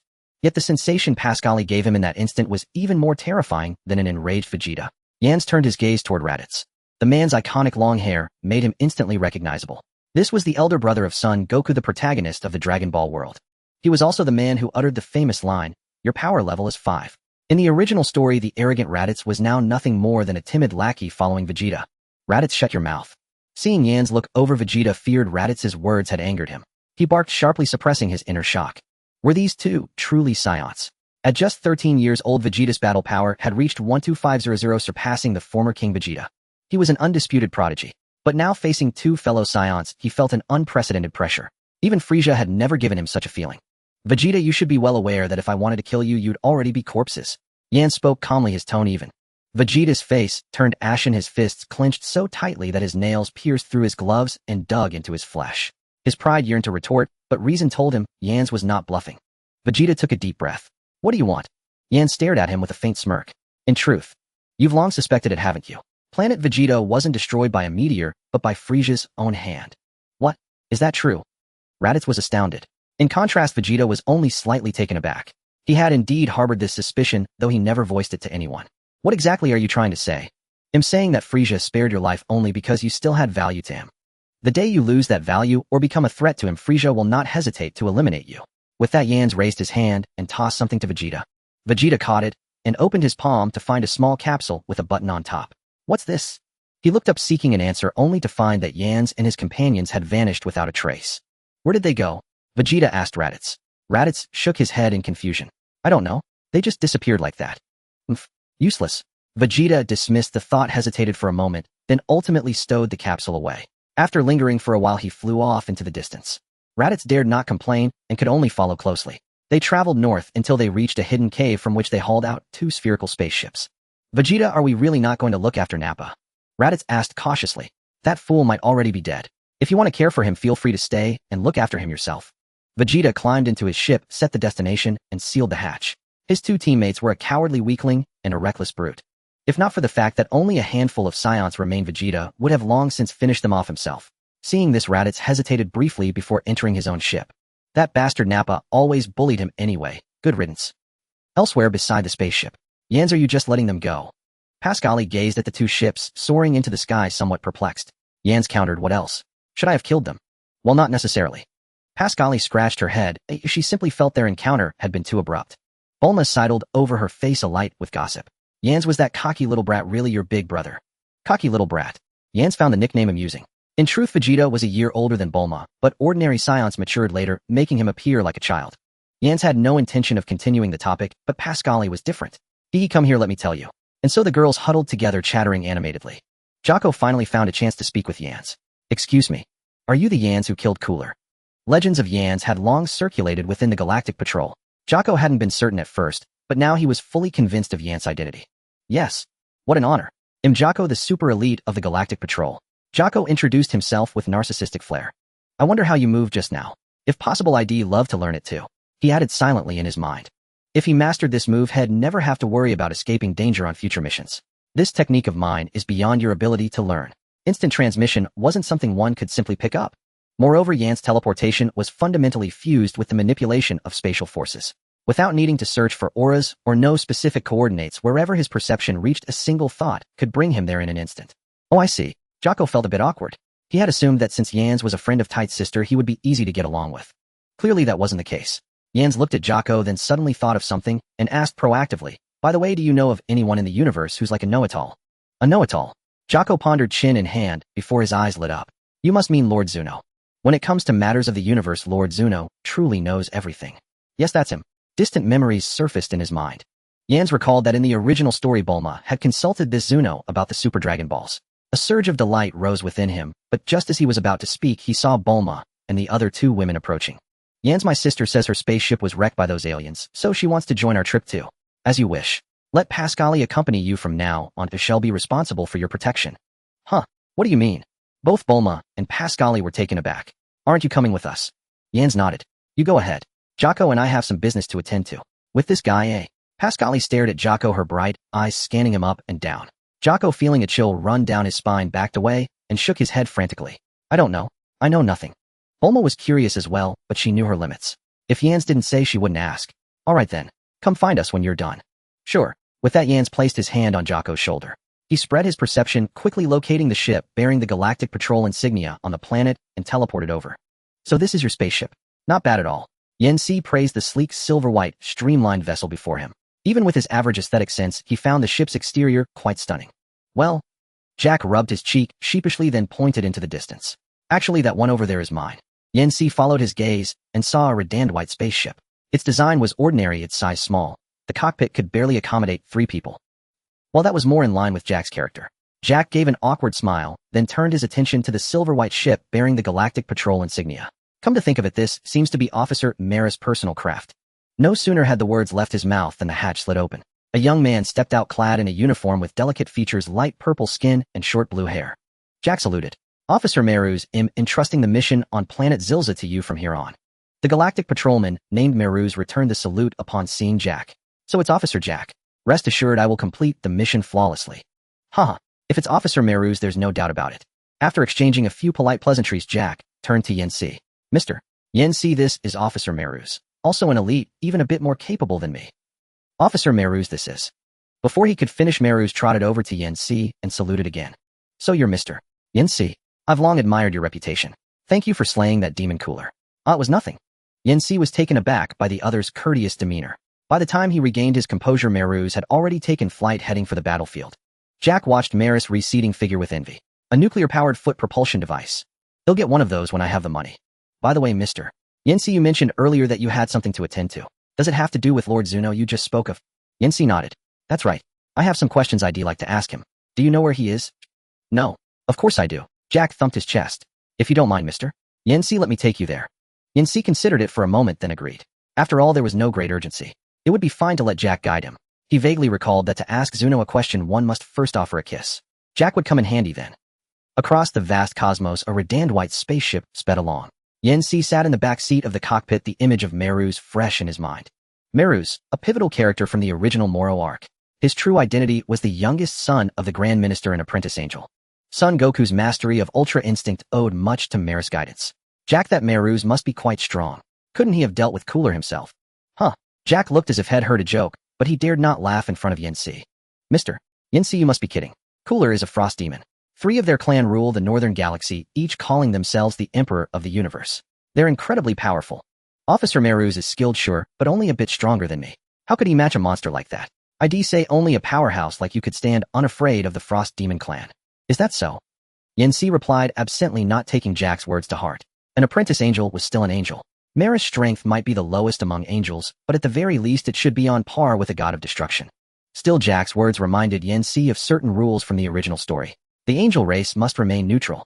If they used their angelic powers to interfere in universal affairs, they would vanish. Since joining the Galactic Patrol, Meruz had always relied on technological gadgets to punish evil and promote good. Seeing Yancy fall silent, Jack found the awkward atmosphere unbearable and started chatting on his own. "Say, Mr. Yancy, do you have a girlfriend?" "I used to have one, but we broke up a while ago. That foolish woman simply didn't know what was good for her. But she was right about one thing. She said I was a good guy and that I'd find a girlfriend more suitable than her someday." Haha. Well, of course. I am an elite after all. Yancy. This Jack was quite the chatterbox, actually proud of being friend-zoned. Galactic Patrol spaceships were among the fastest in the universe, capable of crossing the galaxy in just a few days. After only 6 hours, Yancy spotted a strangely shaped asteroid. "Mr. Yen-Si, this is Lord Zuno's planet. As he spoke, Jack parked the ship at a nearby docking bay. The two followed the signboards, venturing deeper. Soon they came upon an imposing residence. Its appearance reminded Yen-Si of the samurai estates from his past life in Japan. However, it incorporated far more high-tech elements. Taking an elevator to the main gate, they were stopped by several large-headed aliens with samurai top-knots. Halt, Jack explained. We wish to ask Lord Zuno some questions. Do you have an appointment? Lord Zuno only sees guests who have booked ahead. Well, Jack flushed with embarrassment, then put on a brazen smile and pointed to the Galactic Patrol emblem on his uniform, whispering, I'm an elite of the Galactic Patrol, you know. If you could make an exception. I'm sorry. The samurai top-knot alien cut him off with a deadpan expression. If you make a reservation now, you'll only have to wait until 7 years from now. 7 years? Yen-Si frowned. While he wasn't in a hurry, 7 years was far too long. Just as he considered demonstrating a bit of his power to gain passage, the gate suddenly swung open, and another samurai top-knot alien rushed out. He whispered something to his companion, then turned to Yen-Si, bowing slightly. This way, sir. Lord Zuno is willing to receive you. Very well. Though uncertain of the reason, Yen-Si didn't mind, as long as he could see Zuno. Crossing a wide corridor, Yen-Si and Jack arrived at the main hall. Inside, Zuno sat upright on a tatami mat. His appearance resembled that of the samurai top-knot guards, but he was several times larger. Traveler from afar, state your question. Zuno lifted his eyelids, revealing a pair of dead fish eyes. Huh. No tribute required this time. Jack had been prepared to kiss Zuno, but not having to offer a kiss was certainly for the best. Yen-Si took a deep breath, then slowly exhaled. Please tell me the method to travel between different universes. No sooner had Yen-Si finished speaking than he heard Zuno's voice resounding without hesitation. There are a total of 12 different universes in the world. The universe we inhabit is called the 7th universe. To traverse between different universes, there are 2 methods. One method is to rely on the power of the gods. The spatial leap of the angels, the instantaneous movement of the supreme kais. Similarly, the power of the gods of destruction is sufficient to shatter the barriers between universes, enabling traversal. The other method is to utilize the power of space. If a mortal masters the ultimate laws of space, they too can accomplish a direct leap akin to that of the angels and supreme kais. The power of space. Yen-Si's eyes lit up. He just happened to possess the power of space. If it's ordinary space power, is it impossible to cross universes? Yen-Si pressed on. He was self-aware. His spatial power, though seemingly wondrous, was far from reaching its pinnacle. As long as you find the weakest connection point between universes, it is still possible to achieve universe traversal with ordinary spatial power. But this requires an extremely acute perception of spatial fluctuations. And where is this place? The realm of the supreme kais, or the realm of the gods of destruction? The realm of the gods of destruction didn't seem to have a specific location mentioned in the original story. Each time they went, it was led by Whis or Son Goku teleported directly. But Yen-Si knew that the realm of the supreme kais had always been orbiting and monitoring the living world and the other world. The dimensional space it occupied was near the KO realm of the other world. Once in the other world, there should be a way to find the realm of the supreme kais. Can I continue asking questions now? Of course you may ask anything. Alright, then may I ask what the summoning incantation for Super Shenron is? Speak in the divine language. Come forth, dragon of the gods, grant my wish I desire. Yen-Si nodded silently. It was just as he remembered. That superfluous question was merely for reconfirmation. One last question.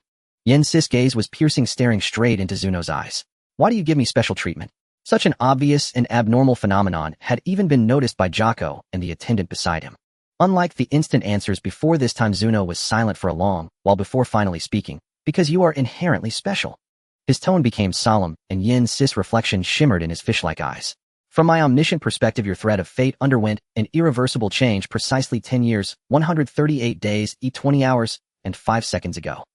It has no beginning nor an end, and even the process in between is a blur. It leads to infinite possibilities, yet it is bound by some unknown rule. Yen-Si's heart tightened. 10 years ago. That was precisely when he was born into this life, descending into the world of Dragon Ball. The original fate was altered. Was it because of the transmigration? Can you elaborate? Zuno shook his head. I'm sorry, I don't know the specifics myself, and furthermore, some things, even if I know them, I cannot speak of. Once spoken, it would lead to unforeseen consequences. Jocko, listening from the side, was dumbfounded. He completely didn't understand what Lord Zuno was talking about. Talk of fate, of unforeseen consequences. This didn't sound like words from an omniscient being at all. Rather, it seemed like an old mystic weaving mysteries. Since it concerned himself, Yen-Si listened with exceptional attention. What should I do then? Become stronger. That's it. That's it. Zuno closed his eyes. Becoming stronger is your only path. When you are strong enough to disregard the rules, perhaps you will see everything clearly. Alright, let this conversation end here. Having said that, Zuno fell silent, closing his eyes to rest. No matter how Yen-Si questioned him, he remained as still as if asleep. Thank you for clearing my doubts. We shall take our leave then. Yancy knew that Zuno had given all the answers he could. He left behind a fruit from the Tree of Might as a token of gratitude, then turned and left. Jocko hurriedly followed, exiting Zuno's residence alongside Yancy. Mr. Yancy, what exactly did Lord Zuno mean by all that? In the spaceship, Jocko asked curiously while setting the course. Traversing universes. Does that mean there's more than one universe? Yes. Yancy didn't elaborate. Jocko tactfully refrained from asking further, though his curiosity only deepened. Nevertheless, out of reverence for the powerful, he forcibly suppressed his nosy nature. Yancy sat in the back of the spaceship, his mind replaying Zuno's words. Fate. Becoming stronger is the only path. What does it all mean? Forget it, I won't think about it. Yancy shook his head, temporarily casting these thoughts aside. In that short span, he had received too much information. He had almost forgotten his original purpose. Rather than agonizing over vague philosophical questions like fate, it was more practical to figure out how to find the realm of the Supreme Kais. KO, where is the KO? Yancy closed his eyes, extending his perception, penetrating into another dimension. Found it. In less than half a minute, he opened his eyes. Having met North KO once before, Yancy remembered his energy signature. To go to the other world again, he no longer needed the gods' help. Teleportation would suffice. Jocko. Yes, what is it, Mr. Yancy? If you have a mission, go ahead. Also, please tell Bulma and the others that I have some matters to attend to, and we'll join them later. Huh, Mr. Yancy, you're going to. Where'd he go? Jocko was about to ask if he needed further assistance, but when he turned around, Yancy had already vanished. The other world at the end of Serpentine Road. Yancy appeared on North KO's planet. Woo-hoo-hoo-woo. It's you. Lord KO is sleeping. Do you need anything? Bubbles and Gregory came up to him. Yancy glanced at North KO, who was snoring loudly under a tree, and waved at the two pets. It's nothing, he'll be leaving shortly. He continued to release his perception, trying to locate the realm of the Supreme Kais. But this time it wasn't so easy. That was to be expected. After all, for a deity at the level of a Supreme Kai, it was impossible for a mortal to easily sense their energy. By the way, do you know the direction of the Grand KO's planet? Yancy asked the two pets. The dimension of the Grand KO's planet was slightly higher than that of the KO planets. From there, he should be able to pinpoint the location of the realm of the Supreme Kais. Yes, we do. The Grand KO's planet is above heaven. Gregory pointed in a direction. Thanks. Yancy placed 2 fingers on his forehead, following the direction, and soon sensed a vast number of energy signatures. The intensity of these energies was generally over 10,000, and some powerful beings even reached the level of billions. They were all individuals who had performed great merits in life, thus retaining their physical bodies to train on the Grand KO's planet after death. Schwa. Yancy teleported, appearing between the 2 most powerful energy signatures. What? Look out. The 2 individuals who had been sparring were startled by the sudden appearance of the stranger. In their haste, they couldn't retract their attacks. Slap. A soft sound. To their astonishment, this unfamiliar golden-haired youth effortlessly caught their fists.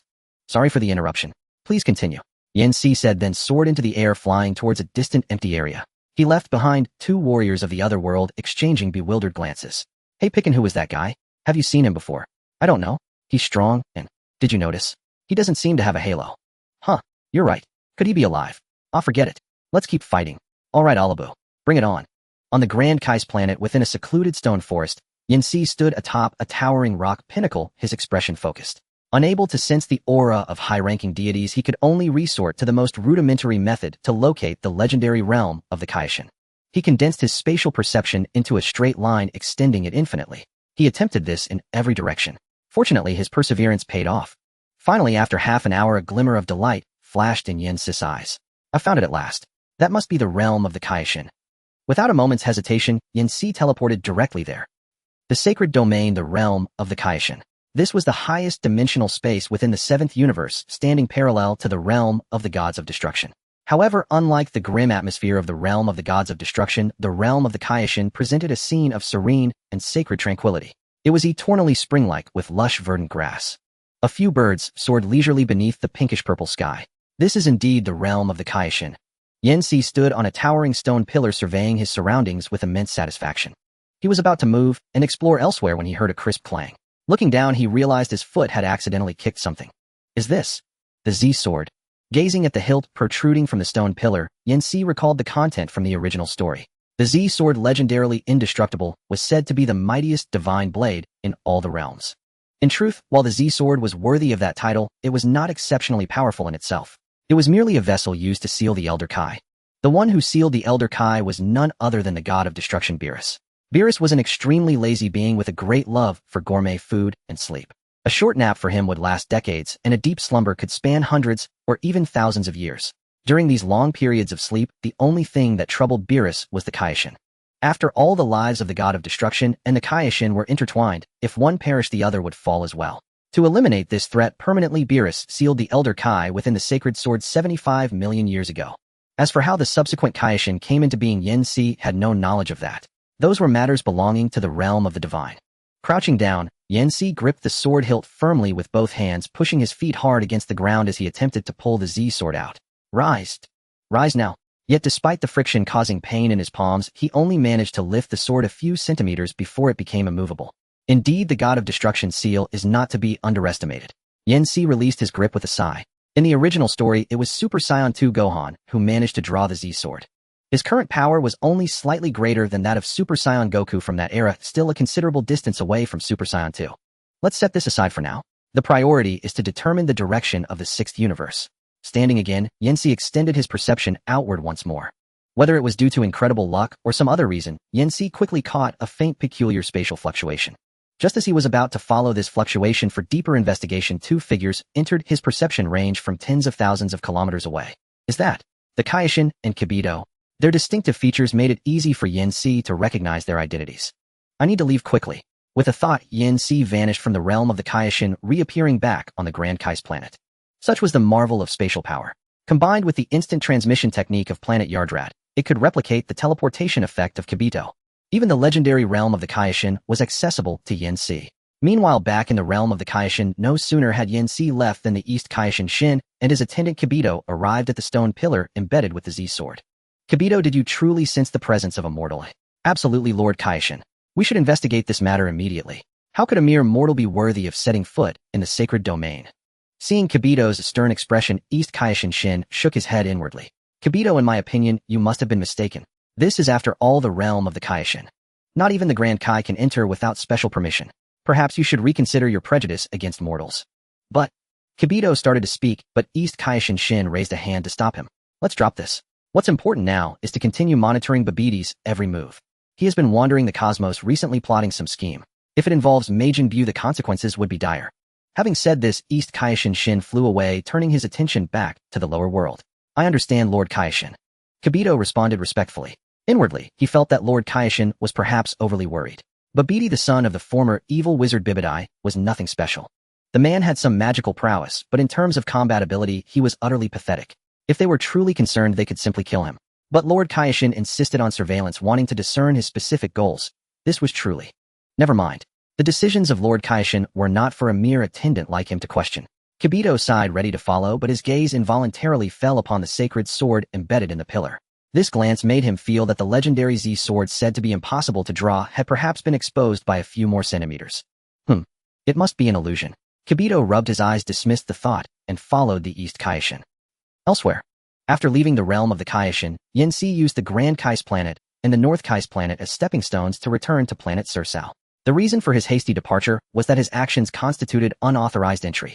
If he were to encounter the Kaioshin and Kibito, explaining things would only become more troublesome. Given the East Kaioshin's limited perspective, he would likely never believe in the existence of other universes. Moreover, there was no rush to enter the sixth universe. At the very least, he needed to obtain the Super Dragon Radar first. Then he could use the radar to locate the scattered Super Dragon Balls within the seventh universe. Speaking of the radar, he'll have to entrust this task to Bulma. Yen-Si thought to himself, then began to search for the key signatures of Parsley and the others. They've already left planet Sursal, I see. They're still traveling through space, not too far from here. Having confirmed their location, Yen-Si activated instant transmission again. Swoosh! His figure materialized in the living area of the spaceship. Yen-Si, you're finally back. Parsley was the first to notice, leaping up from her seat. Tights also put down her notebook, exclaiming in surprise, Jocko just contacted me saying you had business. I didn't expect you to be so quick. Tell us. What did you do with that guy? Bulma trotted over, flanking Yen-Si along with Parsley. Well, it's like this. Since he needed to ask Bulma to build the Super Dragon Radar anyway, Yen-Si decided to simply tell them about the Super Dragon Balls. Super Dragon Balls. Any wish can be granted. The seventh universe. And a sixth universe too. The three women were utterly astounded after listening to Yan's account. Especially the startling truth that there were 12 distinct universes in existence. A fact they had never heard of until moments ago. Wow. Material, such exquisite material. Tight's eyes sparkled as she produced a small notebook from somewhere, scribbling and sketching within it to add new elements to her novel. Bulma cupped her chin, pondering for a moment before saying, a Super Dragon Ball radar. I think I just need to expand the detection range of an ordinary radar to cover the entire universe. I'll give it a try once I'm back. Then fixing her bright eyes intently on Yan, she declared, "But I have one condition." "What condition?" "Traveling between universes sounds like a blast. I'm coming too." "No." Yan's refused without hesitation, showing no leniency. Why not?" "Don't be sad, Bulma," Parsley said, smugly patting Bulma on the shoulder to console her. "They'll bring back souvenirs from the 6th universe for you." Her gloating was cut short, however, as Yan's next words silenced her laughter. "Parsley, you're not going either." "Huh? Why not?" Parsley wore the same expression as Bulma. "No reason. Stay with Bulma until I return." Yan's gave Parsley no chance to argue further. Traveling between universes was something he had never attempted before. Even he wasn't absolutely certain of success. Such unknown risks could not be shared with others. "Fine then." Parsley pouted in dissatisfaction. "When do you leave?" "The sooner the better." "Bulma, could you now?" Bulma sighed helplessly. "Then let's head back to Earth. It'll help you build the Super Dragon Ball radar." Yan smiled faintly. "Thanks, I'll repay you someday." Bulma shot him a look. Same old line every time, as she was almost immune to it by now. Thus, except for Tights, who decided to stay in space in search of novel inspiration, Yan's Parsley and Bulma teleported back to Earth together. In the days that followed, Yan's continued his training while awaiting Bulma's completion of the Super Dragon Ball radar. He had fully mastered the Super Saiyan full power state and could now maintain the transformation for extended periods without strain. Yet the threshold to Super Saiyan 2 remained elusive. Anger is the only way forward through emotional outburst. Yan sat in the gravity chamber deep in thought. Parsley, training nearby, caught his muttering and couldn't help but curl her lip. "Getting angry is easy. Why not play a game with me? Those infuriating teammates will drive you mad."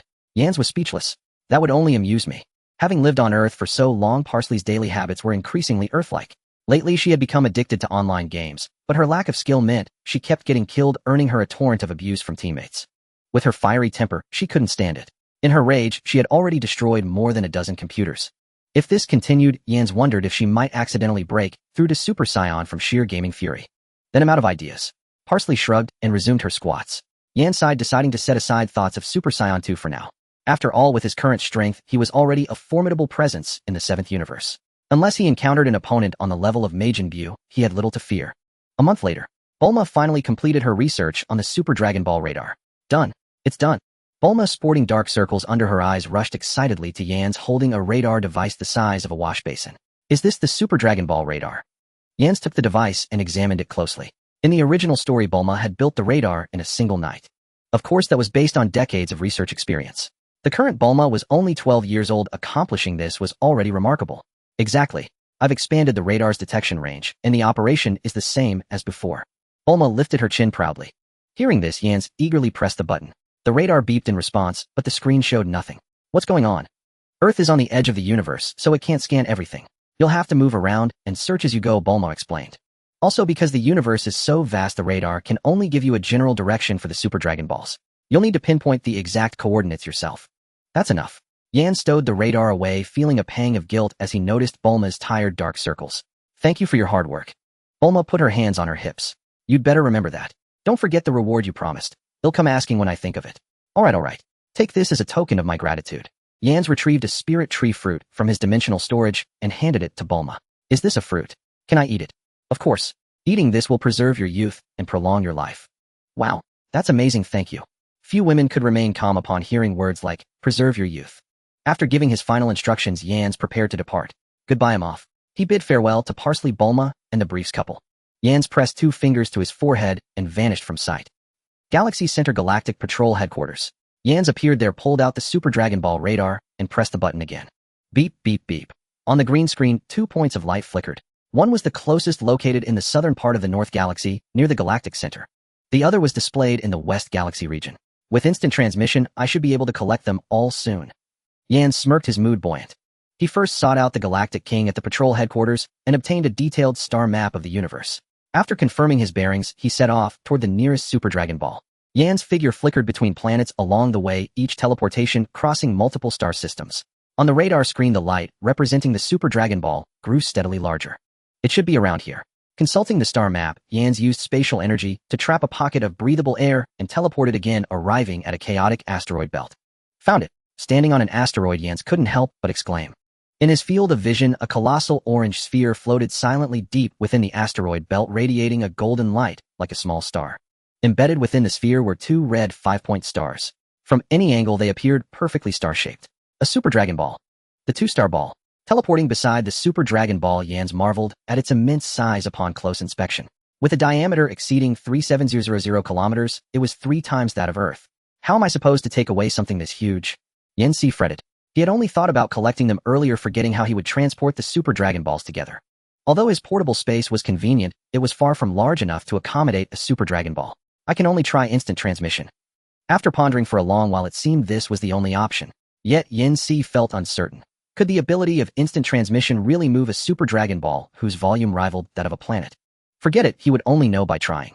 As his hands touched the Super Dragon Ball, a warm energy surged from his palms, seemingly stirring something deep within Yancy's being. But Yancy himself did not notice. He closed his eyes, concentrated, and meticulously guided his spatial power to envelop the entire Super Dragon Ball. The star map of the 7th universe materialized in his mind. After selecting an empty starfield devoid of life, Yancy opened his eyes. Go! A deep azure radiance shimmered on Yancy's body and the surface of the Super Dragon Ball. This was the most arduous instant transmission he had ever executed since mastering spatial power. As both vanished, the golden light in that space dissipated as well, and the asteroid belt was once again shrouded in silent darkness. Hundreds of light years away. This starfield was originally a dark zone with no planets, only drifting cosmic dust. It was only with the arrival of the Super Dragon Ball that light appeared. Leaving it here for now should be fine. Yancy surveyed the surroundings with satisfaction. Then, following the star map, he teleported to an Earth-like planet over a dozen light years away. Such a large-scale teleportation had nearly drained all his stamina, and he urgently needed rest. Fortunately, the life and death Dragon Ball within him served as a supply station. In 5 or 6 minutes, Yancy had recovered to his peak state. Next one is in the outer region of the West Galaxy. Replenished, he didn't linger and continued toward the next Super Dragon Ball's location. In the blink of an eye, 7 days had passed. During these 7 days, Yancy had traveled across nearly the entire 7th universe. In the end, he successfully found 3 Super Dragon Balls. After searching for so many days without a trace of the 4th Super Dragon Ball, it seems the rest must all be in the 6th universe. Gazing at the 3 Super Dragon Balls gathered before him, resonating with each other, Yancy pondered. Not long ago, a question suddenly occurred to him. If he found all the Super Dragon Balls, how would he bring them together? Moving a single Super Dragon Ball across galaxies already exhausted all his stamina. As for crossing universes, that was clearly impractical. Forget it, he'll find them all first. Yancy put the thought aside. If necessary, he could ask Zuno or seek help from Porunga of Namek. There would always be a way. In the afterlife at the end of Snake Way, King Kai was in high spirits today, driving his sports car around the tiny planet. La la la la la, what do sports cars like to eat? The answer is stir-fried sports vegetables. Uft, waha. So hilarious. King Kai laughed heartily, completely unaware of what lay ahead. Suddenly the car jolted violently, as if hitting an obstacle. Oh dear, what the heck? King Kai rubbed his bruised forehead, leaned out the window to look ahead, but saw nothing. Strange, Bubbles, did you see anything? Ooh. Bubbles scratched its head, unable to express anything clearly. Forget it, come help me fix the car. King Kai got out, looking at his dented front bumper on the verge of tears. Yancy, the unwitting instigator of all this, was completely oblivious. After arriving at King Kai's planet, he vanished again in an instant, teleporting to the realm of the gods. Stepping onto this sacred ground, once more he was greeted by the same peaceful and serene scene. This time Yancy did nothing superfluous and directly released his spatial perception. Drawing from his previous experience, he quickly detected an unusual spatial fluctuation. Yancy hovered in midair, advancing along the direction of the fluctuation. He effortlessly found the spot where space was thinnest. This is at the cosmic barrier. Deep azure light swirled around Yancy as if resonating with the space itself. Break! With a low shout, Yancy mustered all his spatial power, condensing it into an invisible blade, and slashed through the void. Rip! The space ahead tore like a thin sheet of paper. Success! Overjoyed at the sight of the spatial rift, Yancy stepped into it without hesitation. This was the neutral space at the border between the 6th and 7th universes. The background of the neutral space was a purplish red. It contained no complex galaxies, only a small sun, and an asteroid larger than that sun, its surface scarred and pitted. In truth, long ago there were many planets here, some even teeming with life. However, due to a battle between the 2 gods of destruction, those planets were all destroyed. And the cause of that universe-threatening battle. It was over Beerus eating a few more pieces of fruit on the cake than Kampa during a birthday celebration. For those lives, it was indeed an undeserved calamity. But none of that concerned Yancy now. How this place looks like.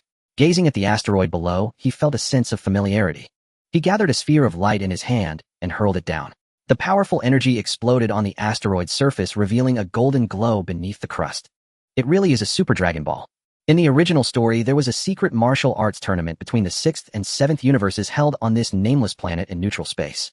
And beneath the surface of this nameless planet lay a Super Dragon Ball. Confirming this, Yancy smashed down several more spheres of light, finally exposing the Super Dragon Ball's true form. Leave it for now. He glanced at the Super Dragon Ball before moving on. Finding another spot where space was thinnest, Yin-Si repeated the process and tore open another spatial rift. Stepping through, he felt as if he had passed through a thin curtain of water, and the world before him underwent a dramatic transformation. The same sacred realm, the same realm of the gods. But unlike the seventh universe, the grass here was purple and the sky green. The atmosphere was also slightly different. Meanwhile, in the seventh universe, the realm of the gods of destruction, Whis watched the events unfolding in the projection of his staff, a mysterious smile curling at the corner of his mouth. Oh my, so it's spatial power, is it? This little one has gone to the sixth universe, seemingly to collect those wishing orbs of the dragon god Zalama. How interesting. He shook his head, lightly lost in thought. Perhaps I should inform my sister. So this is the realm of the supreme Kai of Universe 6, eh? Yin-Si hovered in midair, surveying his surroundings. Suddenly, he spotted two tiny dots rapidly enlarging in the distance. It's the supreme Kai of Universe 6 and his attendant. Yin-Si recognized their identities and vanished instantly. A few seconds later, Fua, the supreme Kai of Universe 6, finally arrived, albeit belatedly. Fua had a round, plump figure, green skin, and small eyes. He appeared somewhat like a kindly old soul. Huff. What was that human just now? Not only did he suddenly appear in the realm of the supreme Kai, but his aura was also rather peculiar. Fua panted heavily. Years of comfortable living had drastically reduced his physical fitness, and even a short burst of rapid flight left him exhausted. The attendant beside him remained unflustered and respectfully reminded, Lord Supreme Kai, I think it's best to report this matter to Miss Bats as soon as possible. That makes sense. If it's Miss Bats, she'll surely know. Fua clapped his hands, approving of the attendant's suggestion. The two hurriedly flew back to their residence, intending to use a special device to contact Bats. Although the Supreme Kai could observe the lower realms, when it came to efficiency, in searching one had to rely on the angels. Found it. Amidst the cluttered room, Fua finally located a transparent crystal ball. Miss Bats, Miss Bats. He called out repeatedly, and soon the crystal ball began to glow. Oh Lord Supreme Kai, what business do you have with me? A clear, melodious voice sounded. Simultaneously, Bats' beautiful countenance appeared on the crystal ball. Even as an angel, she still addressed the Supreme Kai with a respectful title. Miss Bats, it's like this. Fua quickly recounted what had just happened. Within the crystal ball, Bats smiled faintly, her expression serene. I see. Lord Supreme Kai, you need not worry about this matter. I will handle it. Then I'll leave it to you, Miss Bats. Fua nodded in gratitude before terminating the communication. In Universe 6, far away in the realm of the god of destruction, situated in another dimension. Ending her communication with Supreme Kai, Fua Bats picked up her staff and gently waved it. An image instantly materialized in the void before her. In the image, a golden-haired youth was continuously jumping between various planets. So this is the little one Whis mentioned. The technique he uses for travel is quite similar to the Supreme Kai's instantaneous movement. It truly is the power of space. Let me see his destination. Bats waved her staff again, following the direction of Yin-Si's path, and soon spotted a colossal orange sphere hundreds of thousands of light years away. Indeed, it's one of the dragon god's wish orbs. But these wish orbs belong to our Universe 6. If I let you take them so easily, Lord Kampa would be quite angry, you know. Bats chuckled, a glint of cunning flashing in her eyes. It seemed she would have to create some obstacles for this little one. Hey, Bats, isn't dinner ready yet? Just as Bats was pondering, a lazy voice suddenly sounded from behind her. Turning around, she saw a large, obese, purple humanoid cat clad in the garb of a god of destruction. The god of destruction of Universe 6, Kampa. Oh my Lord Kampa, didn't you just eat a month ago? If you don't control your diet, you'll only get fatter. Bats propped her forehead with one hand, while making a Wipingaway motion with the other. But Kampa proved even more shameless, lying directly on the ground and rolling around. I don't care if I get fat. I'm starving to death anyway. In the end, Bats couldn't outstubborn Kampa. She took two objects resembling ostrich eggs from her staff and tossed them to him. Lord Kampa, this is the last cheat meal of the year. From now on, you must strictly follow the diet plan. Kampa carefully caught the two eggs, beaming with joy, and headed towards the palace without looking back. Haha, two dong-dong bird eggs. I'll steam one and fry the other. Bats watched this scene, shaking her head slightly. She was quite helpless when it came to her lord's antics. But then again, Kampa was likely the most impoverished of all the gods of destruction. As a twin universe, the distribution of stars in Universe 6 was similar to that of Universe 7. Even if there were slight differences, they were inconsequential. Thus, the star charts of Universe 7 were equally applicable in Universe 6.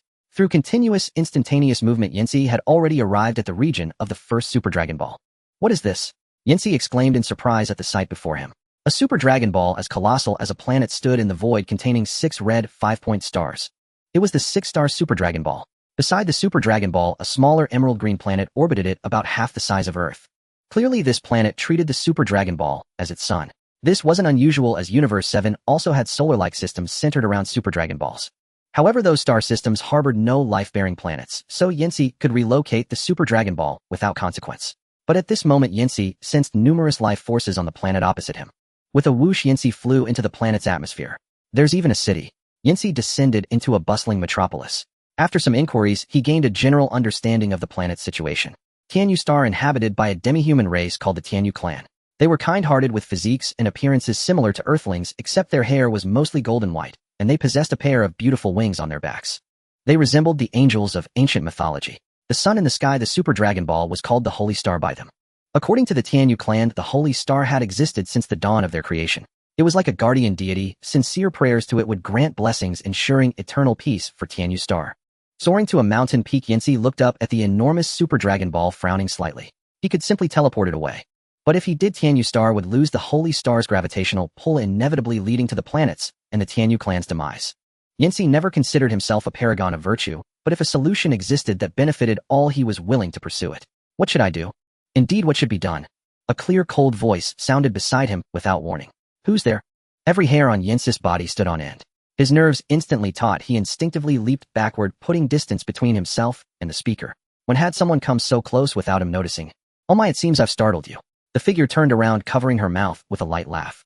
A dark green divine robe, blue skin, white hair tied in a high ponytail, and a blue halo encircling her neck.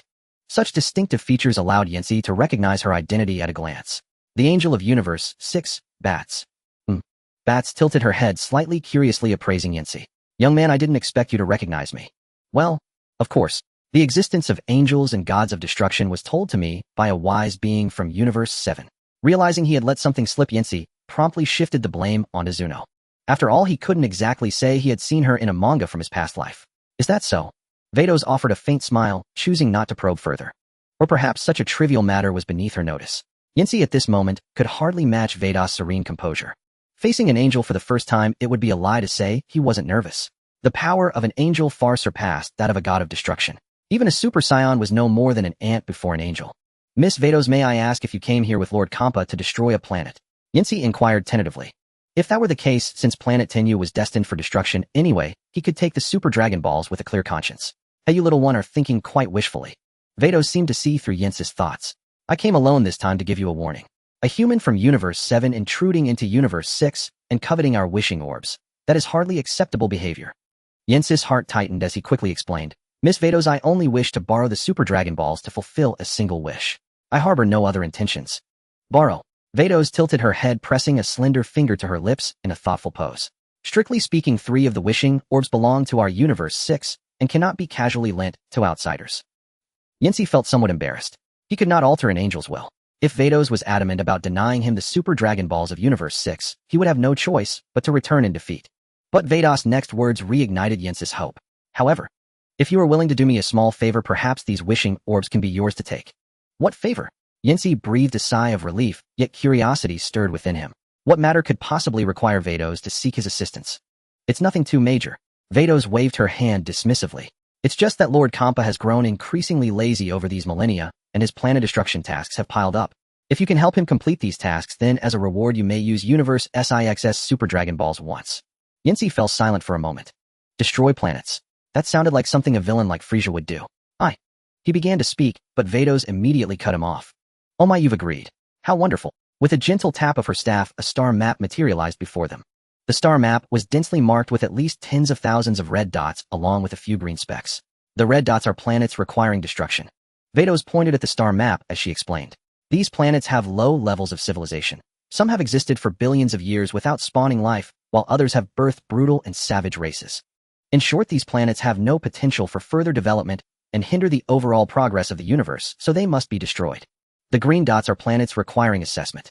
You must judge the state of their civilization yourself. Preserve those with potential for growth and destroy those beyond redemption. As she spoke, Vados pushed the star map toward Yancy. Yancy stared at the countless red dots on the star map, the corner of his mouth twitching involuntarily. Tens of thousands of planets. Just how many years' worth of tasks had Kampa accumulated? And besides, he hadn't even said he agreed yet. Was this coercion? Yet upon careful consideration, it didn't seem to be a bad deal for him. Fine, I'll do it. After much deliberation, Yancy agreed. Carrying out the work of planet destruction on behalf of a god of destruction was following the way of heaven, not an act of evil. Such destruction was in truth for the greater good of the universe. If anyone was to blame, it was the ill-fated planets themselves. Then it's settled. Seeing Yancy truly accept Vados beamed with joy.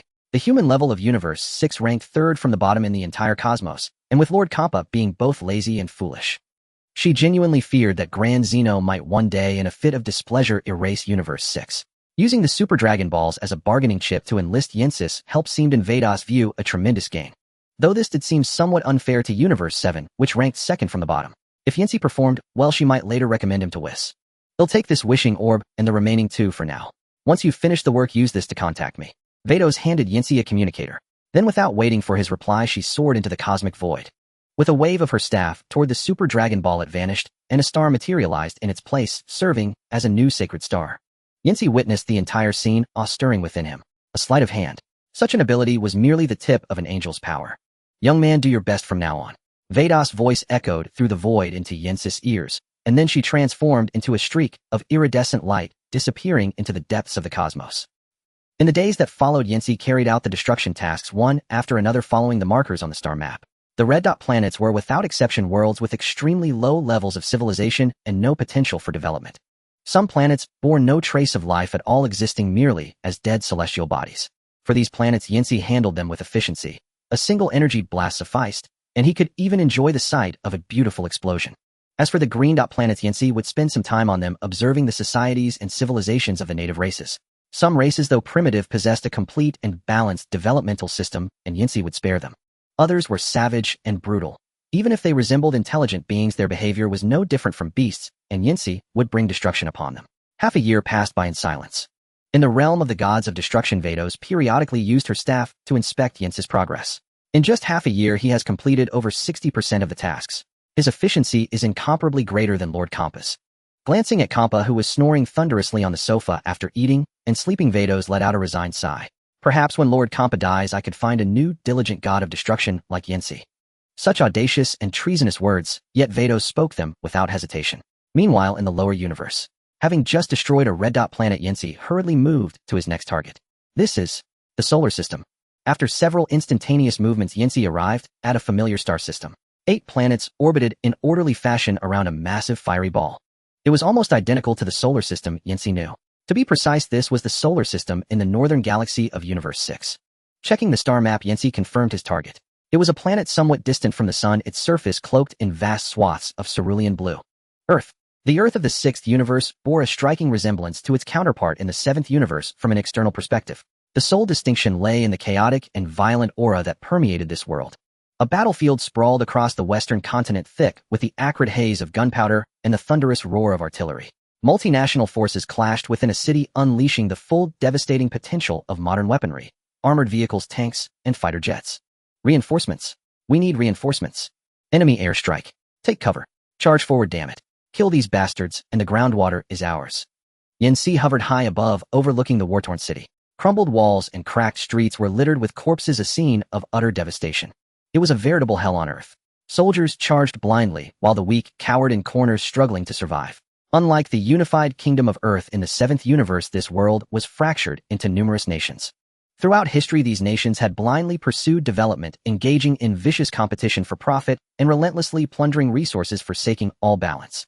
This had led to the severe ecological collapse of the planet. Now they waged full-scale wars over pitiful amounts of fresh water. Utterly foolish. Yensi shook his head, his tone carrying a hint of pity, but far more contempt. He vaguely recalled a mention from the original story.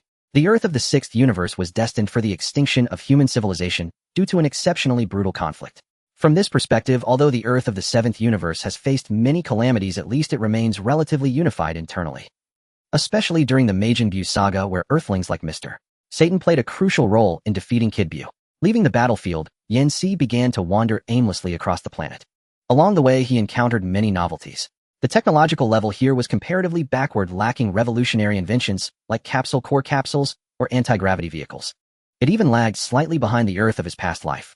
However, the atmosphere for martial arts was exceptionally fervent. In every relatively peaceful city across the nations, martial arts schools had been established. The rulers of these nations were not feeble politicians. They were all formidable martial artists, each boasting a combat power of at least 100 points. The more powerful among them even exceeded 200 points. Undeniably, in terms of martial arts, the Earth of the 6th universe was several tiers above that of the 7th. On the Earth of the 7th universe, truly renowned super experts were few and far between. Master Rashi, Master Shun Teapaipai, and Sun Gohan. Besides them, the Ox King barely qualified. This place is Unknowingly, Yanxi had traversed most of the globe. He now found himself above an ocean in the eastern hemisphere. A peculiar stone pillar stood firmly rooted in the deep sea. Like a divine sea-stabilizing needle, it remained unmoved by wind or wave. Looking up, the pillar's upper section pierced the sky, its peak vanishing into thick clouds. Could this be something akin to Corinne Tower? Yanxi grew curious. He recalled Corinne Tower was located in a western jungle, but this pillar stood in the eastern ocean. Approaching it, he discovered it differed from Corinne Tower's cylindrical shape.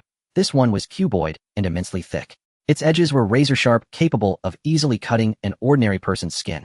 The pillar was carved with intricate patterns of varying depths, providing handholds for climbing. Let's go up and see. Having made up his mind, Yanxi flew straight up, piercing the clouds in an instant to reach an altitude of 8 or 9,000 meters. There is indeed a summit. Yanxi found it wasn't a domed hut like Corinne Tower, but a dwelling resembling a traditional Chinese courtyard house. He landed in the yard and looked around. There were 4 rooms, including living quarters and a training chamber. The furnishings appeared old and were thick with dust. 2 empty rooms remained, their purpose unknown. It seems there are no sins of beings here, and even a guardian like Corinne seems to be a thing of the past. Yanxi mused as he returned to the yard, observing a waterfall cascading from a greater height. The waterfall, by some principle, continuously fed a pond without ever causing it to overflow. Yanxi speculated the source of the waterfall was likely the planet's celestial temple. The waterfall probably served as a connection, much like the power pole. Could it be that martial artists on the ground must climb this waterfall to reach the temple? If so, it would be an insurmountable challenge for those who couldn't fly. Yanxi shook his head, dismissing these irrelevant thoughts, and continued his ascent. Soon a floating island came into view. The waterfall plunged from the edge of the island. The massive floating island was lush with greenery, boasting forests and lakes where rare animals could be seen. The only man-made structure visible was a luxurious villa nestled on a mountainside. Yanxi flew towards it and landed on the balcony before the floor-to-ceiling windows. The scene inside left him utterly astonished. On a bed over 10 meters wide, a group of stunningly beautiful women, either scantily clad or completely nude, posed in provocatively arousing positions. Inside, there was only one middle-aged man, his activities needing no further description. Master, there's someone outside." A woman spotted Yanxi outside the window and screamed in shock. "What?" The man stopped, turned in confusion, and saw Yanxi as well. How peculiar. I never expected someone from the lower world to have the ability to reach this divine island." The man got up, leisurely donned a bathrobe, lit a cigarette, and arrogantly strode to the balcony. "Kid, who are you?" Standing nearly 1.9 meters tall, he looked down and blew out a plume of smoke. Yanxi frowned, and his aura exploded forth, causing the entire divine island to tremble. "Get lost." The single word struck like an attack. The man's body was instantly sent flying backward, shattering the French window and crashing into several women. "Aya!" The women, terrified by the scene, screamed and scattered in all directions. "You? Sir, who exactly are you?" The man scrambled up, blood trickling from the corner of his mouth. He wasn't a fool. Recognizing the other's overwhelming power, his attitude shifted instantly. Yanxi didn't answer. That had been but a fraction of his power. Otherwise, this fellow with a mere 800+ combat power would never have survived. "Are you the Earth's guardian?" "Guardian?" The man was taken aback, then shook his head. "Sir, I know nothing of a guardian, but I am the Lord of Earth." Lord of Earth? Now it was Yanxi's turn to be puzzled. He asked a few more questions to unravel the mystery. It turned out the middle-aged man was once a martial artist on Earth. By a stroke of fortune, he had discovered this floating divine island and consumed an elixir of immortality. Afterwards, he settled here, cultivating continuously, and used his overwhelming power to conquer all nations on Earth, forcing them to pay regular tributes. The reason for the planet's resource scarcity was that everything was hoarded on this floating island. As for the women, they were selected from around the world to satisfy his personal desires. After listening to the other's account, Yanxi fell silent for a moment. He understood as well. This man who called himself the Master of Earth was nothing more than a usurper who had taken over the nest. The true celestial deity of Earth had likely long since died, severing the lineage. The ceaseless wars on Earth tracing back to their roots were largely thanks to this man. If not for his oppressive tyranny, Earth might have been much more peaceful. "My lord, if you desire anything, please just ask." The middle-aged man, seeing Yanxi silent for so long, thought he was waiting for rewards, so he put on a fawning smile. "Wealth, women, even the position of Earth's master. If you wish, I can." Silence. Yanxi spoke calmly. He did have something he was curious about, but it was by no means such superficial things. "Do you still have the elixir of immortality?" He suddenly recalled that in the original story, the old immortal had lived over 300 years without dying, seemingly because he had consumed such an elixir. The elixir of immortality. The middle-aged man's expression shifted, his face somewhat unnatural. "Well, my lord, there were only 3 pills of that elixir, and I have already consumed them all." Yanxi stared into the middle-aged man's eyes for a long moment, confirming he wasn't lying. "Forget it then." As his voice faded, Yanxi's figure vanished from the floating divine island. "My lord, The middle-aged man was startled by Yen-Si's sudden disappearance, unable to sense even his presence. Could this unfathomable ability mean the other was truly a celestial deity? After he came to his senses, he breathed a sigh of relief, feeling a sense of having narrowly escaped death. Meanwhile, Yen-Si did not linger. He left Earth directly heading for his next destination. This Earth was destined for destruction in the future. There was no need to concern himself with it. He had merely asked about the so-called elixir of immortality out of curiosity. It was not something he absolutely had to obtain. As for treasures that could extend one's lifespan, he actually had some himself. That was the spirit tree fruit. The spirit tree fruit was originally a delicacy reserved for deities. Mortals who consumed it could enhance their power, stabilize their spirit, and increase their lifespan. Yen-Si still had over a dozen fruits along with a sapling of the spirit tree. Right? I still have the spirit tree sapling. A sudden inspiration struck Yen-Si. For the spirit tree sapling to grow and bear fruit, it had to absorb the life force of an entire planet. Since his current mission was to destroy planets, why not make the most of it and harvest a batch of spirit tree fruits in the process? These things were like senza beans, though not particularly useful to him. Having them was better than not. No time like the present. Following the star map, Yen-Si arrived at a red-marked planet marked for destruction. The planet's environment was quite decent. However, its indigenous inhabitants were excessively brutal and savage, constantly warring among themselves, driving their civilization to the brink of extinction. While becoming nourishment for the spirit tree is your fortune. Yen-Si's words sounded like those of a typical villain. He took the spirit tree sapling from his portable space. A few years had passed, and the sapling was still the same as before. Go on, bear plenty of fruit. Yen-Si tossed the sapling downward. The moment it touched the ground, its roots seemed to be drawn and burrowing into the soil and spreading outward like a vast net. The entire sapling began to grow at a visible rate. The trunk shot up, branches intertwined, and faint reddish buds began to emerge. From less than half a meter in height, the sapling soared to tens of meters in just a few breaths, and it continued to grow. At this rate, it should be ready for harvest in a few days. Yen-Si estimated the time and decided to complete other destruction tasks, first returning in a few days. The strongest native on this planet had a battle power of just over 1,000, so there was no need to worry about the spirit tree being damaged. Time flew by, and a week passed in the blink of an eye. During this period, Yen-Si had destroyed several hundred more planets. Judging that enough time had passed, he turned back and returned to the planet where the spirit tree was. From space, a colossal tree sprawled across the planet's surface, its thick roots like a giant beast opening its maw to devour the planet. With his keen eyesight, Yen-Si could clearly see fist-sized fruits hanging from the canopy. Most had turned a vivid blood red, with only a few still slightly green and unripe. Not bad, not bad. This planet's nutrients are quite abundant. Yen-Si nodded in satisfaction and flew to the top of the canopy. There a single golden fruit grew. It was the most potent of all the spirit tree fruits, and also the seed for planting the next spirit tree. At that moment, nearby, a native with an ugly lizard-like head was reaching out, seemingly trying to pluck the golden fruit. Yen-Si glanced at the native. Its energy signature was around 30 to 40,000 in battle power, a vast increase compared to the previous strongest native, who had only 1,000. Presumably, it had consumed a spirit tree fruit, leading to its immense power boost. Swish! A beam of light shot out, piercing the native's heart, and its corpse tumbled from the heights. Yen-Si plucked the golden fruit and stored it in his portable space. Then he released his spatial perception and made a rough count, about 30 mature spirit tree fruits with another dozen or so half-ripe ones. The yield was slightly higher than on Yardrat. Can't waste time waiting for them. Yen-Si flew around the spirit tree, collecting all the ripe fruits into his storage, and of course, he didn't waste the unripe ones either. After doing all this, he hurled a ball of energy at the spirit tree. Boom! The spirit tree, unable to withstand the massive impact, exploded violently. At the same time, the planet below, already drained of most of its life force, began to crumble. In a splendid display of fireworks, the planet, along with its billions of years of history, vanished into the vast cosmos. Next target. Yen-Si glanced at the star map and locked onto the next red-marked planet. It was one he had already surveyed, another suitable spot for planting the spirit tree. And so Yen-Si carried out his destruction missions while using the red-marked planets to harvest spirit tree fruits. In just 3 short months, he had gathered nearly 1,000 fruits. The originally numerous destruction tasks were almost all completed. After 9 months of hard work, only the final target remains. Yen-Si was quite satisfied with his efficiency.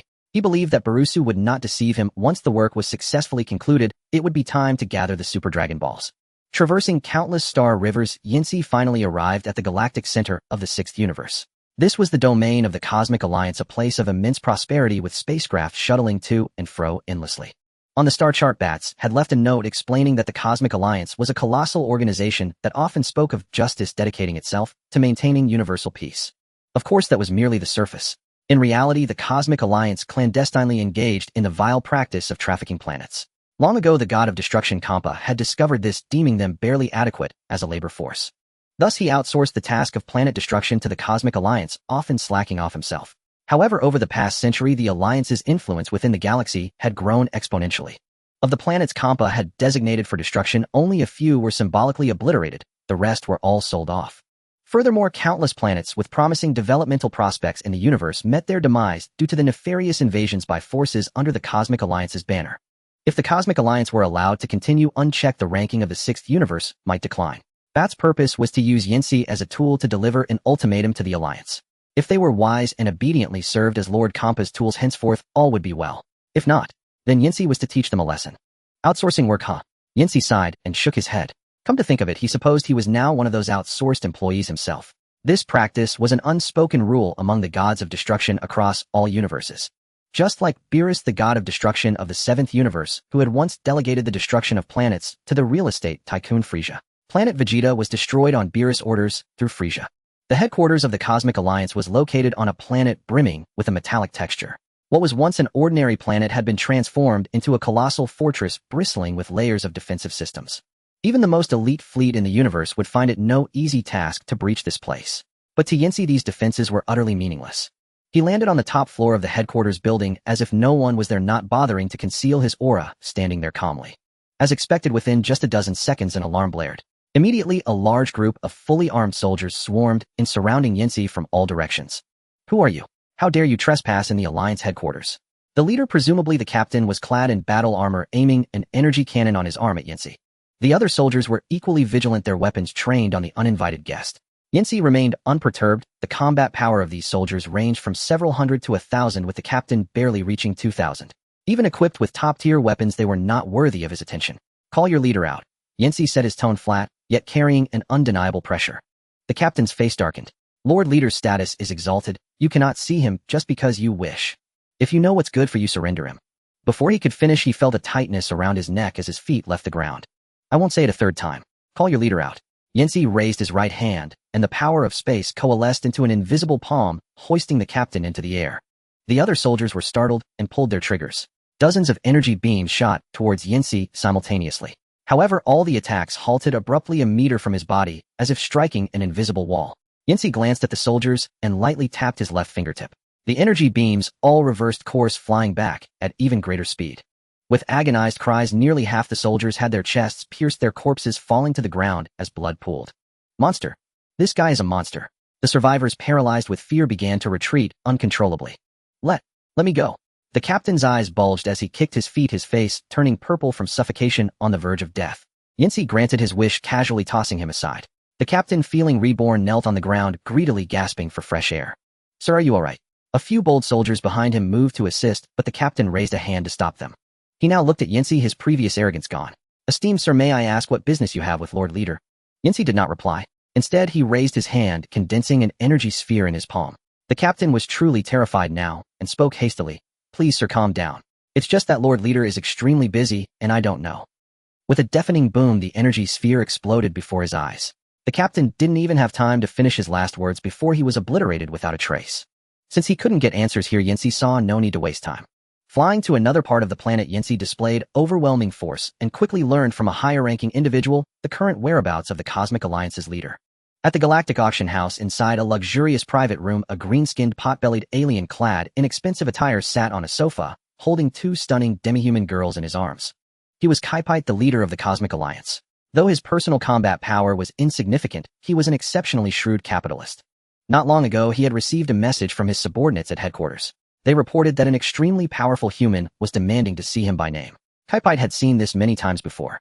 Having navigated the cosmos for years, he had accumulated no shortage of enemies. Many had sought his life in the past, but without exception they had all met silent ends. Hee, Mr. Frost, if I happen to be in any danger later, I'll have to rely on your assistance. His rough hands groped the two girls haphazardly, a lecherous grin plastered on his face, showing no restraint even with an outsider present in the room. On the other sofa sat a blue-skinned alien who bore a striking resemblance to Frieza's first form. He sat quietly, eyes half-closed, savoring the fine wine in his glass. Rest assured, Leader Kaipai. As long as you pay me the agreed compensation, whoever it is, I'll ensure they never return. His tone was exceedingly polite, like a noble gentleman, yet his words sent chills down one's spine. Frost, a rare frost demon in the universe, possessed immense power capable of destroying planets with but a flick of his fingers. Unlike the Frieza clan of the 7th universe, Frost was a being who greatly valued his public image. For years he had been playing the role of a cosmic police officer colluding with the Cosmic Alliance. The Cosmic Alliance would send low-level thugs to attack a planet, and Frost would conveniently appear and drive them back. Over time, this earned him countless accolades and rewards. He had even won the Universal Peace Prize on 3 occasions. Bang!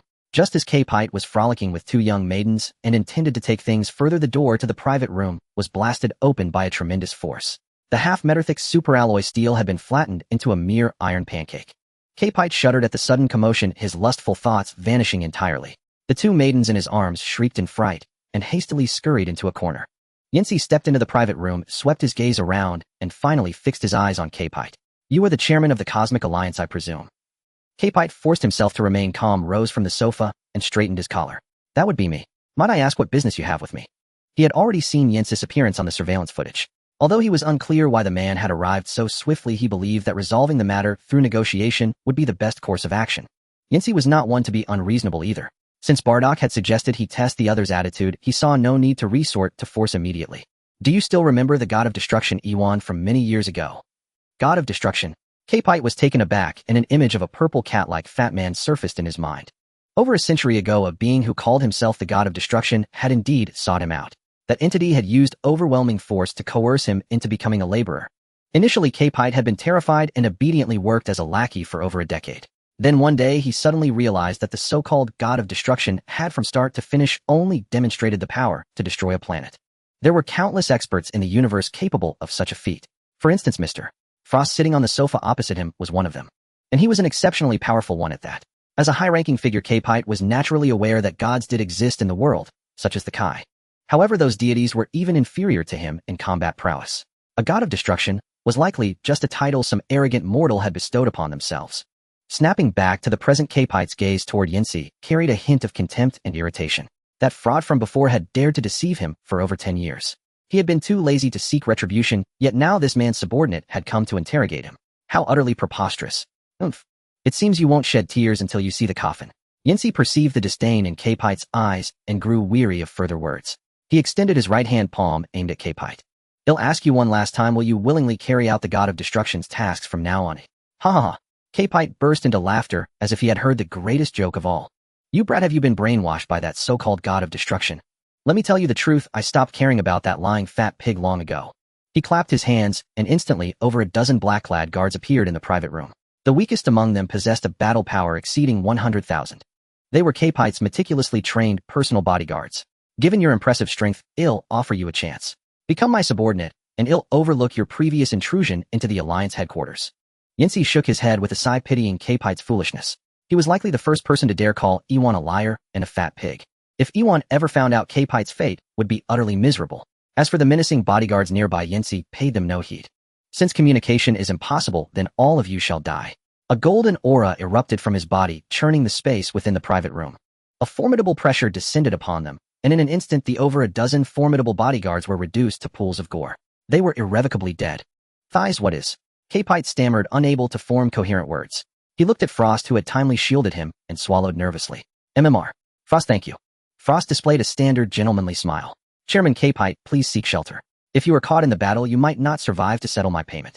"You're right. I'll leave everything to you then." With that, K-Pite hastily fled through a secure passage on the other side of the room, followed by 2 terrified demi-human maidens. Yancy paid no attention to the fleeing K-Pite. He had already placed a spatial mark on him.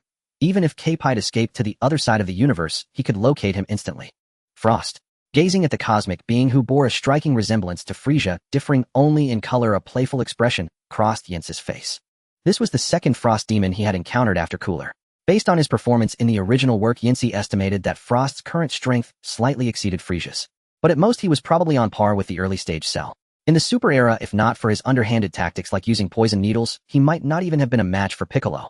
"Sir, would you do me the honor of sparing Chairman K-Pite this once?" Frost wore a gentle smile and spoke in a very courteous tone. Yet Yancy knew he was merely a hypocrite. "And if I refuse, then I shall have to resort to force." Frost sighed as if truly regretful. The next instant his figure vanished from the spot. Simultaneously, a sharp gust of wind struck Yancy from behind.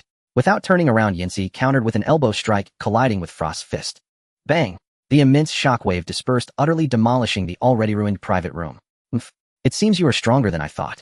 Frost was pushed back dozens of steps and decided to no longer underestimate his opponent. Next, I will use my strongest assault form to defeat you. Hiya! As Frost suddenly erupted with energy, the entire planet housing the galactic auction began to tremble. Many renowned dignitaries rushed out of their private rooms in panic, believing a massive earthquake had struck. Sorry to keep you waiting. In a brief moment, Frost had completed his transformation. His originally slender figure had grown to over 2 meters tall, with robust muscles and a skull that bulged backward resembling an alien. The third form is it. Your battle power is over 100 million. I'll indulge you. Yancey chuckled lightly as he exited the long-maintained Super Saiyan state, his hair reverting to black. Frost was taken aback. So changing hair color enhances your strength. Then let us fight. Clearly he had mistakenly assumed Yancey's base form was his strongest. Swoosh! Both moved simultaneously. White and purple auras shot upward, tearing through the ceiling and ascending into the high sky. Frost threw a punch with lightning speed. Yancey did not dodge, but met it with his own fist. After months of training in the 6th universe, Yancey's base battle power had increased to 1.3 billion. The two were evenly matched, and the battle grew increasingly fierce. Below, onlookers could only see 2 blurred streaks of light colliding repeatedly. It had been a long time since he had experienced such an evenly matched battle. Yancey did not consume senzu beans, nor did he call upon the power of life and death within him. Thus they clashed back and forth, indulging in the thrill of a fierce fight. Huff, huff. The exchange that lasted for dozens of minutes left both of them exhausted. Who exactly are you? Could you be a Scion? But I have never heard of a powerhouse among the Scions like you. After who knew how many rounds the two distanced themselves. Frost stared intently at Yancey, his mind flashing through the appearances of the few Scions he had seen before. The man before him, except for the tail behind him, looked almost identical to a Scion. However, in his impression, although Scions were extraordinarily powerful, they generally had slender arms and legs. Someone with Yancey's prominent muscle definition like this was rare. I have no obligation to answer you. Yancey spoke indifferently. He knew that Frost had probably mistaken him for a Scion from Universe 6. Compared to Universe 7, the basic combat power of Scions in Universe 6 was far greater. In the Dragon Ball Super storyline, Cabba base form combat power could even rival Vegeta's. Hahaha. It doesn't matter if you don't say it, you're going to die here anyway. Frost shrugged helplessly, then pointed his thumb at himself, his tone arrogant. Your strength is indeed impressive, but with just this much it's not enough to defeat me. Listen, don't be scared. I still have one last transformation I haven't shown yet. Is that so? Yancey brushed the dust off his clothes, a hint of a smile curling at the corner of his mouth. Then what are you waiting for? Don't say I didn't give you a chance to transform now. Haha, as you wish. Seeing Yancey's nonchalant attitude, Frost grew angry and decided to torment him for a while before killing him. Hallelujah. Frost began to gather power once more, his purple aura surging wildly. The powerful attraction caused the floating clouds in the sky to converge towards him.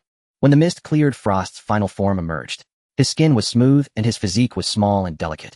Judging from his appearance alone, he seemed completely harmless. But the sudden icy aura surrounding them declared that Frost's combat power was now at least over 1 billion. So what do you think? If you beg for mercy now, maybe I'll spare you. Frost said smugly. This was his most cherished power, the capital that allowed him to dominate Universe 6. So this is all there is to it. Forget it, I'll finish you off quickly. I still need to find that guy Kaipet. Yancey shook his head, his tone somewhat disappointed. What a... Frost's face darkened. Everyone has dignity, especially the dignity of a powerhouse like him, which could not be insulted. Without another word, his figure vanished from the spot, in an instant striking out like lightning. His hand formed a claw reaching for Yancey's left chest. He was going to rip out the heart of this insolent brat. Slap. Just as Frost's hand was mere centimeters from Yancey's chest, Yancey extended his right hand and casually caught his wrist. Thighs. How is this possible? Frost's eyes bulged in disbelief at the sight. His attack in his strongest form had been blocked. Die. Frost gritted his teeth, gathering an energy sphere in his other hand and hurling it fiercely at Yancey's face. If this strike landed, even a star would be destroyed. Boom. The energy sphere exploded on Yancey's face, smoke billowing. Frost seized the chance to free his wrist and retreated dozens of meters, his heart still pounding with fear, a forced smile on his face. Arrogance leads to your downfall. However, as the smoke cleared, his smile instantly froze. Yancey was still floating in place, not only uninjured, but without even a scratch on his lips. Golden aura swirled around him, easily dissipating the previous attack. Bastard. Die, die, die. Frost was terrified, pushing both palms forward repeatedly, unleashing a torrent of purple energy blasts at Yancey. Are you done? A voice came from behind him. Frost spun around in panic, meeting Yancey's jade-green eyes. You? Even the dullest person would have understood by now. So Yancey's strongest state wasn't black hair and black eyes, but golden hair and jade-green eyes. Frost's will to fight evaporated. He turned to flee. Yancey didn't give him the chance. He grabbed Frost's tail with one hand and slapped him hard across the face with the other. Slap. Wah. The immense force struck his face and Frost let out a blood-curdling scream as his body uncontrollably flew out of the planet. Huh, that guy's clever. Yancey couldn't be bothered to pursue, casually discarding the tail in his hand. In that life-or-death moment, Frost had decisively severed his tail and used the force of the slap to escape quickly. Where there's life, there's hope. Now it's Kaipet's turn. Tens of light years away, a luxurious private spaceship was traveling at full speed. Inside the ship, Kaipet slumped on the sofa, his fat trembling slightly with fear. Damn it, who the hell is that brat? He muttered to himself, downing a glass of wine in one gulp, trying to calm his nerves. At the galactic auction, with countless dignitaries present, news of the battle between Yancey and Frost had spread like wildfire. Just moments ago, Kaipet had received word of Frost's defeat and escape. But it's okay, I have another plan. Kaipet chuckled sinisterly, pulling out a communication device from his pocket. Pressing the button, he abandoned his usual arrogant tone and spoke with a hint of respect. Mr. Hit, may I ask? Before he could finish, he was interrupted.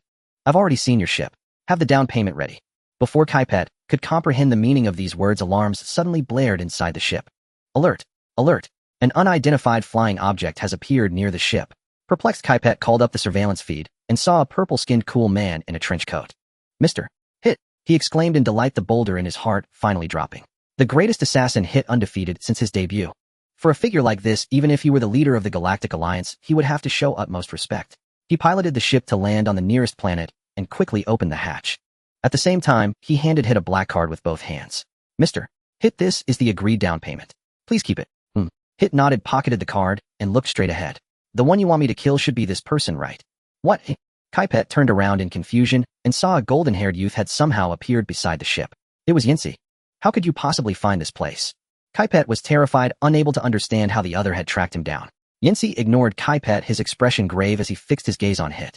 Hit's appearance was no different from what he remembered, and Yancey recognized him instantly. He had miscalculated.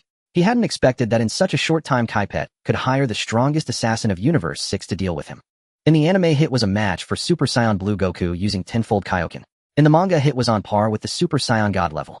Without a doubt, regardless of which version of Hit this was, he could easily kill the current Yancey. Crack. A faint sound of muscle shifting arose, but no one could hear it. The time Dragon Ball within Yancey's body seemed affected, suddenly beginning to activate on its own. Oh, Hit showed rare surprise. Just now his infallible time skip had failed. No matter, he'll just kill you with a single blow from the front. Yancey's mental alarm bells rang wildly, and he tried to teleport away. But Hit was faster. His fist shot towards him like purple lightning. There was no time to react. Bang!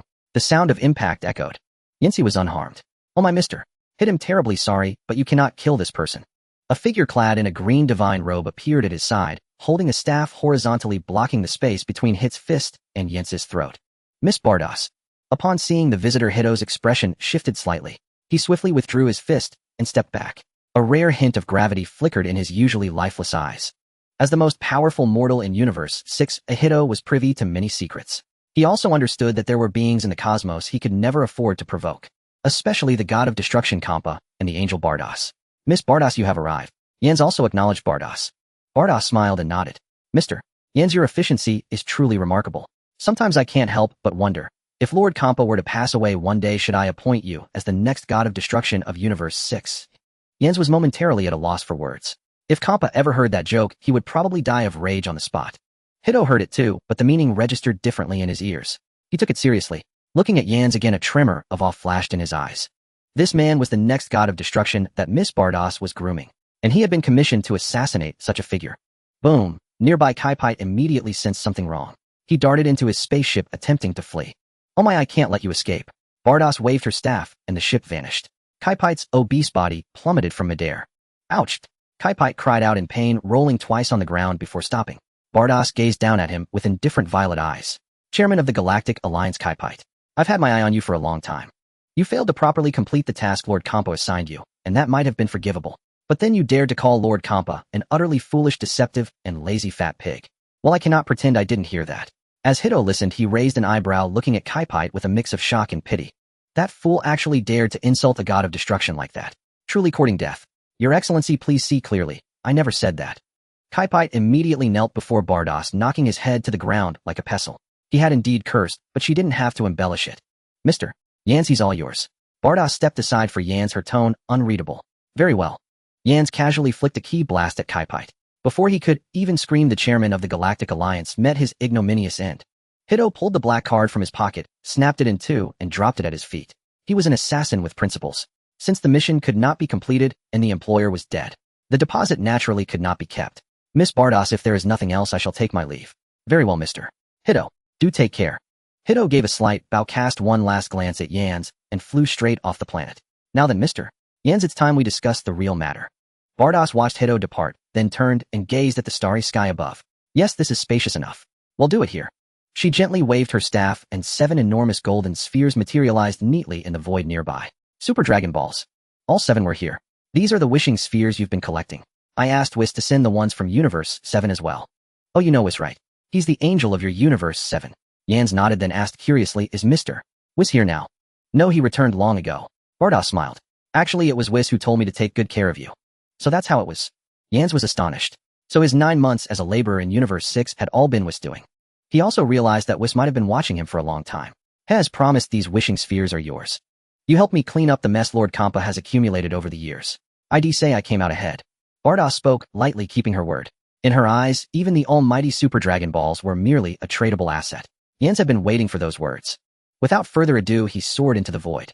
The 7 Super Dragon Balls, each the size of a planet, gathered together, resonated with one another, radiating a blinding golden light that illuminated the entire starfield.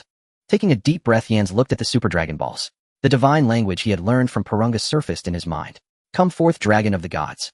Grant my wish. I shall achieve greatness. Behind him, Bardos glanced at Yans in surprise. She hadn't expected this boy from Universe 7 to speak the divine tongue. Ding. As Yans' voice faded, no phenomenon occurred. Even the previous humming fell into utter silence. Yans knew this was merely the calm before the storm. Buzz. Sure enough, after a prolonged stillness, the 7 Super Dragon Balls began to move. They arranged themselves around the 4-star ball, forming a pattern reminiscent of a magical array. Golden lightning crackled between the spheres, and the radiance intensified, blinding to the eye. Roar! A dragon's cry resounded, echoing through the cosmos. In an instant, a sacred aura spread. A golden dragon burst forth from within the Super Dragon Balls. Golden scales, crimson pupils, and a pair of colossal wings. The Super Shinron's form resembled the mythical Yinglong from Yan's past life. Boom, boom, boom. Upon its emergence, the dragon's size began to change. From its initial planet-like scale, it rapidly expanded to the size of a galaxy, then continued to grow.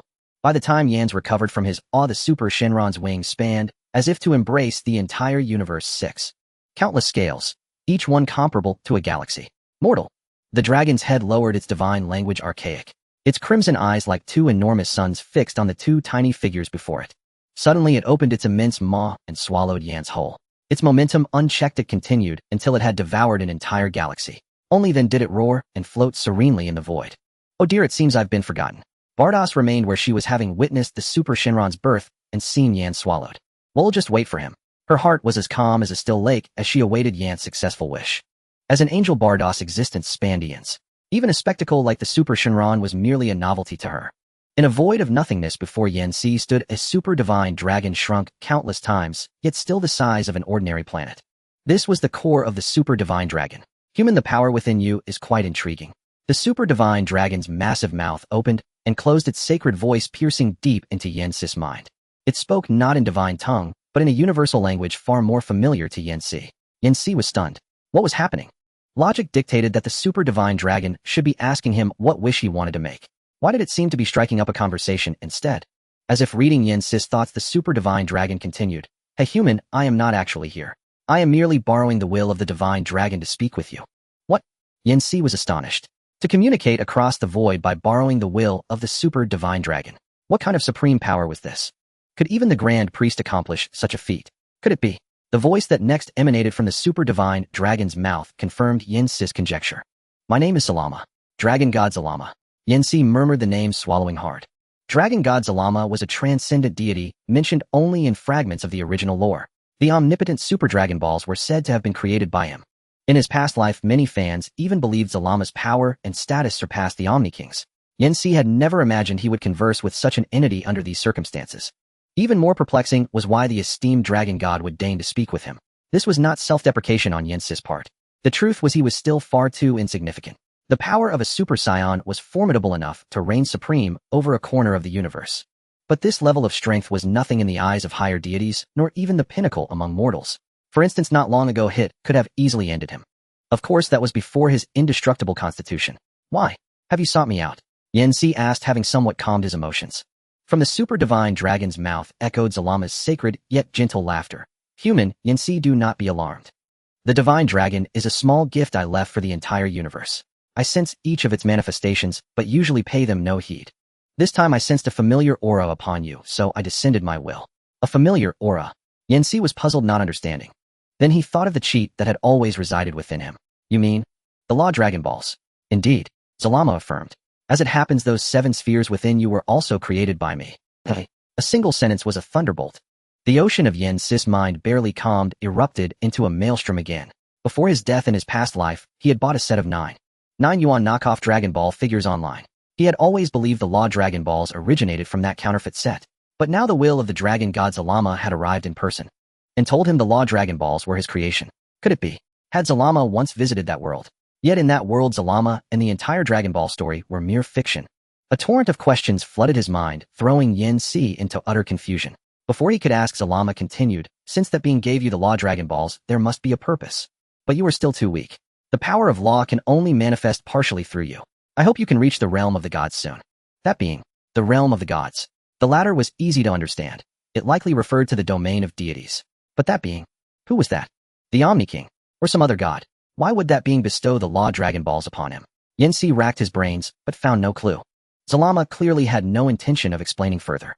Alright, you summoned the divine dragon to fulfill a wish, correct? Speak it now, I will grant it for you this once.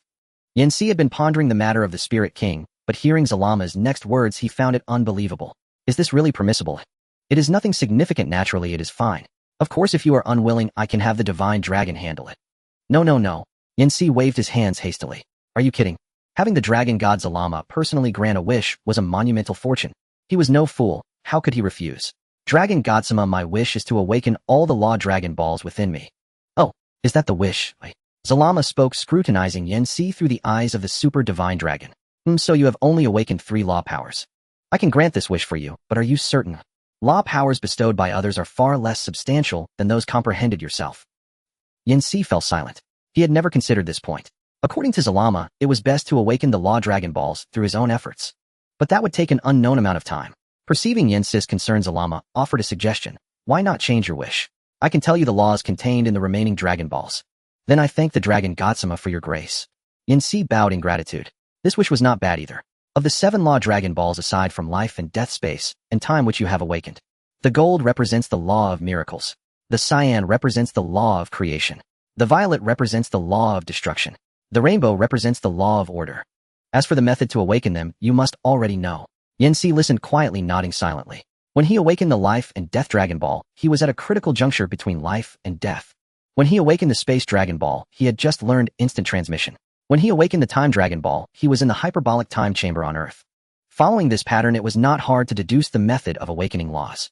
Zing! Suddenly a beam of golden light shot from the super divine dragon's eyes, striking into Yanxi's body. This is the power of miracles. Feeling the golden Dragon Ball slowly rotating within him, Yanxi was immensely surprised. Indeed, you do not possess dragon lineage. Theoretically, there is no possibility of awakening the power of miracles. Thus, I have made an exception to activate your Miracle Dragon Ball. The power of miracles is profound and mysterious. I hope you will wield it well in the future. Human, Yanxi, until we meet again. The moment Zalama's voice faded, Yanxi felt his vision blur, and he was expelled from the core of the super divine dragon. In the void, the super divine dragon let out a long roar, its colossal form slowly dissipating into specks of golden light that merged into the 7 super dragon balls. The 7 super dragon balls then flew away, rapidly scattering once more across 2 universes. In another dimension far from the entire universe. This was the Dragon God Realm. At the center of the Dragon God Realm was a modest, orange-eared planet. A slender figure sat silently upon the planet, after a long while he opened his crimson dragon eyes. Dragon horns, dragon whiskers, a dragon tail. These traits proved he was a member of the Dragon Clan. Beside him stood another Dragon Clan member. Teacher Zalama, did you just visit the entire universe? Seeing Zalama finally open his eyes, this Dragon Clan member ventured to ask. Oh, it is Arunta. Zalama chuckled lightly. Indeed, the divine dragon there was summoned by an interesting little fellow. The Dragon Clan member, named Arunta, showed a rare expression. For teacher to call him interesting, that person from the whole universe must be quite extraordinary. He is indeed unusual. Perhaps in a few years he might become famous across the entire universe. Alright, I will be leaving the Dragon God Realm for a time. Do not seek me out unless it is important. Zalama finished speaking, and his figure vanished, gone to some unknown place. Arunta stood there shaking his head helplessly. Teacher was always like this. Despite being the Dragon God, he forever loathed managing affairs within the Dragon God Realm, preferring to be a hands-off master.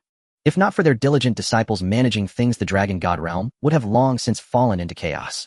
In the entire universe, the sixth universe. After the Super Shinran departed, Barus drifted gracefully to Yan's side. Mr. Yan's, congratulations on having your wish fulfilled. She was unaware of the exact events within the Super Shinran's body. However, with an angel's perception, she could detect a subtle shift in the aura emanating from Yan's. Haha, this is all thanks to you, Miss Barus. Though the wish ultimately granted differed somewhat from his initial expectation, it was on the whole an improvement. Through his conversation with the dragon god Zalama, Yans felt he had vaguely touched upon an unknown facet of the Dragon Ball world. This was for the best. After all having traversed here, it would be far too regrettable to merely spend a peaceful life confined to the seventh universe. By striving to grow stronger, he would one day behold a vaster world. You're welcome, it's what you deserve. Barus gave a faint smile. So do you plan to return to the seventh universe, or would you like to stay and continue working for Lord Kampa? Well, I'd better hurry back to the seventh universe. Oh my mister. Yans, you're so heartless, boo-hoo-hoo. Haha. Yans let out a dry chuckle, knowing that fake crying was one of Bear's trademarks. In that case, farewell then. You can find your own way back, can't you? I can. The two bade each other farewell. Watching Barus vanish into a distant rainbow of light, Yans then used instant transmission and disappeared from the spot. Seventh Universe, Earth. West City Capsule Corporation. Yans materialized in the vast outdoor courtyard. Taking a deep, invigorating breath, he stretched his limbs languidly. Having been away for 9 months, returning now confirmed that Earth was indeed the most comfortable place. That girl Pasley. I wonder if she's been slacking off in her training without my supervision. Just as Yans began to sense for Polly's aura, he suddenly felt a fierce gust of wind approaching from behind. Reacting swiftly, he turned, and in one fluid motion caught the legs of his assailant. Then with a powerful spin in place, he hurled the attacker into the sky. No fun at all. Can't you just play along for once? A lively, melodious voice rang out as Pasley landed gently. Haha, long time no see you.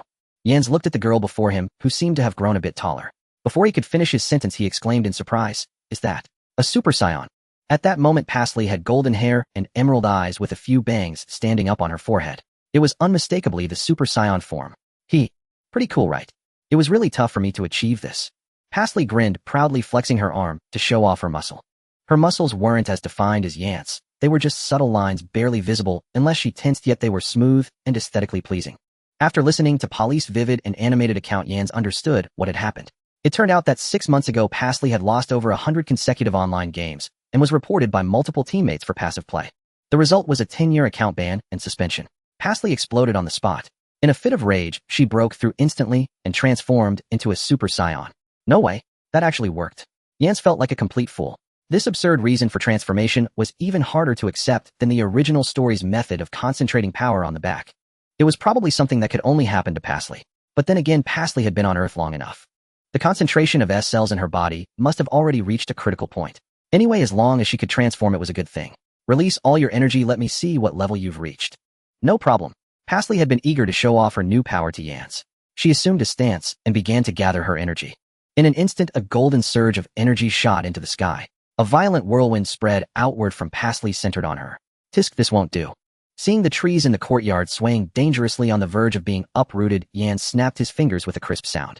Spatial power unfolded. The rampaging energy around them was instantly neutralized. Alright, this is all my power. After more than 10 seconds, Pasley had finished gathering her energy. Within the golden aura, her long hair flowed and her spirit soared. Yans carefully assessed it and soon gave his evaluation. Not bad. If you were to encounter someone like Cooler again, you wouldn't need to worry. A long time ago, Pasley had already reached a base power level of 8 million. Now, as a Super Saiyan in terms of raw energy, she was not inferior to Cooler's final form. However, there was still too much wasted energy. In an actual fight, Pasley could only barely hold her own. Your primary training goal now is to achieve the Super Saiyan full power state. Full power? That's the state you're in now, right? Pasley pointed at Yans' golden hair. Exactly. Starting today, I'll supervise you. Except for sleeping, you must stay transformed at all times. I've tried that before, but it's so tiring. I can't maintain the transformation for very long. Is that so? Yans was not surprised. For a new Super Saiyan, every transformation is a burden on the body. Polly's temperament wasn't as relaxed and natural as Goku and Gohan's from the original story. Under normal circumstances, achieving Super Saiyan full power would likely take as long as it did for Vegeta, at least 2 years. But Yans had come prepared. He turned his palm over and produced a small pouch. Inside are 100 senzu beans. Eat one whenever you're tired. Then he pulled out a larger bag. This contains several dozen fruit from the Tree of Might. Combined with the senzu beans, they should significantly speed up your training. Wow. So many. Polly's eyes sparkled as she looked at the 2 bags. Senzu beans and fruit of the Tree of Might. These were fantastic treasures. Especially the fruit from the Tree of Might. She had only eaten one back then, and its taste was unmatched by any fruit since. Use them sparingly, don't treat them like snacks. Yans cautioned. In all the world, perhaps only he could be so extravagant. In the latter half of the original story, the Z-Fighters would have been reluctant to split a single Senzu bean in two. I know. Pasley eagerly opened the pouch, took out a fruit from the Tree of Might, and bit into it. The sweet and sour juice flowed in her mouth, a warm current nourishing her limbs and clearing her mind. It's not as good as that golden one from last time, but it's still good. Yans shook his head helplessly. This girl, counting the time in the hyperbolic time chamber, was almost 16. Yet her personality was still like a child's. By the way, where's Bulma? At school. Pasley answered indistinctly while chewing the fruit. She said she's tired of university and wants to experience middle school life. Half a year had passed since Yans returned to the 7th universe. Under his supervision, Pasley finally mastered the full power of Super Saiyan. Yet there remained room for improvement. Wow, this amusement park is so fun. Let's come again next time. It's alright. That guy in the haunted house. If he dares scare me again, I'll teach him a lesson. Eastern Metropolis, one of Earth's 5 super cities, had recently unveiled a new amusement park. Bulma and Pasley, intrigued, dragged Yans along to explore. Though the eastern and western metropolises were tens of thousands of kilometers apart, the distance posed no challenge to the trio, a mere instant transmission away. In a single day, they had ridden every attraction. As they exited the park, dusk began to fall. Yans, I'm hungry. Let's go eat soon. Walking along, Pasley rubbed her growling stomach. Yans shared the sentiment. There's a restaurant ahead. Let's have dinner there. Great. Let's hurry. Watching the two eager Scions, Bulma followed behind, sighing softly as she silently mourned for the restaurant owner. After tonight, that establishment would likely need a long rest. Soon dish after dish was served. Yans and Pasley began feasting with gusto. Boss, another bowl. They'll take 3 more. The surrounding patrons stared in astonishment. Could a human stomach truly hold so much? Sir, I'm terribly sorry, but we've run out of food. Half an hour later, the restaurant owner gazed at the mountain of empty plates before him, his face etched with distress. All gone. Pasley finished her last spoonful of rice, wiped her mouth with a napkin. All right then. I'm only about 70% full. He'll grab a bite at home.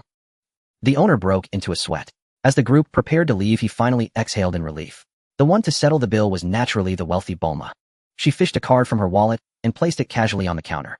This should be the card with the smallest amount. No password needed. Keep the change. With that, the 3 stepped out of the restaurant. Curious, the owner swiped the card through the machine. Tens, hundreds, thousands, 10,000s, 100,000s, millions, tens of millions. Staring at the endless string of zeros, the owner fell into deep contemplation. He pondered what came after tens of millions. Oh, look, someone's fallen into the water. Winter's almost here. How did a young girl end up in such cold water? I heard she stole a piece of clothing. The owner spotted her, and she fell in while fleeing. Still, we can't just ignore her. Who knows how to swim? Let's get her out first. Not far from the restaurant stood a bridge over a lake. A crowd gathered on the bridge, watching the struggling girl and murmuring among themselves. Help! I can't swim. Please save me. The girl floundered awkwardly in the icy water, choking on mouthfuls. In the crowd, a plump, gaudily dressed, middle-aged woman sneered with schadenfreude. Serves her right. That brat dares steal from me. Drowning or freezing. Either way, she deserves it. Beside her, someone tried to speak up, but was cut off. Oomph. You pathetic men, you're only defending her because she's pretty. Stop pretending to be saints. Didn't you know? Her hair was gold at first, then changed color in the water. She must use cheap dye. I bet she's had plastic surgery too. At her age, what good could she possibly become? The biting words drifted through the cold wind into everyone's ears. All fell silent.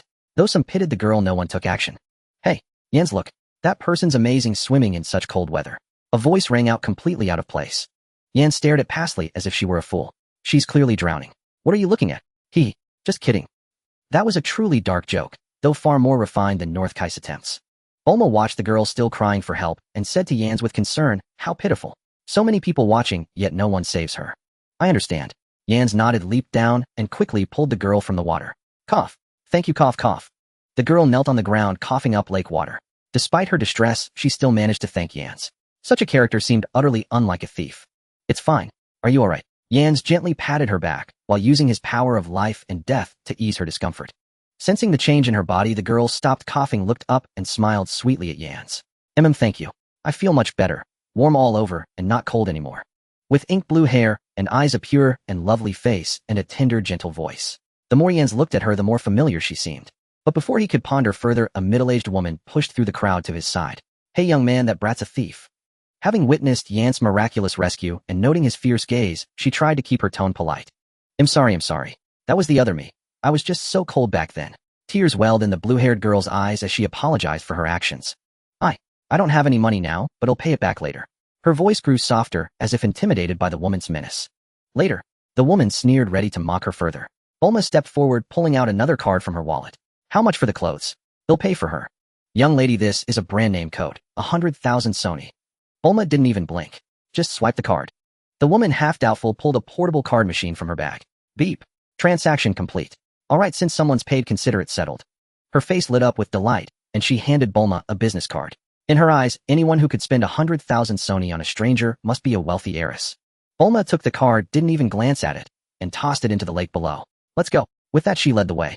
The middle-aged woman stood frozen, watching the four depart, a hint of embarrassment on her face. Before the blue-haired girl, an ordinary person, she had acted superior. Yet in front of true wealth like Bulma's, she dared not utter a word. Thank you. Really, thank you all. The blue-haired girl followed beside Yan's and the others, expressing endless gratitude. Thank you for saving me and paying for me. I will repay you. It's nothing. That little money doesn't matter. Bulma waved dismissively. 100,000 Sony was nothing compared to the meal they'd just had, which cost over 10 times that. Pasley leaned in, curiously examining the blue-haired girl. What's your name? Where do you live? The girl's expression dimmed. My name is Lunch. I used to live in an orphanage, but the director kicked me out for causing too much trouble. So it was Lunch. Yans finally confirmed his suspicion. Lunch, a key female character in early Dragon Ball, second only to Bulma in prominence. A single sneeze could trigger her dual personality, adding much humor to the early plot. Had he not encountered her by chance today, Yans would never have imagined that before joining the protagonist group, Lunch had endured such a tragic past. After hearing Lan Shi's words, Bulma and Pasley exchanged glances, both seeing sympathy in each other's eyes. Hey Lan Shi, if you don't mind, you can come and stay at my place. Bulma took Lan Shi's hand, her tone warm and earnest. Lan Shi's face lit up with joy at first, but then she shook her head. Thank you for your kindness, but I have a split personality. If I live with you, the other me might cause a lot of trouble. Just look at how considerate this girl was, preferring to endure hardship alone rather than burden others unnecessarily. Bulma's heart ached even more. Even the usually boisterous Pasley fell silent, no longer clowning around. It's fine, Lan Shi. You're so gentle, so the other personality must be easy to get along with too, right, Yans? Yes, absolutely. Yans replied, suppressing a smile. They would soon discover just what kind of person golden-haired Lan Shi truly was. See, everyone says so. Pasley and Bulma each took one of Lan Shi's arms, acting as affectionately as three sisters. You're soaked through. Let's hurry back to Bulma's place. She has lots of beautiful clothes at home. With that, Pasley instantly teleported away with the two, not even waiting for Yans. Yans felt a hint of helplessness, then turned his gaze to the lively night market food street, not far away. Since you've left, you'll have to bear the burden of these delicacies alone. At Capsule Corporation. When Yans returned, this was the scene that greeted him. Pasley and Bulma were gathered around Lan Shi, adorning her with various outfits. Yan's perfect timing. Bulma spotted him. What do you think of this outfit?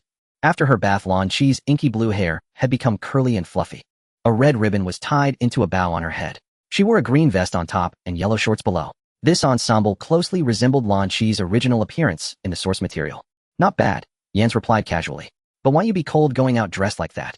It's not like I have to wear it out, I'm just trying it on. I see. Yans had no intention of lingering in the girls' room. Yawning, he returned to his own bedroom and lay down. It was only noon in West City, and with a full stomach, it was the perfect time for a nap. However, before he could fall asleep, he heard a commotion outside the door. Damn it. Are you cops? Where the hell have you brought me? Huh? Lan Shi, what's wrong with you? Yans hurriedly got up again and went to the scene. There, Lan Shi's inky blue hair had turned golden and her eyes had become emerald green. Her voice was no longer as sweet as before, it now carried the distinct flavor of a delinquent girl. Yans, look. What's happened to Lan Shi? Bulma rushed over to him as soon as she saw him. Pasley, on the other hand, relished the drama circling around the golden-haired Lan Shi with a curious expression. Yan's Lan Shi sneezed just now and turned into this. And her battle power seems to have increased a lot. It's like she's a super scion. How fun. Golden-haired Lan Shi placed her hands on her hips, surveying the luxurious decor with a grin. I suppose you brought the blue-haired me here, didn't you? Well, thanks for that. These things look pretty valuable, so we'll just take them all. Naturally, golden-haired Lan Shi was aware of her split personality.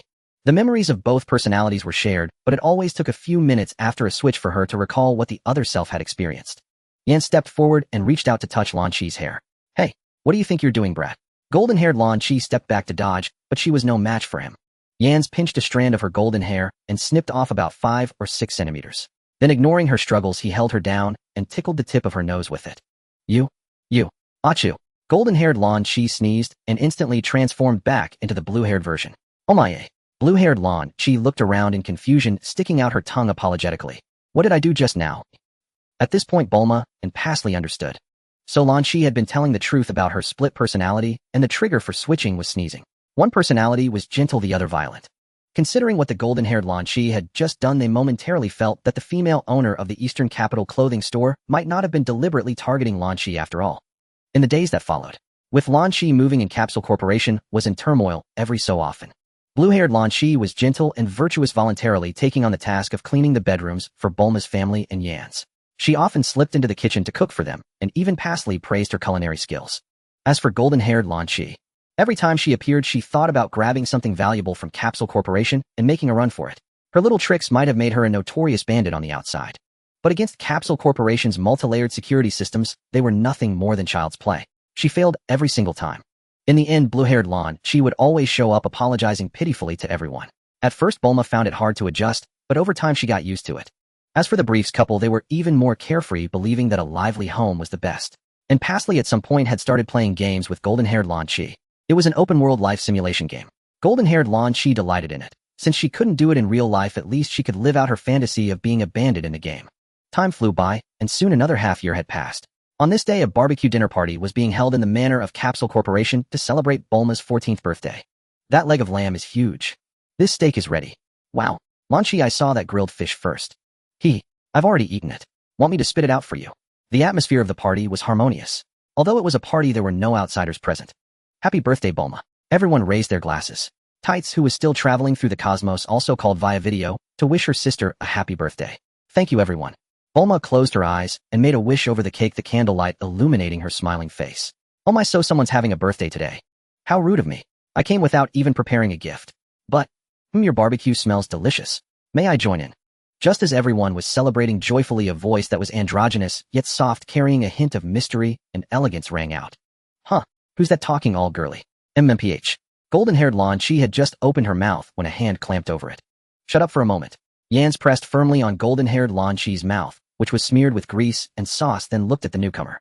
A whiner, divine robe, blue skin, white hair, standing upright, a halo around the neck and a staff in hand. Lord Whis. Moi. The others, hearing Yan's words, looked at him with confusion. Yancy, do you know this person? Oh ho ho. To be precise, this is our first meeting, Mr. Yancy. Before Yancy could speak, Whis interjected. However, Mr. Yancy is quite familiar with my sister. Bulma approached with a smile, handing Whis a set of utensils. In any case, he's Yancy's friend. Since you're here, join us for a meal. Ah, you must be the birthday girl, Miss Bulma. Then he'll gladly accept your kind offer. Whis was already eager. He picked up a plate and naturally joined the feast, momentarily forgetting the purpose of his visit. This tender, springy texture. What meat is this? Oh, that's beef tongue. No wonder. It feels as if I'm kissing a cow. Haha, Mr. Whis certainly has a way with words. And this is pork belly. Wrap it in lettuce to cut the grease. I see. Though Whis was one of the highest-ranking deities in the 7th universe, he behaved like a child at that moment. With every bite of meat, he let out sounds of pure delight and marveled for a long while.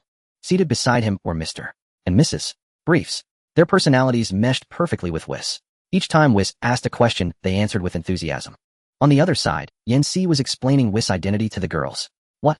You're saying that effeminate guy is an angel? After the explanation, blonde Launch exclaimed in disbelief. Although Pastly and Bulma were also astonished, they remained relatively composed. They had long since learned about the mysteries of the universe from Yancy. Now studying Whis closely, they were merely curious about what a legendary angel looked like. Hey, can you watch your mouth? If you keep talking nonsense, I'll turn you back into blue-haired you. Yancy poked blonde Launch's forehead with his finger. As an angel, Whis held a status even more exalted than a god of destruction. Though he was good-natured and treated even the most ordinary mortals with courtesy, this did not mean the dignity of an angel could be casually offended. He was certain that if Launch dared to speak to Beerus like that, her fate would be the destruction of Earth along with her. No way. Blonde Launch recoiled. The other me is so pitiful, you always push all the dirty work onto her. The barbecue party ended in a lively atmosphere. Throughout the entire meal, Yancy was distracted. He kept pondering the purpose of Whis' visit. Could it be that he had heard about him from Vados and also wanted him as a worker? That seemed to be the only possibility. Mr. Whis, is there something you wish to discuss with me? Seeing that Whis had finished chatting with Mr. and Mrs. Briefs, Yancy finally had the chance to ask. I almost forgot. Whis finished the ice cream in a few bites and let out a satisfied sigh. I heard from my sister that you've been working for Lord Kampa. So I came to ask if you'd be interested in becoming the candidate god of destruction for the 7th universe. Candidate god of destruction. Yancy was taken aback. He clearly hadn't expected such an offer from Whis. A candidate god of destruction was the legal successor to the god of destruction. When the current god of destruction dies unexpectedly or steps down naturally, the candidate god of destruction would immediately assume the position, becoming the supreme deity with the true power of destruction. In a single universe, this was a status second only to the Omni King. Mr. Whis, why would you want me to be the candidate god of destruction? As far as I know, there are many others in the universe who are far stronger than me, aren't there? Yancy asked. Whis smiled calmly. The 7th universe does have some powerful fighters, but someone like you who has grown so strong after only a dozen years of training is one of a kind. If you agree, I will personally guide your training until you are qualified to become a candidate god of destruction. Of course, you'll also need to get used to the candidate's duties, such as periodically cleansing a batch of planets. So it still meant being a worker. Yancy sighed inwardly, then said without hesitation, then please guide my training, Mr. Whis. His cultivation had hit a bottleneck for years, and now a golden opportunity was about to fall into his lap. If he foolishly dodged it, he would truly be an idiot. Good. Whis nodded with a smile, clearly pleased with Yancy's response. Mr. Whis, may I make a request? Go ahead. It's about. Yancy glanced at Pasley, who was playing with Launch nearby, and with a wave of his hand used spatial power to pull her over. Mr. Whis, this is Pasley. She's a scion like me. I was wondering if she could join the training as well. Yancy was the kind of person who shared blessings willingly. Having lived with Pasley for over a decade, he naturally wanted her to grow stronger too. Huh. Training. Where? Pasley suddenly pulled over, was still bewildered. Whis frowned, his tone sounding reluctant. Taking you alone to train in the realm of the gods of destruction is already something I'm doing behind Lord Beerus' back. If I bring another person, I'm afraid. He didn't finish, but his meaning was clear. Yet, Yancy remained unfazed. For Whis, he just needed the right bait. Mr. Whis, as repayment, I can offer the most delicious food on Earth. It's definitely better than anything in the entire universe. Oh, Whis perked up, unable to resist swallowing. If that's truly the case, I might consider it.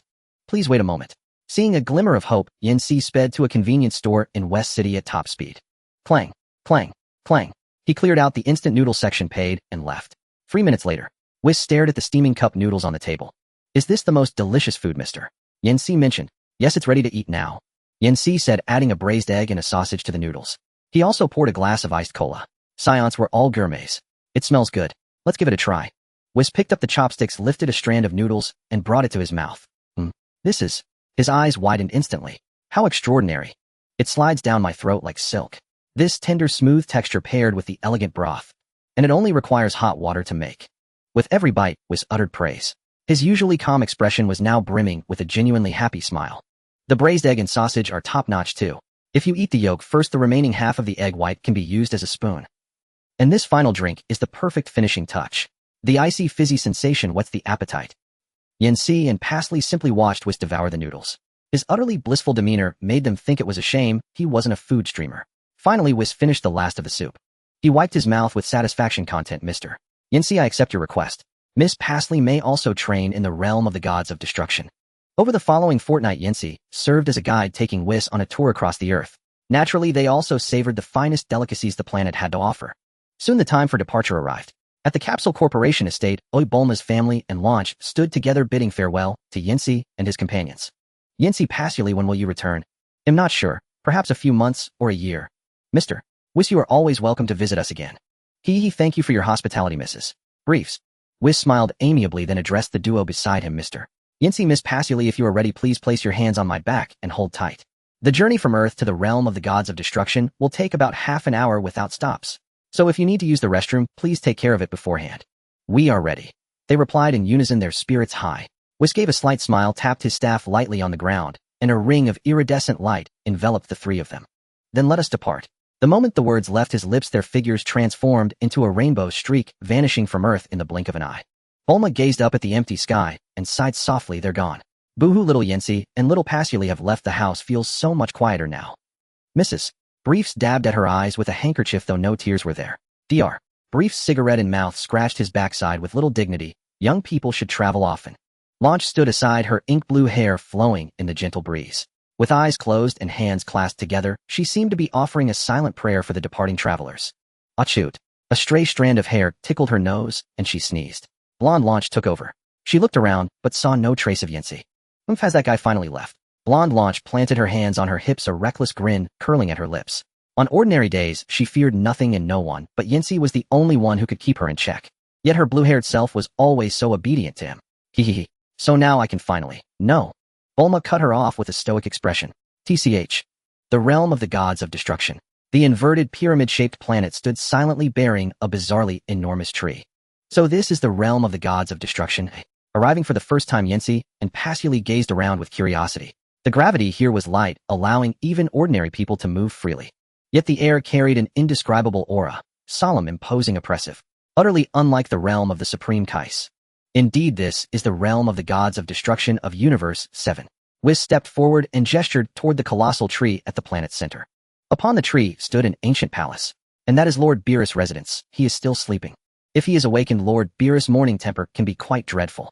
Rest assured, Mr. Whis, we will be careful. Yancy nodded earnestly. Other matters could be overlooked, but this required utmost caution.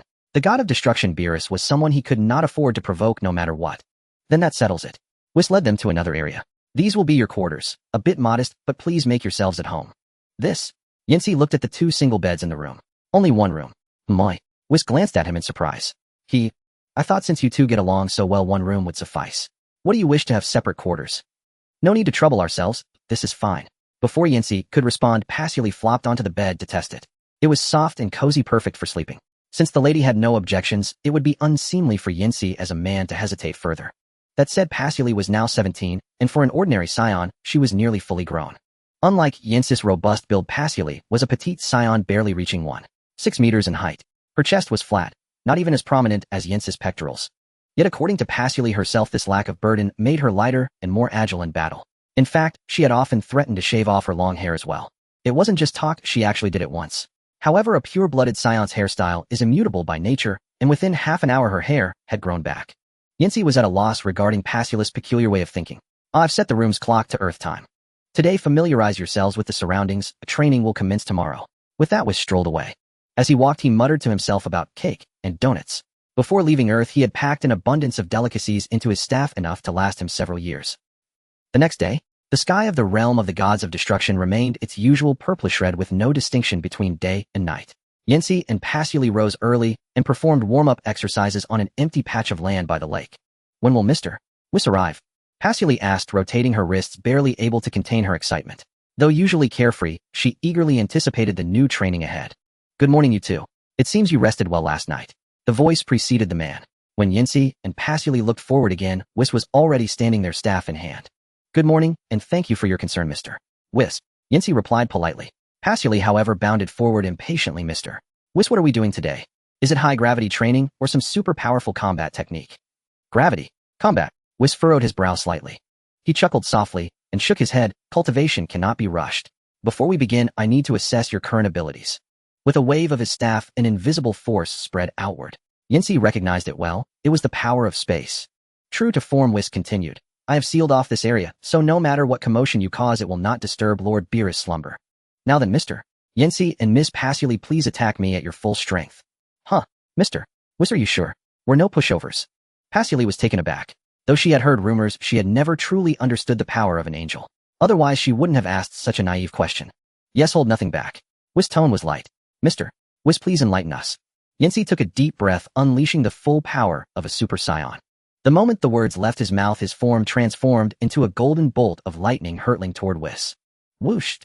A straight punch was thrown. Whis slightly tilted his body, dodging Yan's attack by an almost imperceptible margin. This was ultra instinct. Yan's eyes narrowed, marveling inwardly at the profound mystery of the divine technique.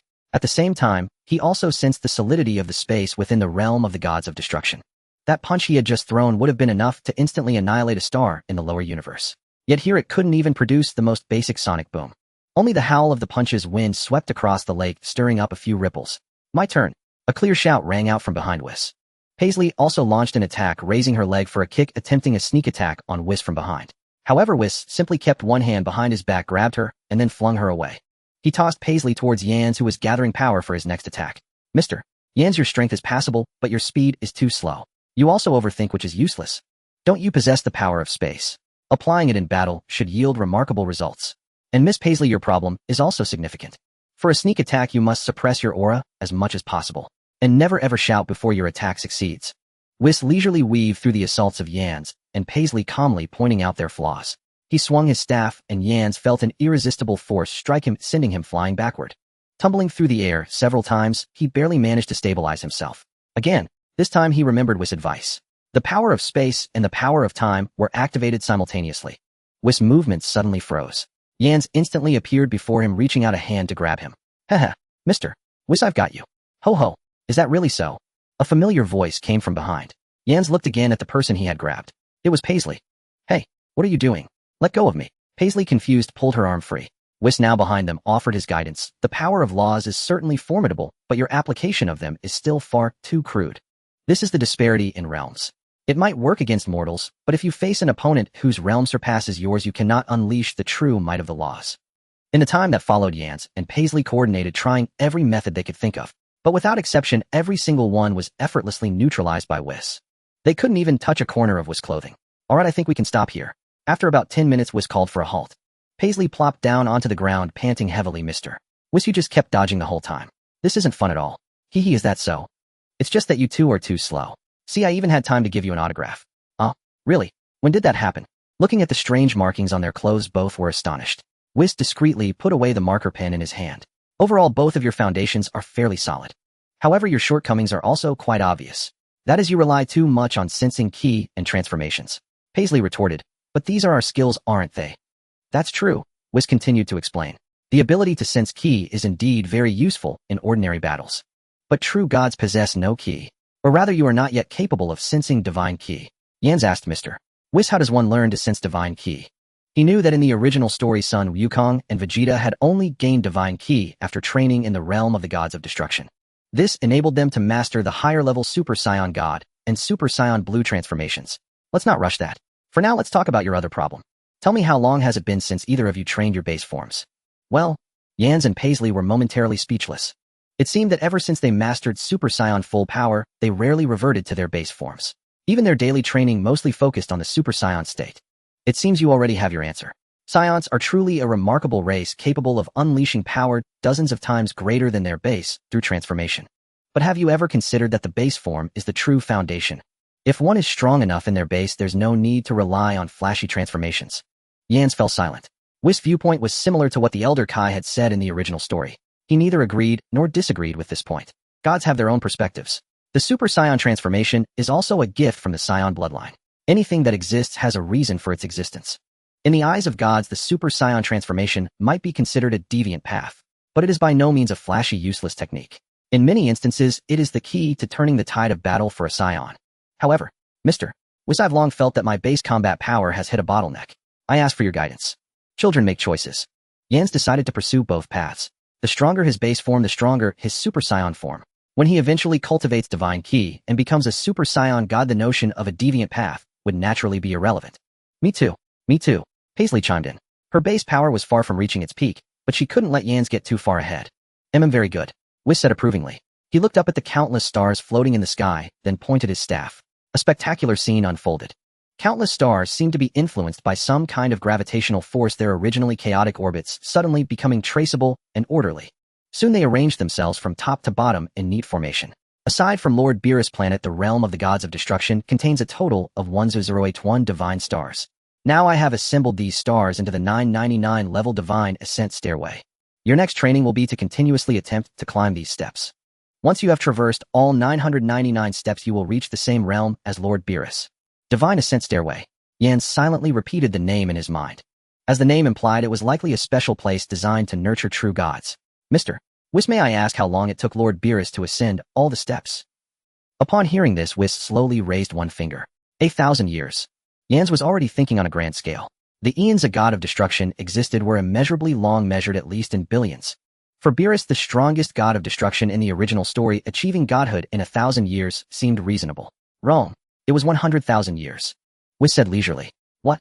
100,000 years? Jans exclaimed. 100,000 years. Longer than the existence of many civilizations in the universe. Haha, that's because Lord Beerus is far too lazy. He would sleep for several hundred years after climbing each step. It was only later, when Lord Kampa was also chosen as the next god of destruction for Universe 6, that Lord Beerus began to take it seriously. If he had been diligent from the very beginning, the time taken would probably have been reduced to a few thousand years. Millennia. Yanxi gazed at the celestial staircase formed by tens of thousands of stars, a wave of emotion washing over him.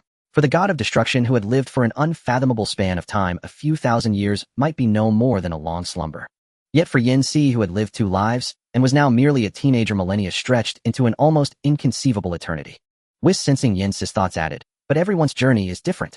Perhaps you might even surpass Lord Beerus. With each step upon the divine stairway, your life essence is elevated, and your lifespan extends accordingly. The first 100 steps grant roughly 1,000 additional years of life. That's a relief, Parsley sighed. I was afraid I'd turn into an old crone up there. Miss Parsley, you have quite the wit. Whis flicked his finger, and 2 streams of light vanished into Yen-Si and Parsley. I've placed a mark upon you both. This way, even as you ascend, I can keep watch over your condition. If danger befalls you, I shall transport you out in an instant. Danger? Parsley asked, puzzled. What danger could there be in climbing stairs? You'll understand soon enough. Now it's time to send you on your way. With that, Whis pointed his staff forward, and the 2 vanished. Perfect, now that they're off, I can enjoy my feast in peace. They'll let them out later to help destroy a batch of planets in the lower realm. Imagenius. The divine stairway, first step. The moment Yen-Si and Parsley appeared, a heavy pressure bore down upon them. This is about 100 times Earth's gravity. Stamping their feet, they quickly acclimated to the environment. What do we do now? As if an answer, Whis' voice echoed in their ears. All right. Each step of the divine stairway holds about 10 planets. To ascend further, you must complete the trials on every planet of that step. For better training results, refrain from transforming into super scions unless necessary. Best of luck to you both. The voice faded. Yen-Si and Parsley exchanged a glance and simultaneously dropped their super scion forms. At that moment, a series of earth-shaking roars erupted from afar, causing the entire planet to tremble beneath their feet. Gazing into the distance, they saw hundreds of colossal beasts, each over 1 kilometer tall, charging toward them. Huh, is this the trial? Parsley raised an eyebrow. The beasts were intimidating and exuded immense pressure. But to 2 powerful scions, they were no different from stray dogs by the roadside. Go! A single blast of energy reduced the beasts to nothing but dust. Next planet. The 2 soared high into the sky, heading for the second planet of the first step. The second planet was also populated by savage creatures that posed no threat. Cutting through challenge after challenge, they quickly reached the end of the first step. Space rippled as 2 shimmering orbs of iridescent light appeared before them. These orbs contained the essence of the entire first step. Absorbing and comprehending them would grant passage to the next level.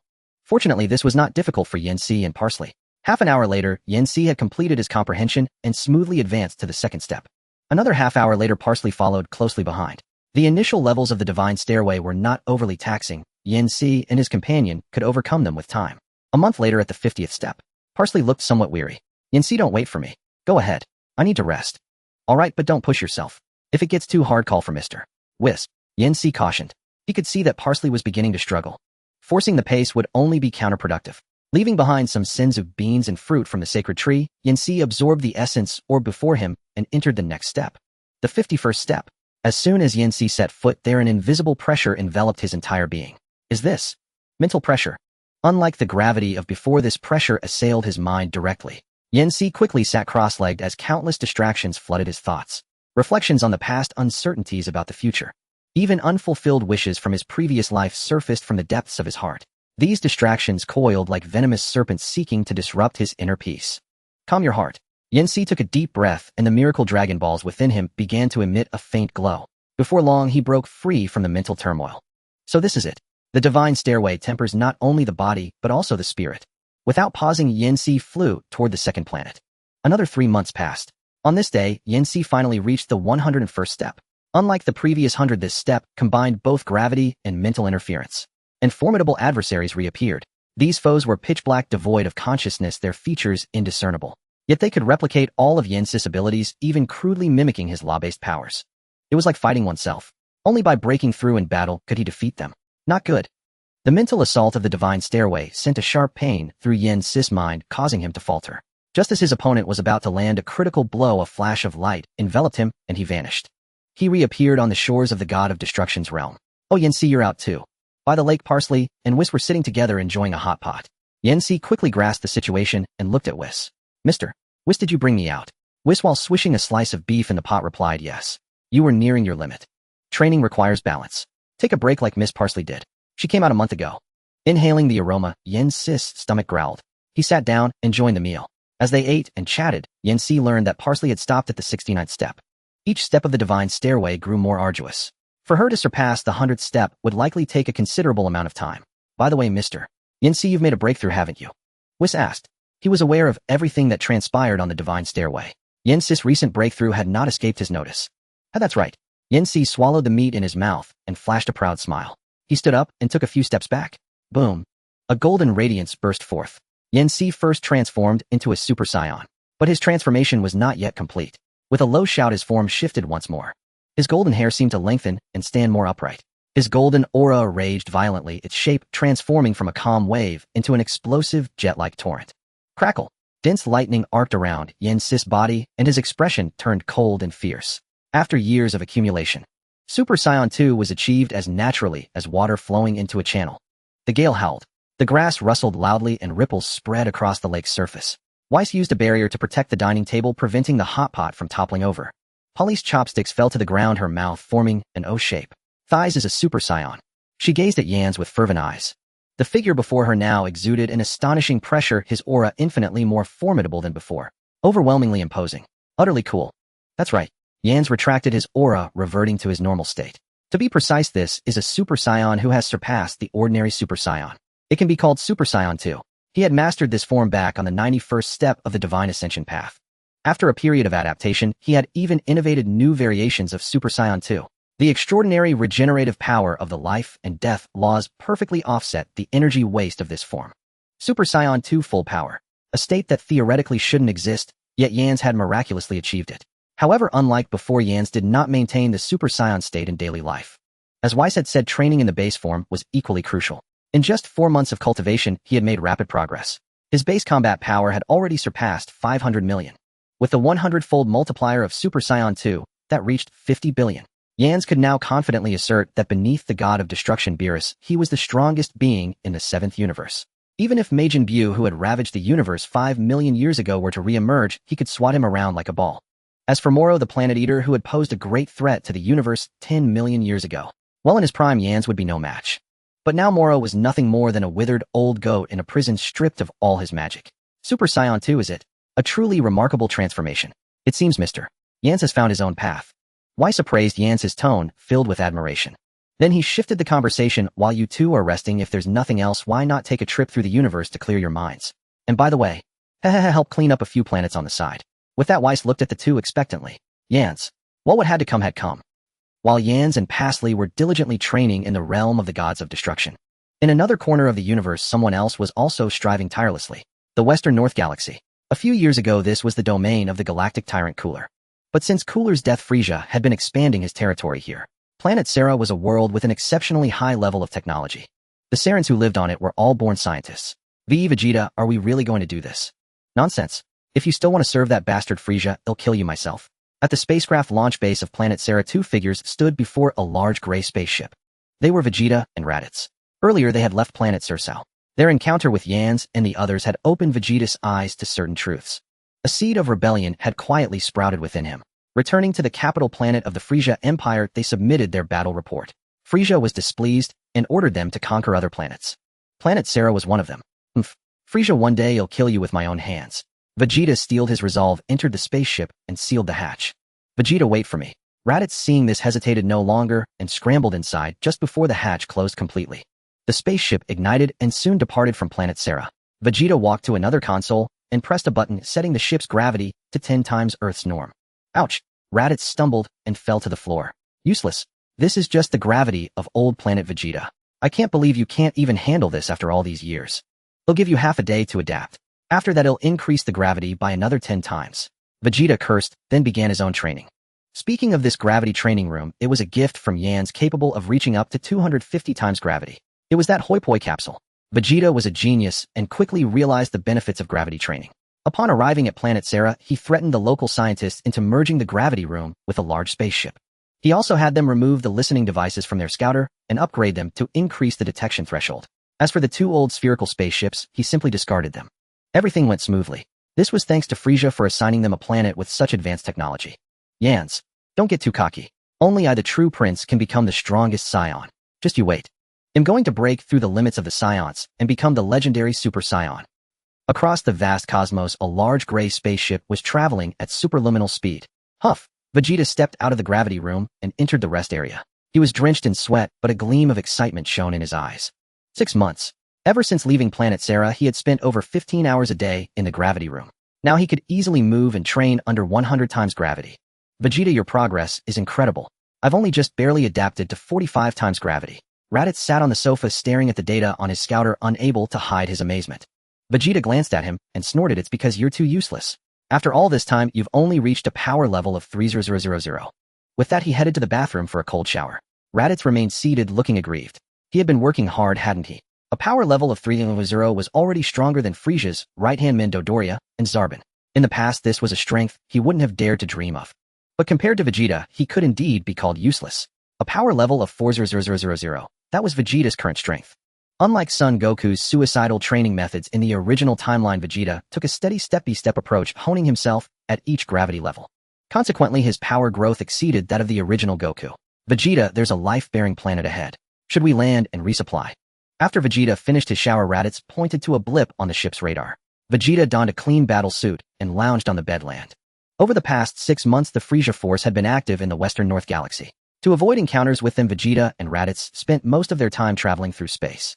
They only landed on a planet to rest when their food supplies ran low. In the southwestern region of the Northern Galaxy, on the planet Wang. This is a planet with a level of development similar to Earth, where the human races have various skin tones and pointed ears. Apart from that, other aspects are also similar to Earthlings. In the southern hemisphere, amidst a dense primitive forest, the spaceship of Vegeta and Raditz landed in an open area. The gravity is light and the air is good. After disembarking from the spaceship, Vegeta first activated the detector to check the combat power situation on the planet. Most life forms in the universe do not sense energy, and psions are naturally among them. What? As the numbers on the detector began to fluctuate, Vegeta displayed a look of surprise.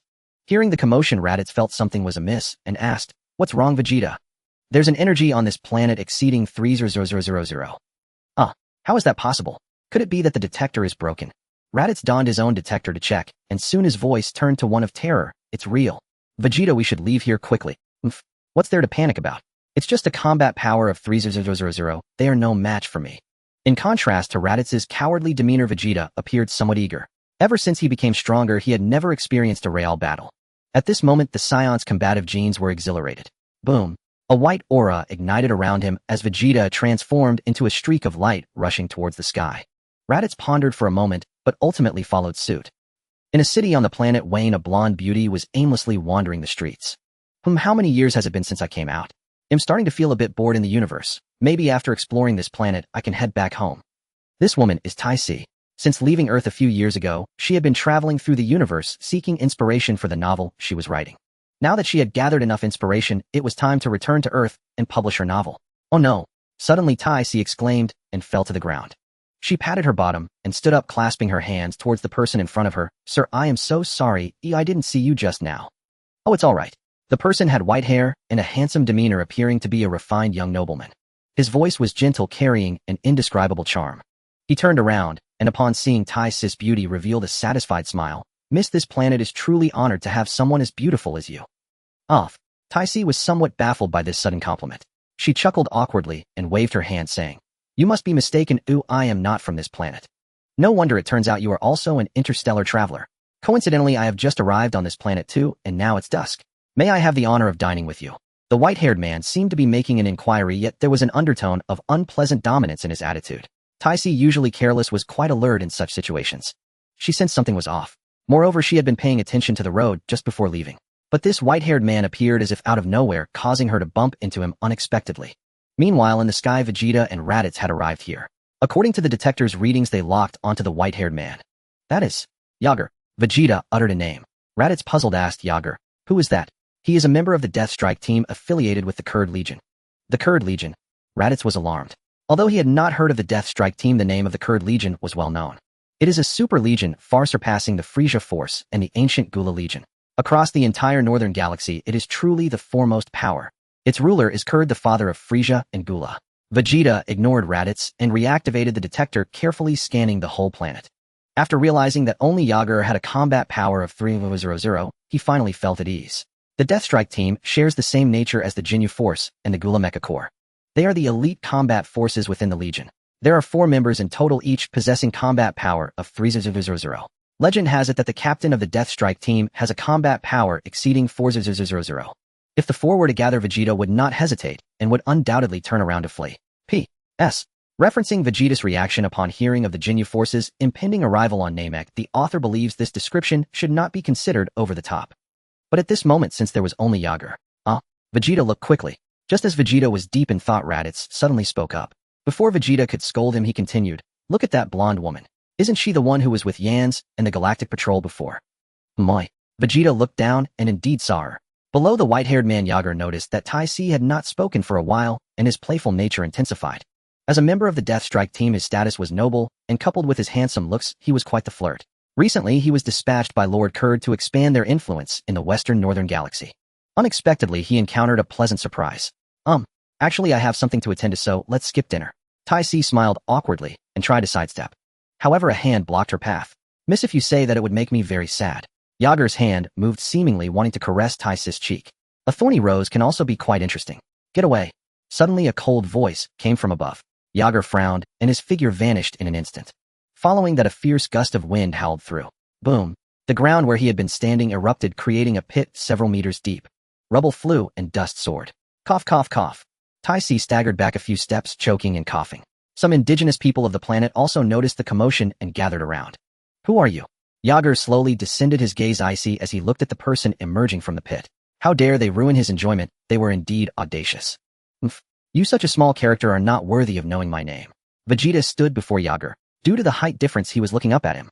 Yet Yager in that gaze sensed an air of superiority.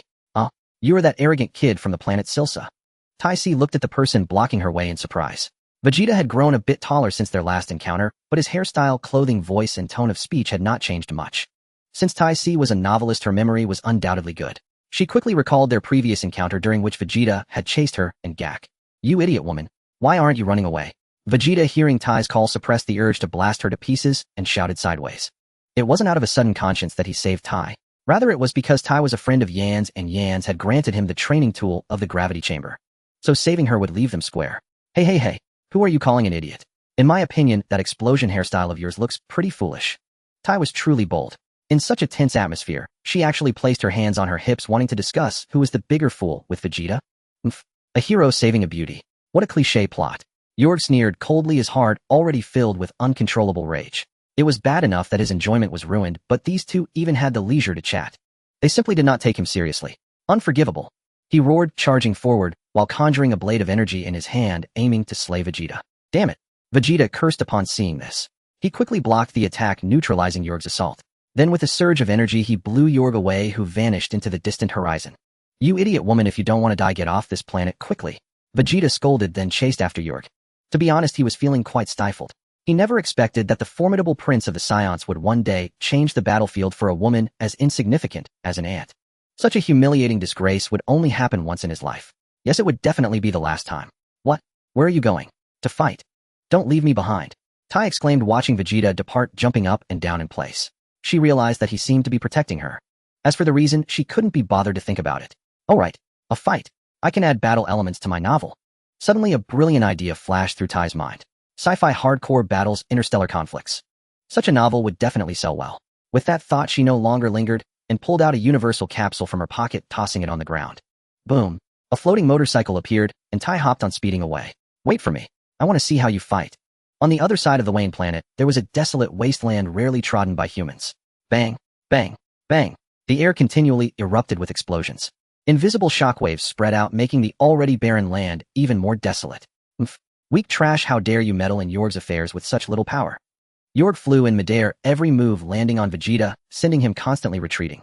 By now, Tai had arrived several kilometers away, observing the battle with binoculars. Seeing Vegeta at a disadvantage, she became anxious. What's wrong with that arrogant brat? Aren't you his companion? Hurry and help him. Next to Tai was Raditz, who was also watching the battle. He was mainly worried that this woman would accidentally be caught in the aftermath of the fight and die, leading to trouble for Yans. After all, he knew Yan's temper well. That Ba had merely teased that female scion and was sent flying with one punch. He didn't even know if she was still alive. He wasn't sure about Tai's relationship with Yans, but just to be safe, he decided to stay by her side. You just watch here. Vegeta won't lose. Raditz said. He was very clear about Vegeta's strength. 3-0-0 against 4-0-0. In the end, it would be Yorg who would die. Ha. Ha ha. Indeed, with my current body strength, I could just stand still and let you hit me.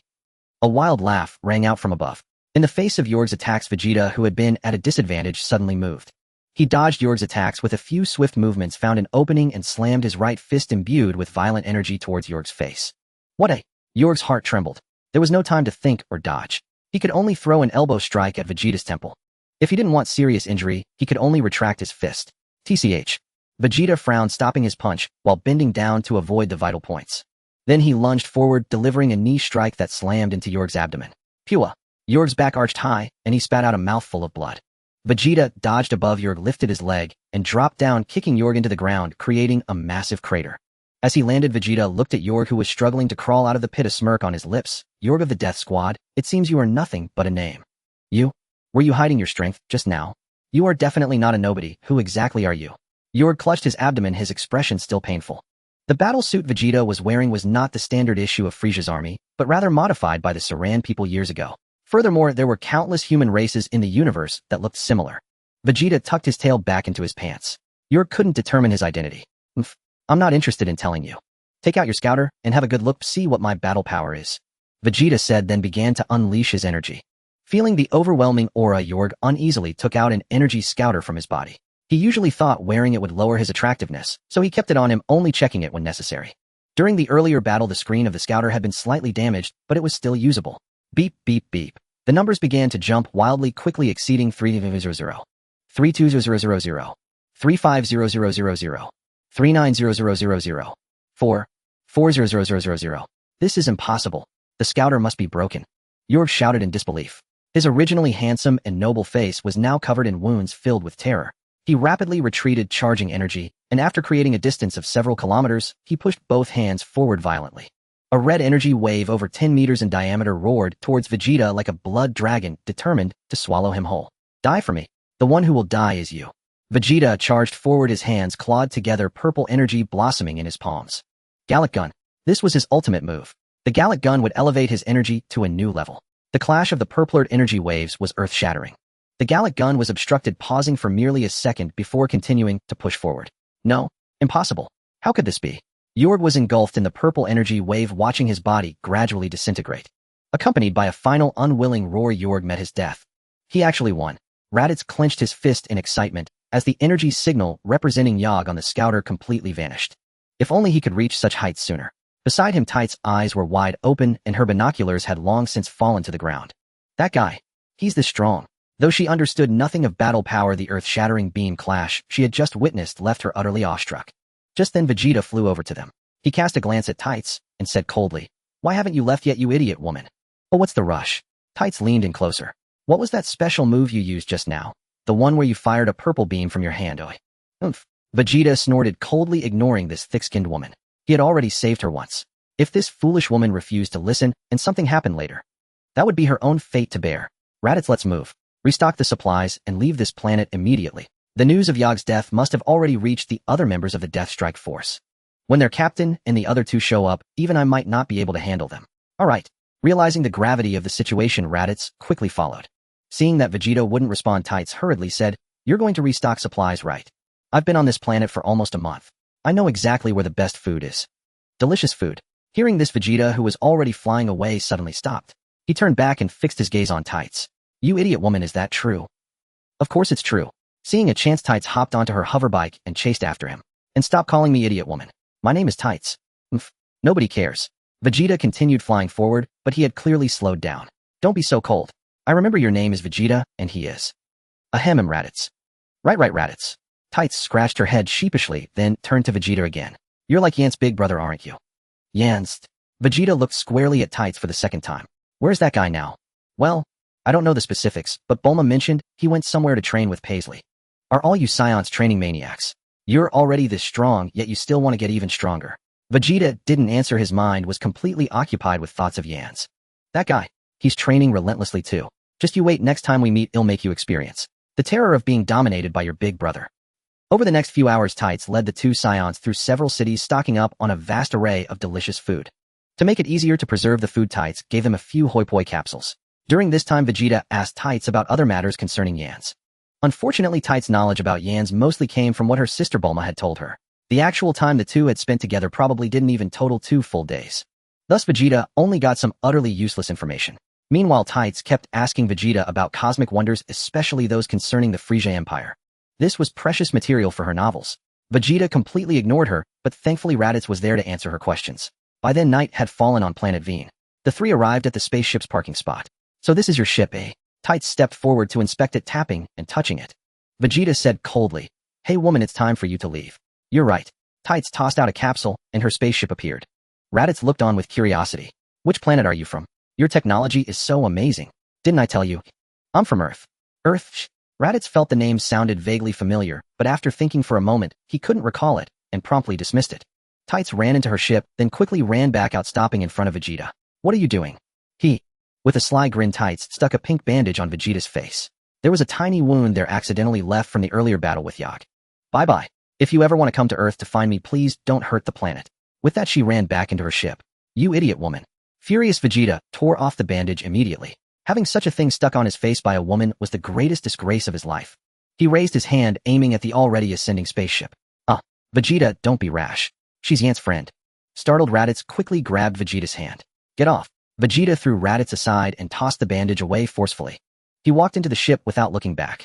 Little did he notice the bandage hadn't fallen to the ground. Instead, a pink strip of cloth was stuck to his rear. The realm of the gods of destruction. Time flew by, and in the blink of an eye over 2 years had passed since Yans and Paisley came here to train. The Divine Stairway, floor 222. A golden figure darted between various planets locked in fierce combat, with 10 shadowy figures. These shadow warriors were slightly weaker than Yans, but they perfectly replicated his combat techniques. Spatial annihilation.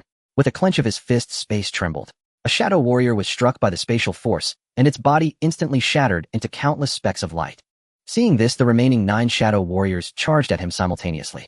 Unfazed, Yan seized a moment, and a flash of silver-gray light gleamed in his emerald eyes. Time lock. As the words left his lips, the movements of all the shadow warriors slowed down countless times, becoming no faster than an ordinary person's. At that moment, they happened to be aligned in a straight line. Meteor cannon. A thick ki blast shot forth instantly, annihilating the 9 shadow warriors. Then a multicolored orb of light appeared. The divinity of floor 222. Yan sat down cross-legged, attempting to absorb the divine essence. 7 days passed in this seated position. Seems I've hit another bottleneck. Opening his eyes, Yan sighed, helplessly stood up and shouted toward the sky. Mr. Whis, please let me out. Oh my, so Yansama has hit a wall too. He'll bring you out right away. The moment Whis finished speaking, Yans felt the scenery around him shift, and he was back by the lakeside in the realm of the gods of destruction. Yans, you're done too. As soon as he emerged, Yan saw Paisley. 2 years had passed, and Paisley was now 19, but her appearance hadn't changed much. Yans nodded. I reached floor 222, but it seems the divinity within me has reached saturation. To absorb more, I'll probably need to digest it for a long time. Same here. But I stopped at floor 169. Whis walked over and said with a smile, Yansama's life level is now comparable to Hakai, and Miss Paisley's is on par with an Immortality. You've been training for quite long enough, and you won't be able to make any other breakthroughs in a short time. You really do need a good rest. So can we go back to Earth? Paisley asked expectantly. It had been over 2 years since they arrived here. Although Whis often let them go to the lower realms, they had never returned to Earth. On the contrary, Whis frequently traveled to Earth, bringing back loads of delicious food each time. Of course you can. Whis gave his answer. Paisley cheered immediately. Earth? Yans gazed at his reflection in the lake.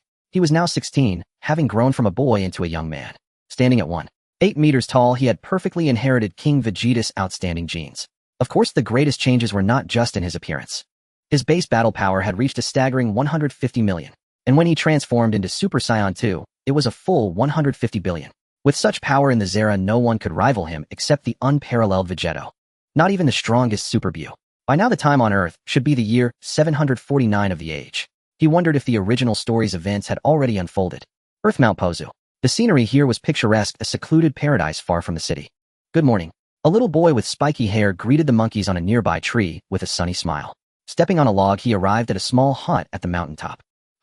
He tossed the log into the air, then kicked it with a flying leap, splitting it into several wooden planks. Firewood's done, now it's time to find breakfast. Well, I'm tired of tiger and dinosaur. Today I'll have grilled fish. The little boy, clutching his growling stomach, headed deeper into the forest. He was Son Goku, the protagonist of Dragon Ball, now 12 years old.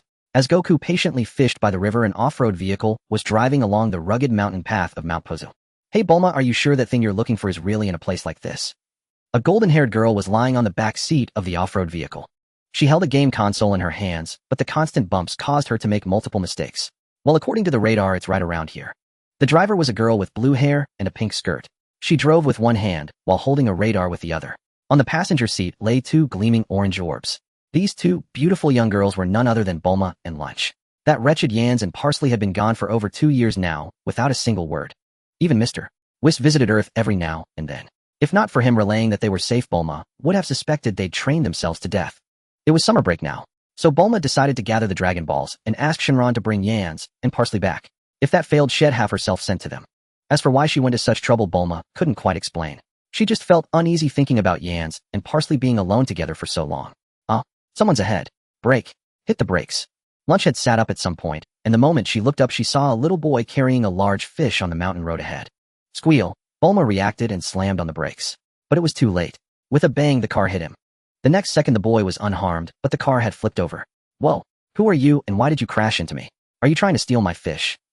Son Goku set down the big fish and pulled out the power pole from behind his back looking wary. He hadn't dodged because he wanted to protect the fish from being crushed. Unlike the naive Goku in the original story, after years of training under Son Gohan, he had acquired basic common sense. At the very least he knew what cities were like and could tell men from women just by looking. Ouch! Kicking open the car door, Bulma and Lunch crawled out from the airbags. Looking at the front of the car, a large dent was sunken in and the engine was smoking. It was clearly totaled. Then they looked at Goku, who was completely fine and full of energy. Hiss, you're not even hurt after being hit by a car. Are you even human? With force like that it'd be weird if I got hurt.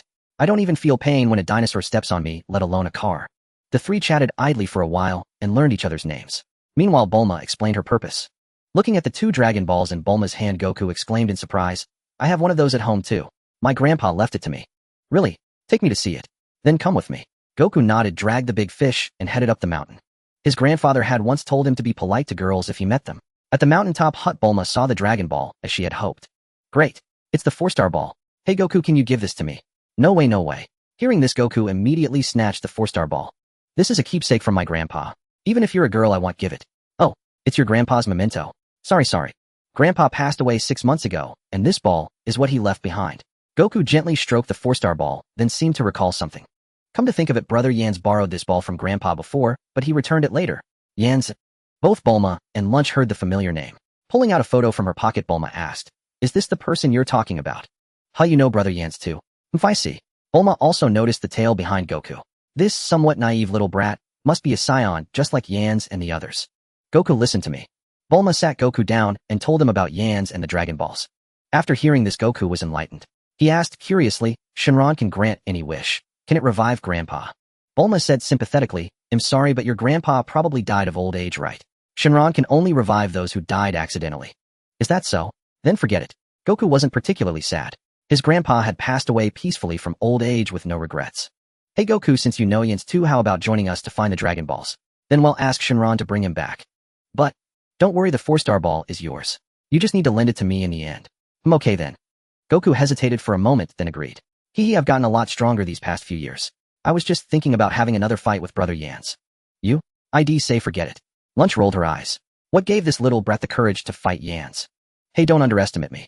As for the upcoming journey, Goku had little to pack. After eating grilled fish, he took his power pole and the 4-star ball and set off with the 2 girls.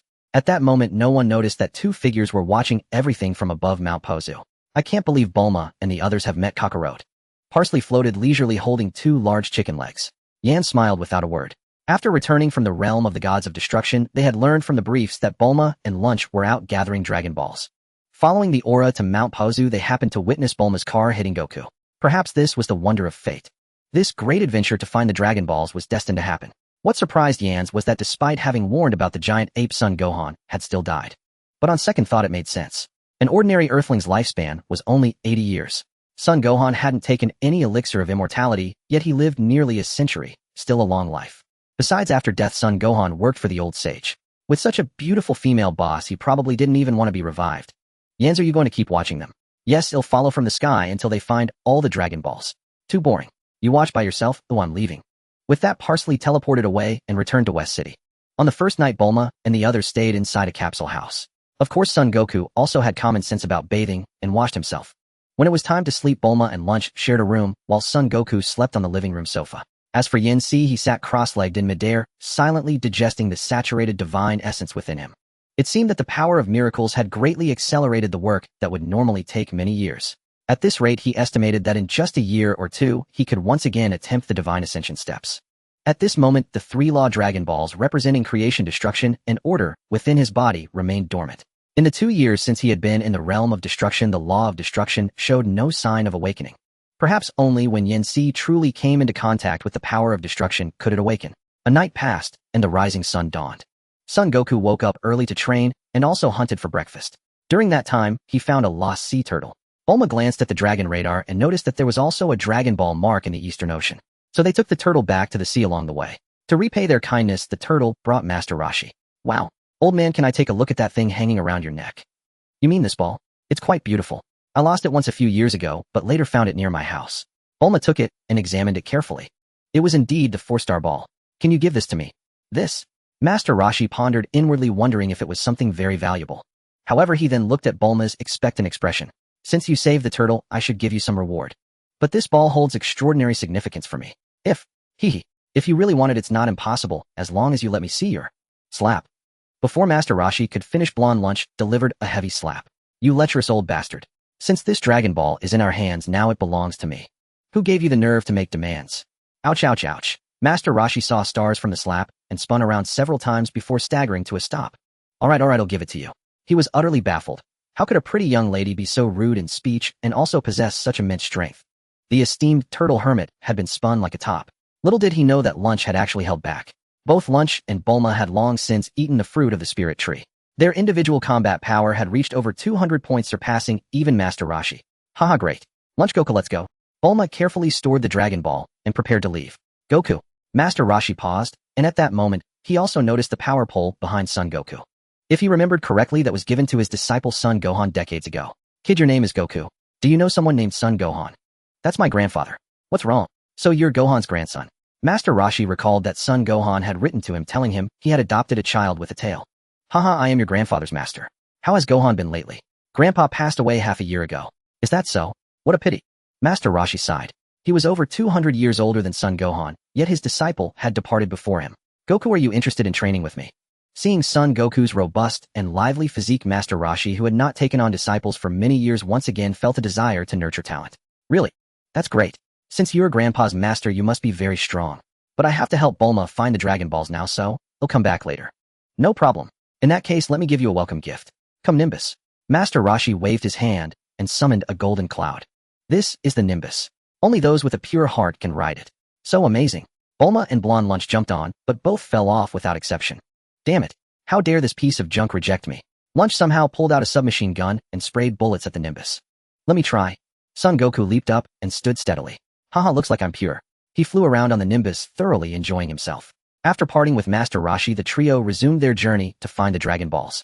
They found the 6-star ball in a small village where they also met another companion, Oolong the pig-headed man.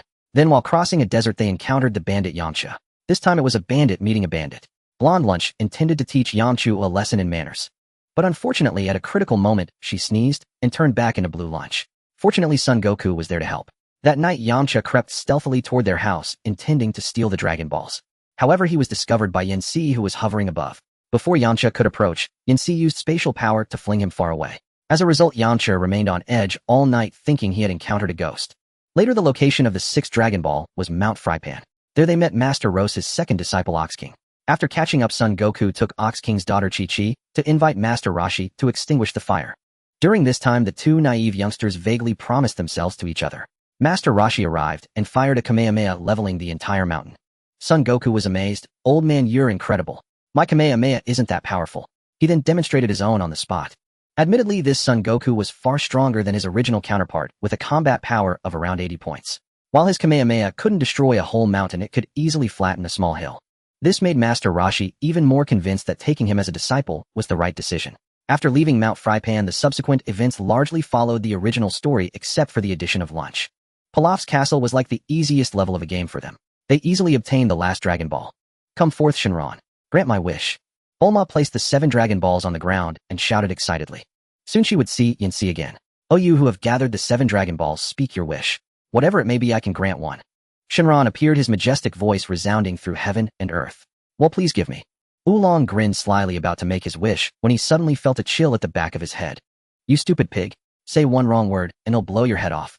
Wah. I want dare. I want dare. Bulma ignored these minor interruptions and stated her wish. Shenron, please bring Yanxi and pass Yuli back right before my eyes. After a moment of silence, Shenron spoke with a clear conscience. Are you sure you want to waste this wish? Huh. What do you mean by waste? Everyone was dumbfounded. Could this be a fake Shenron? Unable to grant the wish and not wanting to lose face, had he made up an excuse? Ahem, because I am already here. A voice came from above as Yanxi appeared. Yanxi. Brother Yanxi. Both girls and Sun Wukong exclaimed in surprise. Yanxi nodded in acknowledgement, then turned his gaze to the divine dragon. Shenlong, I wish for the eternal health of my friends' bodies. This wish is simplicity itself. The divine dragon's crimson eyes flashed. Your wish has been granted. Farewell then. With that, the divine dragon returned to the 7 Dragon Balls ready to scatter across the world. Yanxi crooked his finger, and the now petrified 4-star ball flew into his hand. Here, Kakarot, this is your 4-star ball. Ha, thanks, brother Yanxi. Sun Wukong reclaimed the 4-star ball and tucked it into the small pouch at his side. In truth, Yanxi's wish was made specifically for Sun Wukong. After all, he had no way of knowing which timeline of the Dragon Ball world he inhabited compared to the original story. If it were a future timeline, no one would deliver the life-saving medicine. Years later, Sun Wukong would perish from a viral heart disease. Yanxi's wish effectively eliminated the possibility of anyone close to him dying from illness. Bulma stepped forward and grabbed Yanxi's arm. When did you get back? Where's Pasley? Pasley is in West City. We only returned recently. Yanxi didn't mention that he had actually come back earlier, knowing Bulma would press him on why he hadn't sought her out sooner. So how long are you staying this time? When will you leave? I think he'll stay for about 2 years, Yanxi said. He was no longer limited to mere physical cultivation or breakthroughs in transformation. Instead, he had truly embarked on a path of godhood, a journey of life's essential realms. This path could not be traversed in a single day or night. It required long-term accumulation. Only 2 years. Bulma pouted, a hint of disappointment in her voice. Golden-haired Lunch, however, wore a look of relief.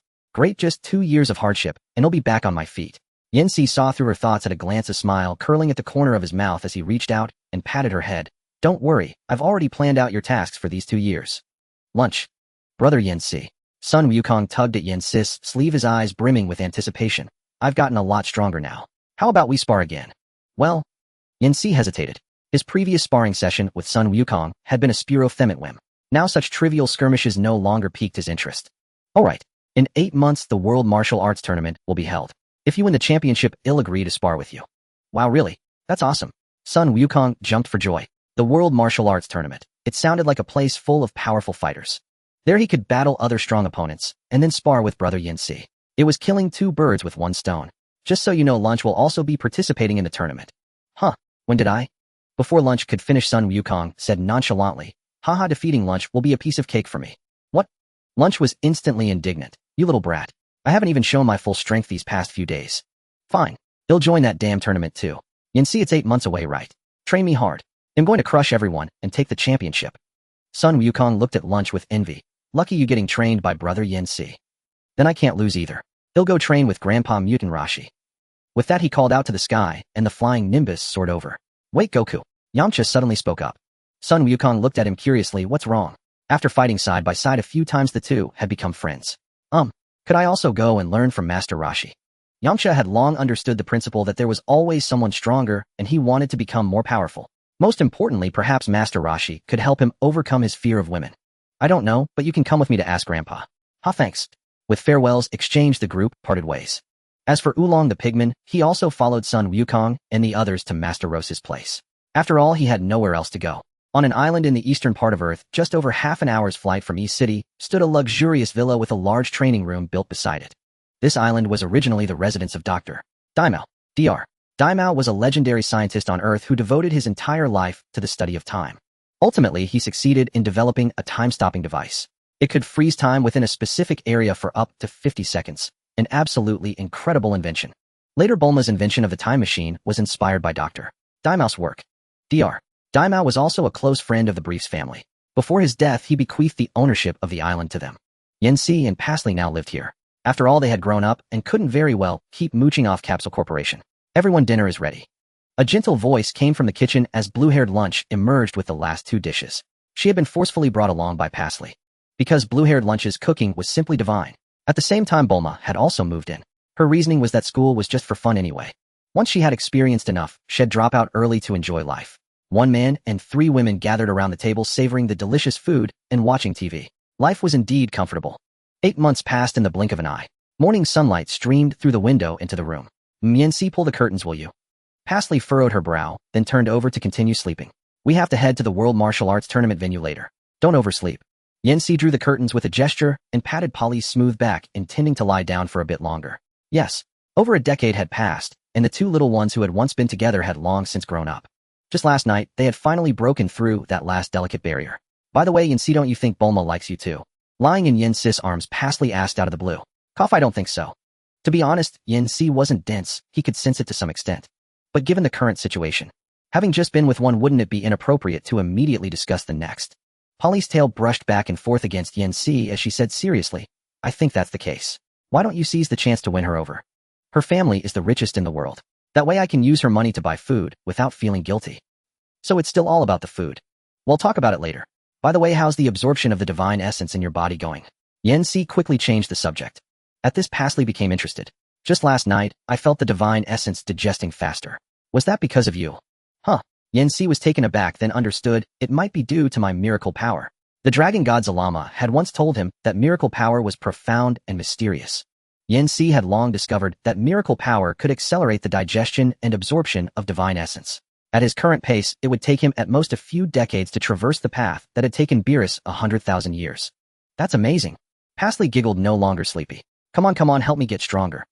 And yes, Bulma would definitely be won over. No parallel timeline cuckoldry. Absolutely not. Absolutely not. Absolutely not. Important things must be said 3 times. The author will avoid such pitfalls. As for how I won't spoil it now, just watch my moves when the time comes.